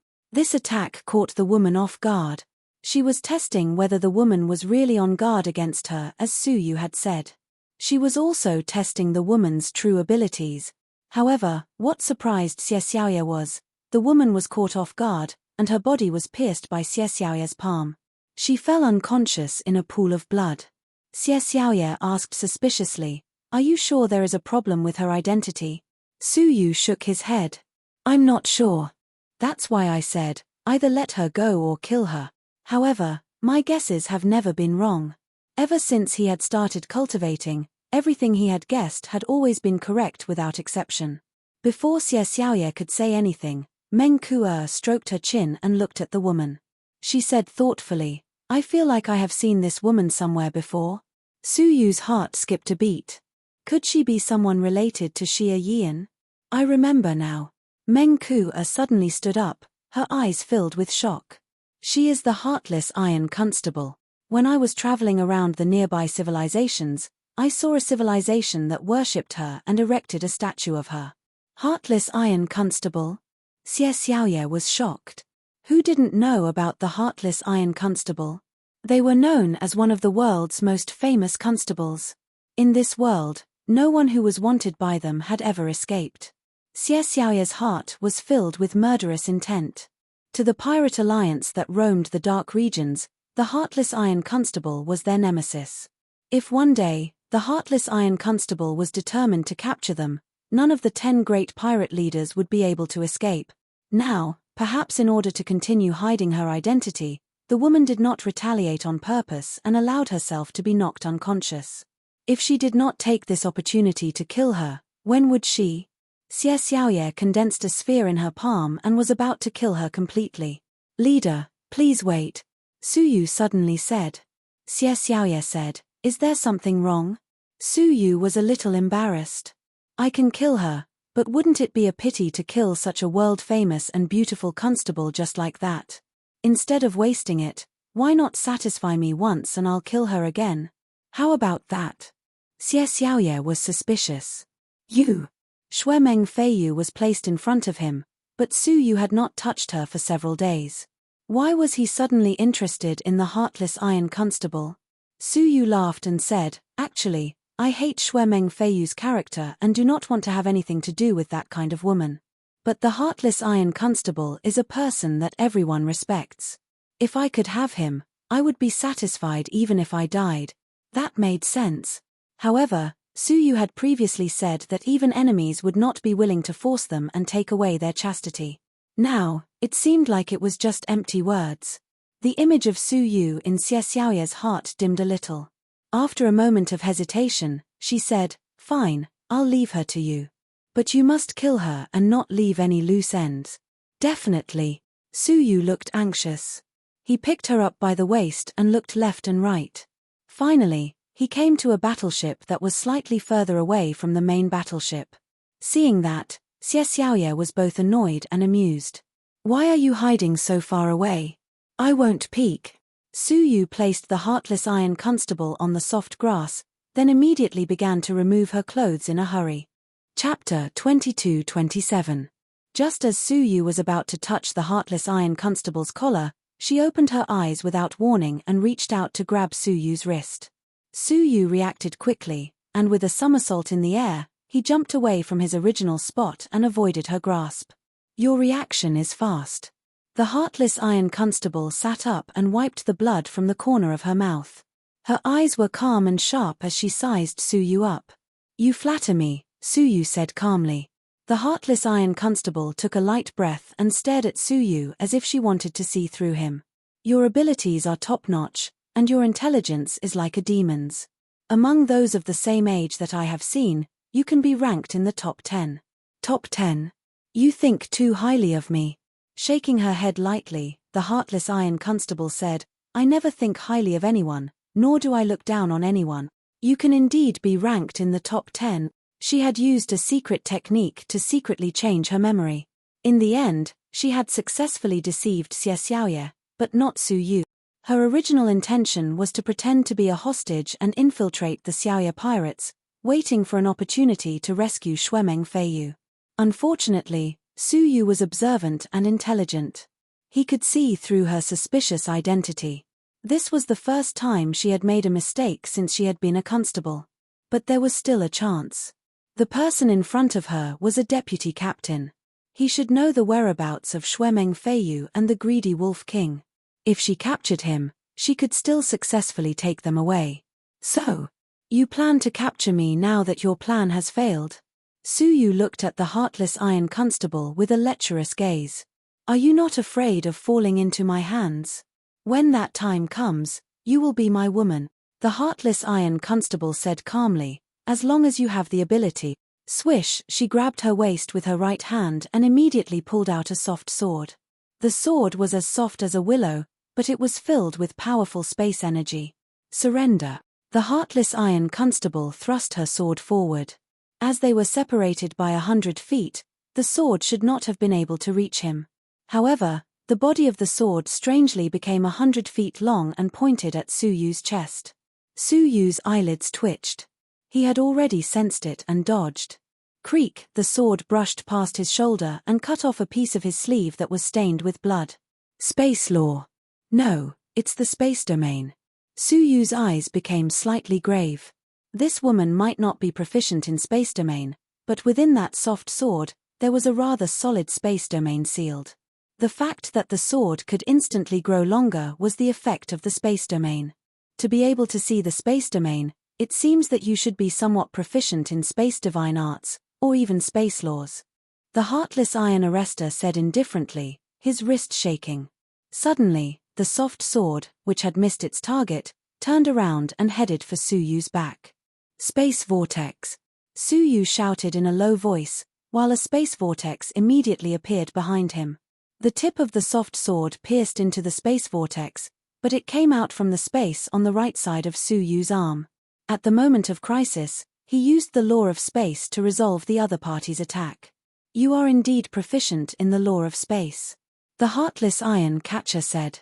Then, with a violent shake of his wrist, the soft sword immediately divided into 9 small soft swords. They surrounded Suyu from all directions, leaving him with no way out. These small swords also contained the space realm. If Suyu was stabbed by them, even his heavenly dragon Taoist body might not be able to withstand it. Space folding. What Suyu folded wasn't his own body, but the surrounding space. However, the surrounding space was like layers of paper. Apart from Suyu, everything around him was distorted. The positions of the 9 soft swords that attacked him were immediately disrupted. Taking advantage of this opportunity, Suyu used the space transportation and teleported out from a position where there was a flaw. Ding! Just as he was about to leave, the tips of the 9 soft swords touched together, making a crisp sound. If Suyu had been 1 step slower, the tips of the 9 swords would have pierced into Suyu's body. The heartless iron catcher's expression was calm. His attack had failed, so he held the sword with both hands. The entire body of the sword was suddenly fragmented, turning into countless densely packed space scales. They were as small as fish scales, but the difference was that each piece contained the space realm. The scales were like impenetrable raindrops, sprinkling all over the sky. Suyu had nowhere to hide. His eyes turned cold, and the royal dragon sword appeared in his palm. With his feet as the center, his body spun on the spot, and the royal dragon sword in his hand also drew an elegant arc in the air. The arc was like a flash of lightning, accompanied by bursts of dragon roars. Large pieces of scales, like white snow, were frantically rolled back. The heartless iron catcher pinched a finger with her left hand, and a huge black tortoise appeared under her feet. The black tortoise poked its head out, and a pair of indifferent eyes gently looked at the sweeping arc. It stood up unhurriedly. It used its thick and broad shell to block the scales and the arcs that were coming at it. What slightly surprised Suyu was that the black tortoise was unknown, and its tortoise shell was terrifyingly hard. The scales were mounted on the tortoise shell, and the space realm inside was completely ineffective. This was the space realm. As a realm evolved from the 8 great rules, the power of such a realm was far stronger than ordinary realms. Even Suyu's sky dragon body might not be able to withstand the space realm. However, this unknown tortoise could do it. How could Suyu not be surprised? Puff, puff, puff, the black tortoise blocked all the densely packed scales and arcs, then slowly lay on the ground, motionless. The heartless iron catcher said lightly, "You are indeed very strong. In terms of strength alone, you can be ranked in the top 100 of the peers I have met." She slowly put down the soft sword, and a golden tortoise appeared on her small, fair palm. It was not a tortoise, but a tortoise-shaped furnace. In the furnace, an inextinguishable fire was burning. As soon as this thing appeared, Suyu suddenly felt a powerful and unparalleled crisis. All the hair on his body stood up involuntarily. The bones all over his body trembled slightly again, as if they were about to be melted by the furnace fire. What shocked Suyu even more was that the divine 9-dragon cauldron in his body had a slight movement, letting out a few dragon roars. It was as if he had encountered something familiar. The last time the divine 9-dragon cauldron moved was in the ancient dream forbidden lands of the demon realm. In the face of the human ancestors' life cauldron, the divine 9-dragon cauldron had once cheered. This was the second time, although it was very weak. It could not be underestimated. That golden tortoise was definitely not an ordinary thing. "I have to finish this quickly, so I can only use this thing," the heartless iron catcher said calmly. She had been handling cases for decades and had never failed. Even when facing the master of a 7-star civilization, she could still injure him. Therefore, it looked like this golden tortoise-shaped furnace. "The desolate suppressing black tortoise furnace," the heartless iron catcher said softly. With a flick of her hand, the golden tortoise turned into a living creature and pounced on Suyu. Its size was obviously very small, but in Suyu's field of vision, the shadow on its abdomen was almost like the sky, boundless and endless. No matter which direction Suyu dodged in, he could not avoid it. His heart trembled. What was this thing? It did not look like a fairy embryo of a Taoist artifact, let alone a Taoist artifact. He immediately used Xiao Dai's perspective, and as soon as he saw it, he gasped. Chapter 22-28. The color of this golden tortoise was actually dark purple. Moreover, within the dark purple, there were hints of black. It should be known that the color of the Dao artifacts, in Xiao Dai's eyes, was only light blue. Only the top Dao artifacts would be dark blue. However, the golden tortoise in front of him had not only surpassed the blue category, but had reached a dark purple, with hints of black. Its level was simply unimaginable. Su Yu even suspected that it was an existence of the same level as the divine nine-dragon cauldron. Sensing the extreme danger, Su Yu no longer held back. Time and space freeze. His eyes suddenly shot out two intersecting colors, weaving into a giant hand. The giant hand suddenly grasped the time and space within a radius of billions of miles. All of a sudden, time and space fell into a state of stagnation. Apart from a few powerful pathmasters, such as Xie Xiaoye, who vaguely sensed the drastic change in time and space, everyone else was frozen in place. As for the heartless iron catcher in front of him, the golden tortoise ignored it, forcibly crushing the giant hand condensed from the law of time and space, and pressing down with a loud rumble. Su Yu's heart skipped a beat. He put away the royal dragon sword and took out the pitch-black sinful sword. Zhaoxi. Without hesitation, he launched a powerful attack at the frozen heartless iron catcher. All of a sudden, the heavens and the earth darkened. A smear of darkness and light coexisted at the highest point of the world. Where the two intersected, a simple and unadorned sword energy was born, casually pointing at the heartless iron catcher. This was a brand new form after he comprehended the sword of Zhaoxi. Its power was even greater than before. This sword should have wiped out the heartless iron catcher on the spot. However, because of the space domain, the soft sword at her waist trembled slightly, shattering the time and space that had sealed the heartless iron catcher. The heartless iron catcher woke up in time to witness the terrifying sword right in front of her. Her expression, which had always been calm, finally changed. "Come back." She immediately waved her hand, and the golden tortoise that was about to pounce on Su Yu immediately appeared in front of her. The golden tortoise turned into the strange black tortoise just now, standing on its hind legs to block Zhaoxi. Ding! A crisp sound rang out. The sinful sword cut 3 inches into the black tortoise's shell and could not go any further. The black tortoise felt the pain and was the first to turn. To prevent the sinful sword from being swept away, Su Yu immediately pulled it out and used the morning and evening sword move once again.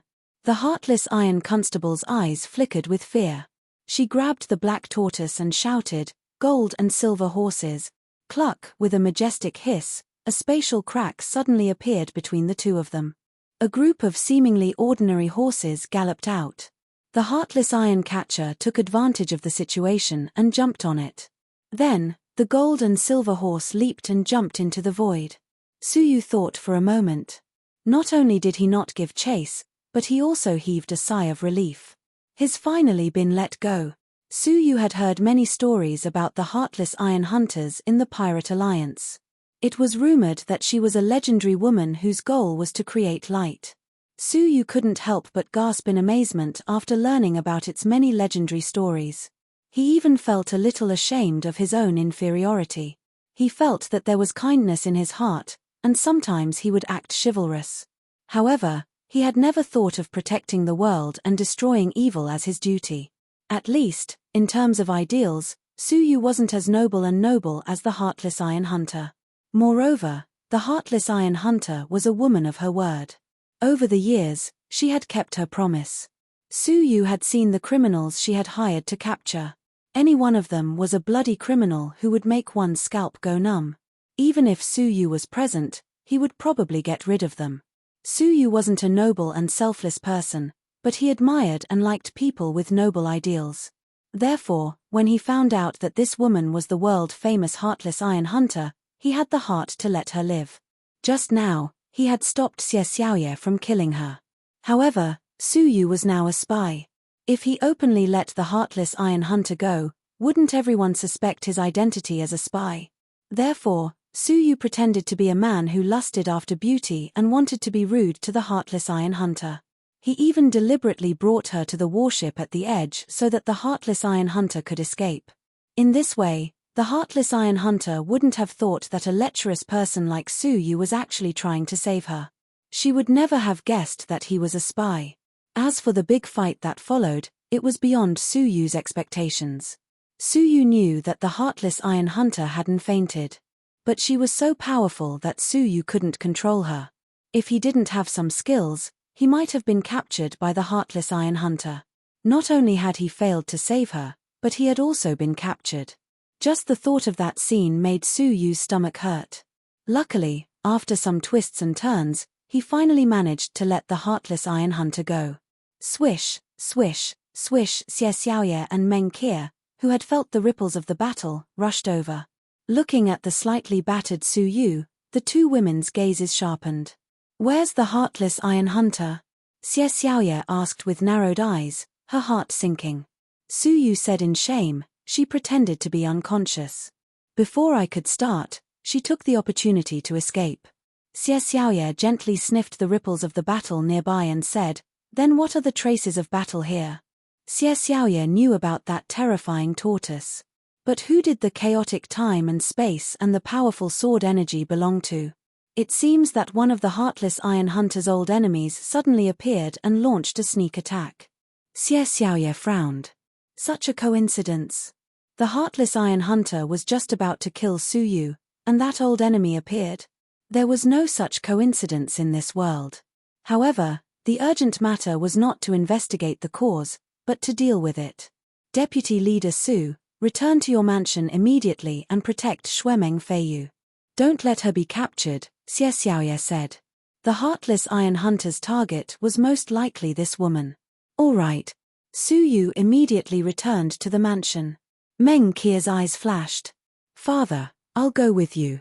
Su Yu naturally would not object. With the powerful Meng Qie, it would be much easier to deal with the Heartless Iron Hunter if he really appeared. The two returned to the mansion, and Su Yu set up a spell outside. The Heartless Iron Hunter's gold and silver horses were said to be able to travel through space at any time. If it suddenly appeared, it would be impossible to guard against it. Therefore, Su Yu set up a layer of spell. Once there was a living creature traveling through space nearby, the spell would immediately sense it. "Father, I'll go watch over that little girl." "All right." Meng Qie's eyes flashed mysteriously as she went to Su Yu's bedroom. In the room, Shuemeng Feiyu was earnestly making the bed, not daring to slack off. Hearing movement behind her, she immediately turned around, lowered her head and said, "Mr. Su, you should call me Miss." Hearing that it was a woman's voice, Shuemeng Feiyu curiously raised her head and saw a beautiful woman in white. "You are." Chapter 22-29. Shuemeng Feiyu was dumbfounded. Su Yu's child is already so old. Why does he look so much older than Su Yu? But what does that have to do with me? She said honestly, "Greetings, miss." "All right. Little girl, I want you to do something for me. Once it's done, I'll give you something as compensation." Hearing that, Shuemeng Feiyu knew it wasn't anything good. She said tactfully, "Miss, my status is low, and I can't help you much." "No. I don't want your status, I want your person." "She wants my person?" Shuemeng Feiyu subconsciously placed her hand on her chest and thought to herself, could this woman be a homosexual as the rumors say? Shuemeng Feiyu wanted to object, but Meng Qie had already shot out a domain, enveloping Shuemeng Feiyu. The pitiful Shuemeng Feiyu had come to the Pirate Alliance and been placed under a domain by two Pathmasters. "What did you do to me?" Shuemeng Feiyu felt like crying at this moment. Why do they like to place domains on people? The first one was to make her obey Su Yu, but now? This is my Thousand Dreams domain. Once it's activated, your consciousness will enter an illusory dream. Later, the first man you see will automatically be replaced in your consciousness with the person you want to see the most in your dreams. Of course, the things you want to do in your dreams will also be done by your body in reality. "No. I don't want it." Shuemeng Feiyu was smart and immediately understood what it was.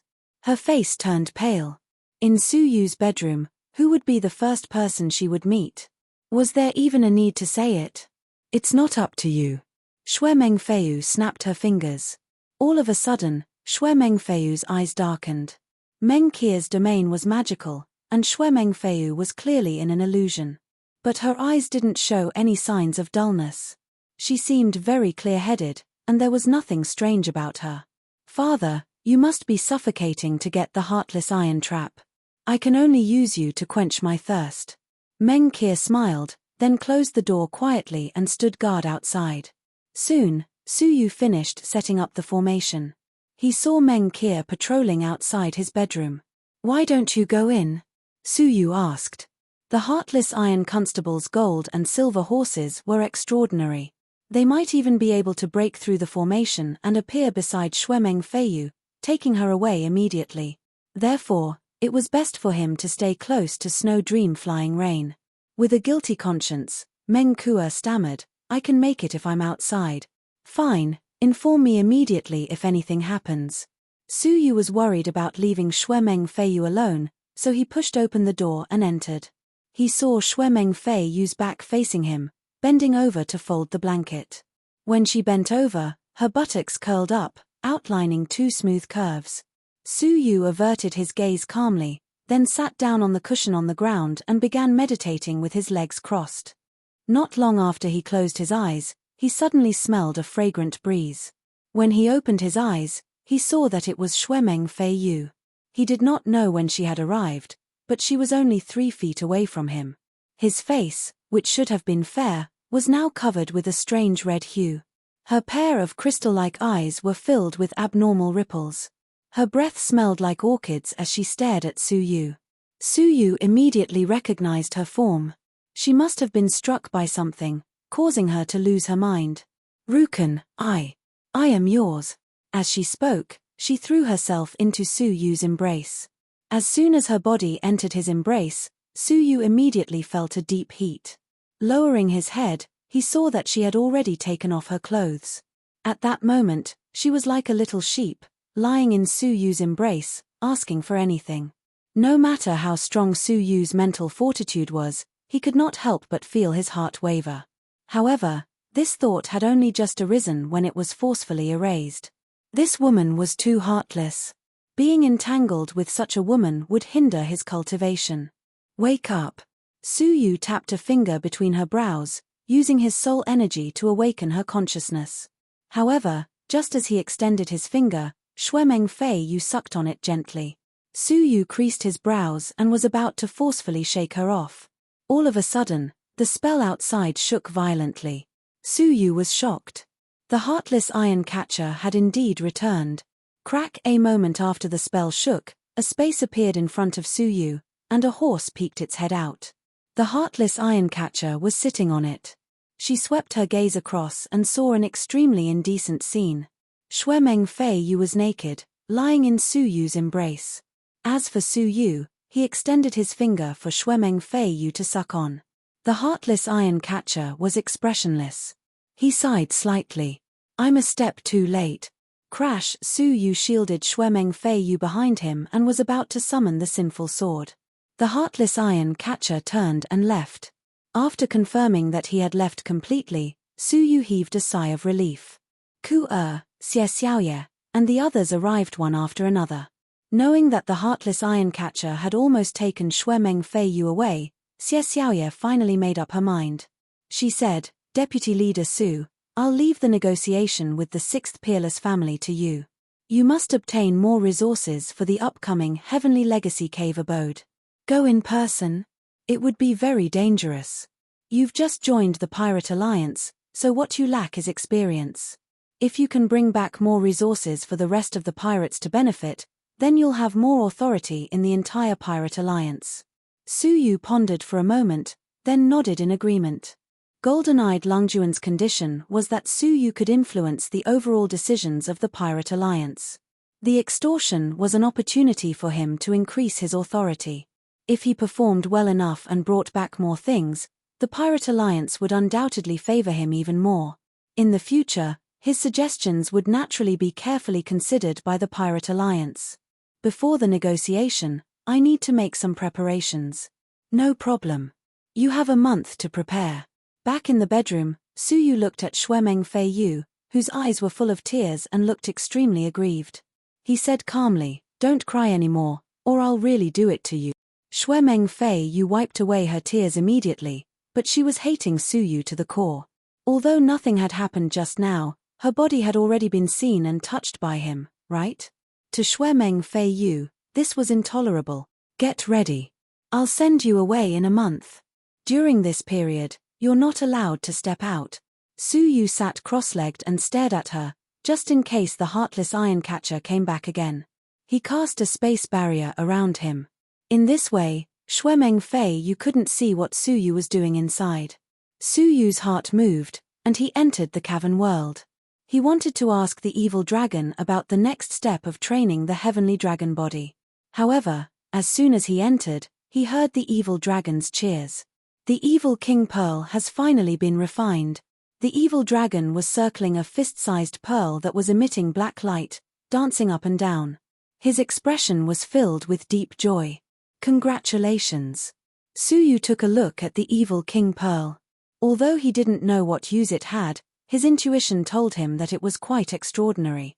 The evil dragon immediately transformed into a human form, holding the evil king pearl in his hand. He smiled and said, "Thank you, my lord, for helping me successfully cultivate the evil king pearl." Chapter 2230. The evil dragon licked his lips and said excitedly, "This is the evil king pearl that was introduced in a crafting technique that I erased from the evil dragon Bible. It needs the purest evil energy in the world to be refined. Once it is refined successfully, as long as the evil king pearl is in one's mouth, one can summon the evil king to fight." From the sounds of it, it was similar to summoning a soul and possessing a body for battle. "Is it very powerful?" The evil dragon smiled proudly. "Of course it is. Once the evil king is possessed, one can share the evil moon ability of the evil king. The so-called evil moon ability is an extremely powerful eye technique that can copy all the attacks of others, including the realm." Hearing this, Su Yu's pupils shrank. An eye technique that could even copy the realm? What kind of existence would that be? Su Yu couldn't help but be tempted. "My lord, this pearl only has a chance to see the light of day because of your gift. So, you should be the first to try it, so that it can once again emit the radiance hidden in the dust of history." Su Yu waved his hand. "You worked hard to refine this item. I can't take it for myself." Seeing that Su Yu didn't intend to take it for himself, the evil dragon was even more grateful. He was under Su Yu's roof, so if Su Yu wanted to snatch it away, there was nothing he could do. It was only because Su Yu respected him as a living creature, not because he had worked hard. "My lord, please don't refuse. You can return the evil king pearl to me one day when you no longer need it." After thinking for a while, Su Yu said, "All right, thank you."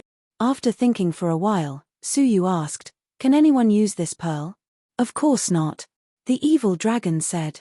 "Only those who have cultivated the evil dragon Bible can use it. If anyone else obtains it, it will be useless, just like how others obtain a doctrine artifact." Su Yu nodded deeply. Copy the realm of others? If it was used cleverly, it would be very shocking. Then, Su Yu asked about the training of the second stage of the Sky Dragon body. The evil dragon's answer was that the second stage, in addition to enlightenment, must be experienced again, similar to the impact of the power of heaven and earth. The Sky Dragon body could only continue to evolve under the impact of the powerful force. Of course, because the Sky Dragon body would become stronger the higher it went, the more powerful the power of heaven and earth would be. However, that was easier said than done. A month later, Su Yu arrived at Xie Xiaoye's great hall as promised. There were a few other pirates in the hall. He didn't know the others, except for the Sea Wolves pirate Star Lady, who he naturally knew. The latter nodded slightly and smiled in a friendly manner. Su Yu responded with a faint smile. "Vice Leader Su, you can introduce yourself to these people on the way." Xie Xiaoye was clearly not very happy. The initial plan was to appoint the two deputy chiefs, Su Yu and Iron Hand, to go to the sixth unique civilization together. However, the other 9 great pirates suddenly came looking for them, hoping that the few young pirates they had recruited would go with them. Su Yu was puzzled. Why did so many people suddenly appear? Moreover, they were generally quite young. Yes, leader. Su Yu was puzzled. He boarded a speedboat and headed toward the place where the WN Zone beasts appeared. After boarding the speedboat, Su Yu sat alone in a corner and watched over Shuemeng Fei Yu. Deputy Leader Su, thank you for your hard work. At that moment, the fragrance of a young lady drifted over from behind him. A white hand was holding a spirit wine that was rich in spiritual energy, and it was delivered to Su Yu. Su Yu turned his head and found that it was Star Lady. He took the spirit wine but didn't drink it. Instead, he just smiled gently. Vice Leader Su, don't you want to ask something? For example, why did so many people suddenly appear when you were supposed to go and negotiate alone? Star Lady's eyes shone with a strange light. Su Yu said, something must have happened during the month I was in seclusion, right? Correct answer. Star Lady was slightly mischievous. A rare heavenly lion broke into the territory of the 6th unique family, and many strong men were chasing it. Heavenly lion? Su Yu was slightly surprised. The heavenly lion was a kind of peculiar lion born from stone lions. Some stone lions carved from special materials, after experiencing the endless power of heaven and earth and being nourished for a long time, would naturally give birth to a form of intelligence. Then, the spiritual intelligence would leave the stone lions and be named the heavenly lion. The potential of the heavenly lion was extremely shocking. It could usually grow to the level of a pathmaster, or even a powerful pathmaster of a family. Once the heavenly lion appeared, it would be the target of everyone's competition. However, the heavenly lion was extremely spiritual, second only to the gold and silver horse. Only people with great potential would choose to be its master. In the eyes of the heavenly lion, those whose cultivation had reached the level of a pathmaster had already exhausted their potential. It would only choose young people from the younger generation whose strength was on par with it, and then grow together with it. Currently, many young talents from the 7 great families of the 7 unique civilizations had gone to the 6th unique family to hunt down the heavenly lion that had suddenly appeared. The Pirate Alliance, who had received the news, naturally did not want to be left behind. They wanted to take advantage of the negotiation to enter the 6th unique family to find the heavenly lion. After knowing the whole story, Su Yu shrugged. He was not interested in it at all. Soon, they came to a place where the WN Zone beast appeared. After waiting for a few days, the WN Zone beast appeared, so they successfully reached the civilization near the 7 unique civilizations. Iron Hand, who was traveling with them, found Su Yu and asked, Vice Leader Su, what are you going to do about the hostage exchange? In fact, Iron Hand had been in the Pirate Alliance for many years, so he was very familiar with the hostage exchange. However, he just wanted to test Su Yu. He wanted to see if this young man was worthy of the leader's attention. Su Yu understood Iron Hand's intentions and said calmly, I will personally bring her into the 6th unique family to negotiate with the family master. Iron Hand was stunned. He had thought that Su Yu would come up with a good idea. But looking at it now, how could this be an idea? It was clearly foolish. Did he want to bring Shuemeng Feiyu into the 6th unique family and then come back? The 6th unique family would try everything to get the hostages back, wouldn't they? Even if Su Yu and the others threatened them with the lives of the hostages, how could they escape the pursuit of the 6th unique family? The most correct way would be to ask for the treasures first, then send a message to the 6th unique family and ask them to go to a certain place to retrieve the hostages. If Su Yu were to barge in without any strategy, he would wipe out all of them. Iron Hand was extremely disappointed in Su Yu. He really did not understand how he had managed to capture the greedy Wolf King and Shuemeng Feiyu. It was simply unbelievable. How could he know that the heartless Iron Constable had already intervened in this matter? If Shuemeng Feiyu was more than 1,000 feet away from Su Yu, the heartless Iron Constable might suddenly appear and successfully capture her. Therefore, bringing her with him was the safest and most reliable method. Let's go and negotiate with the 6th unique family. Iron Hand shouted. Vice Leader Su, please forgive us for not being able to take the risk with you.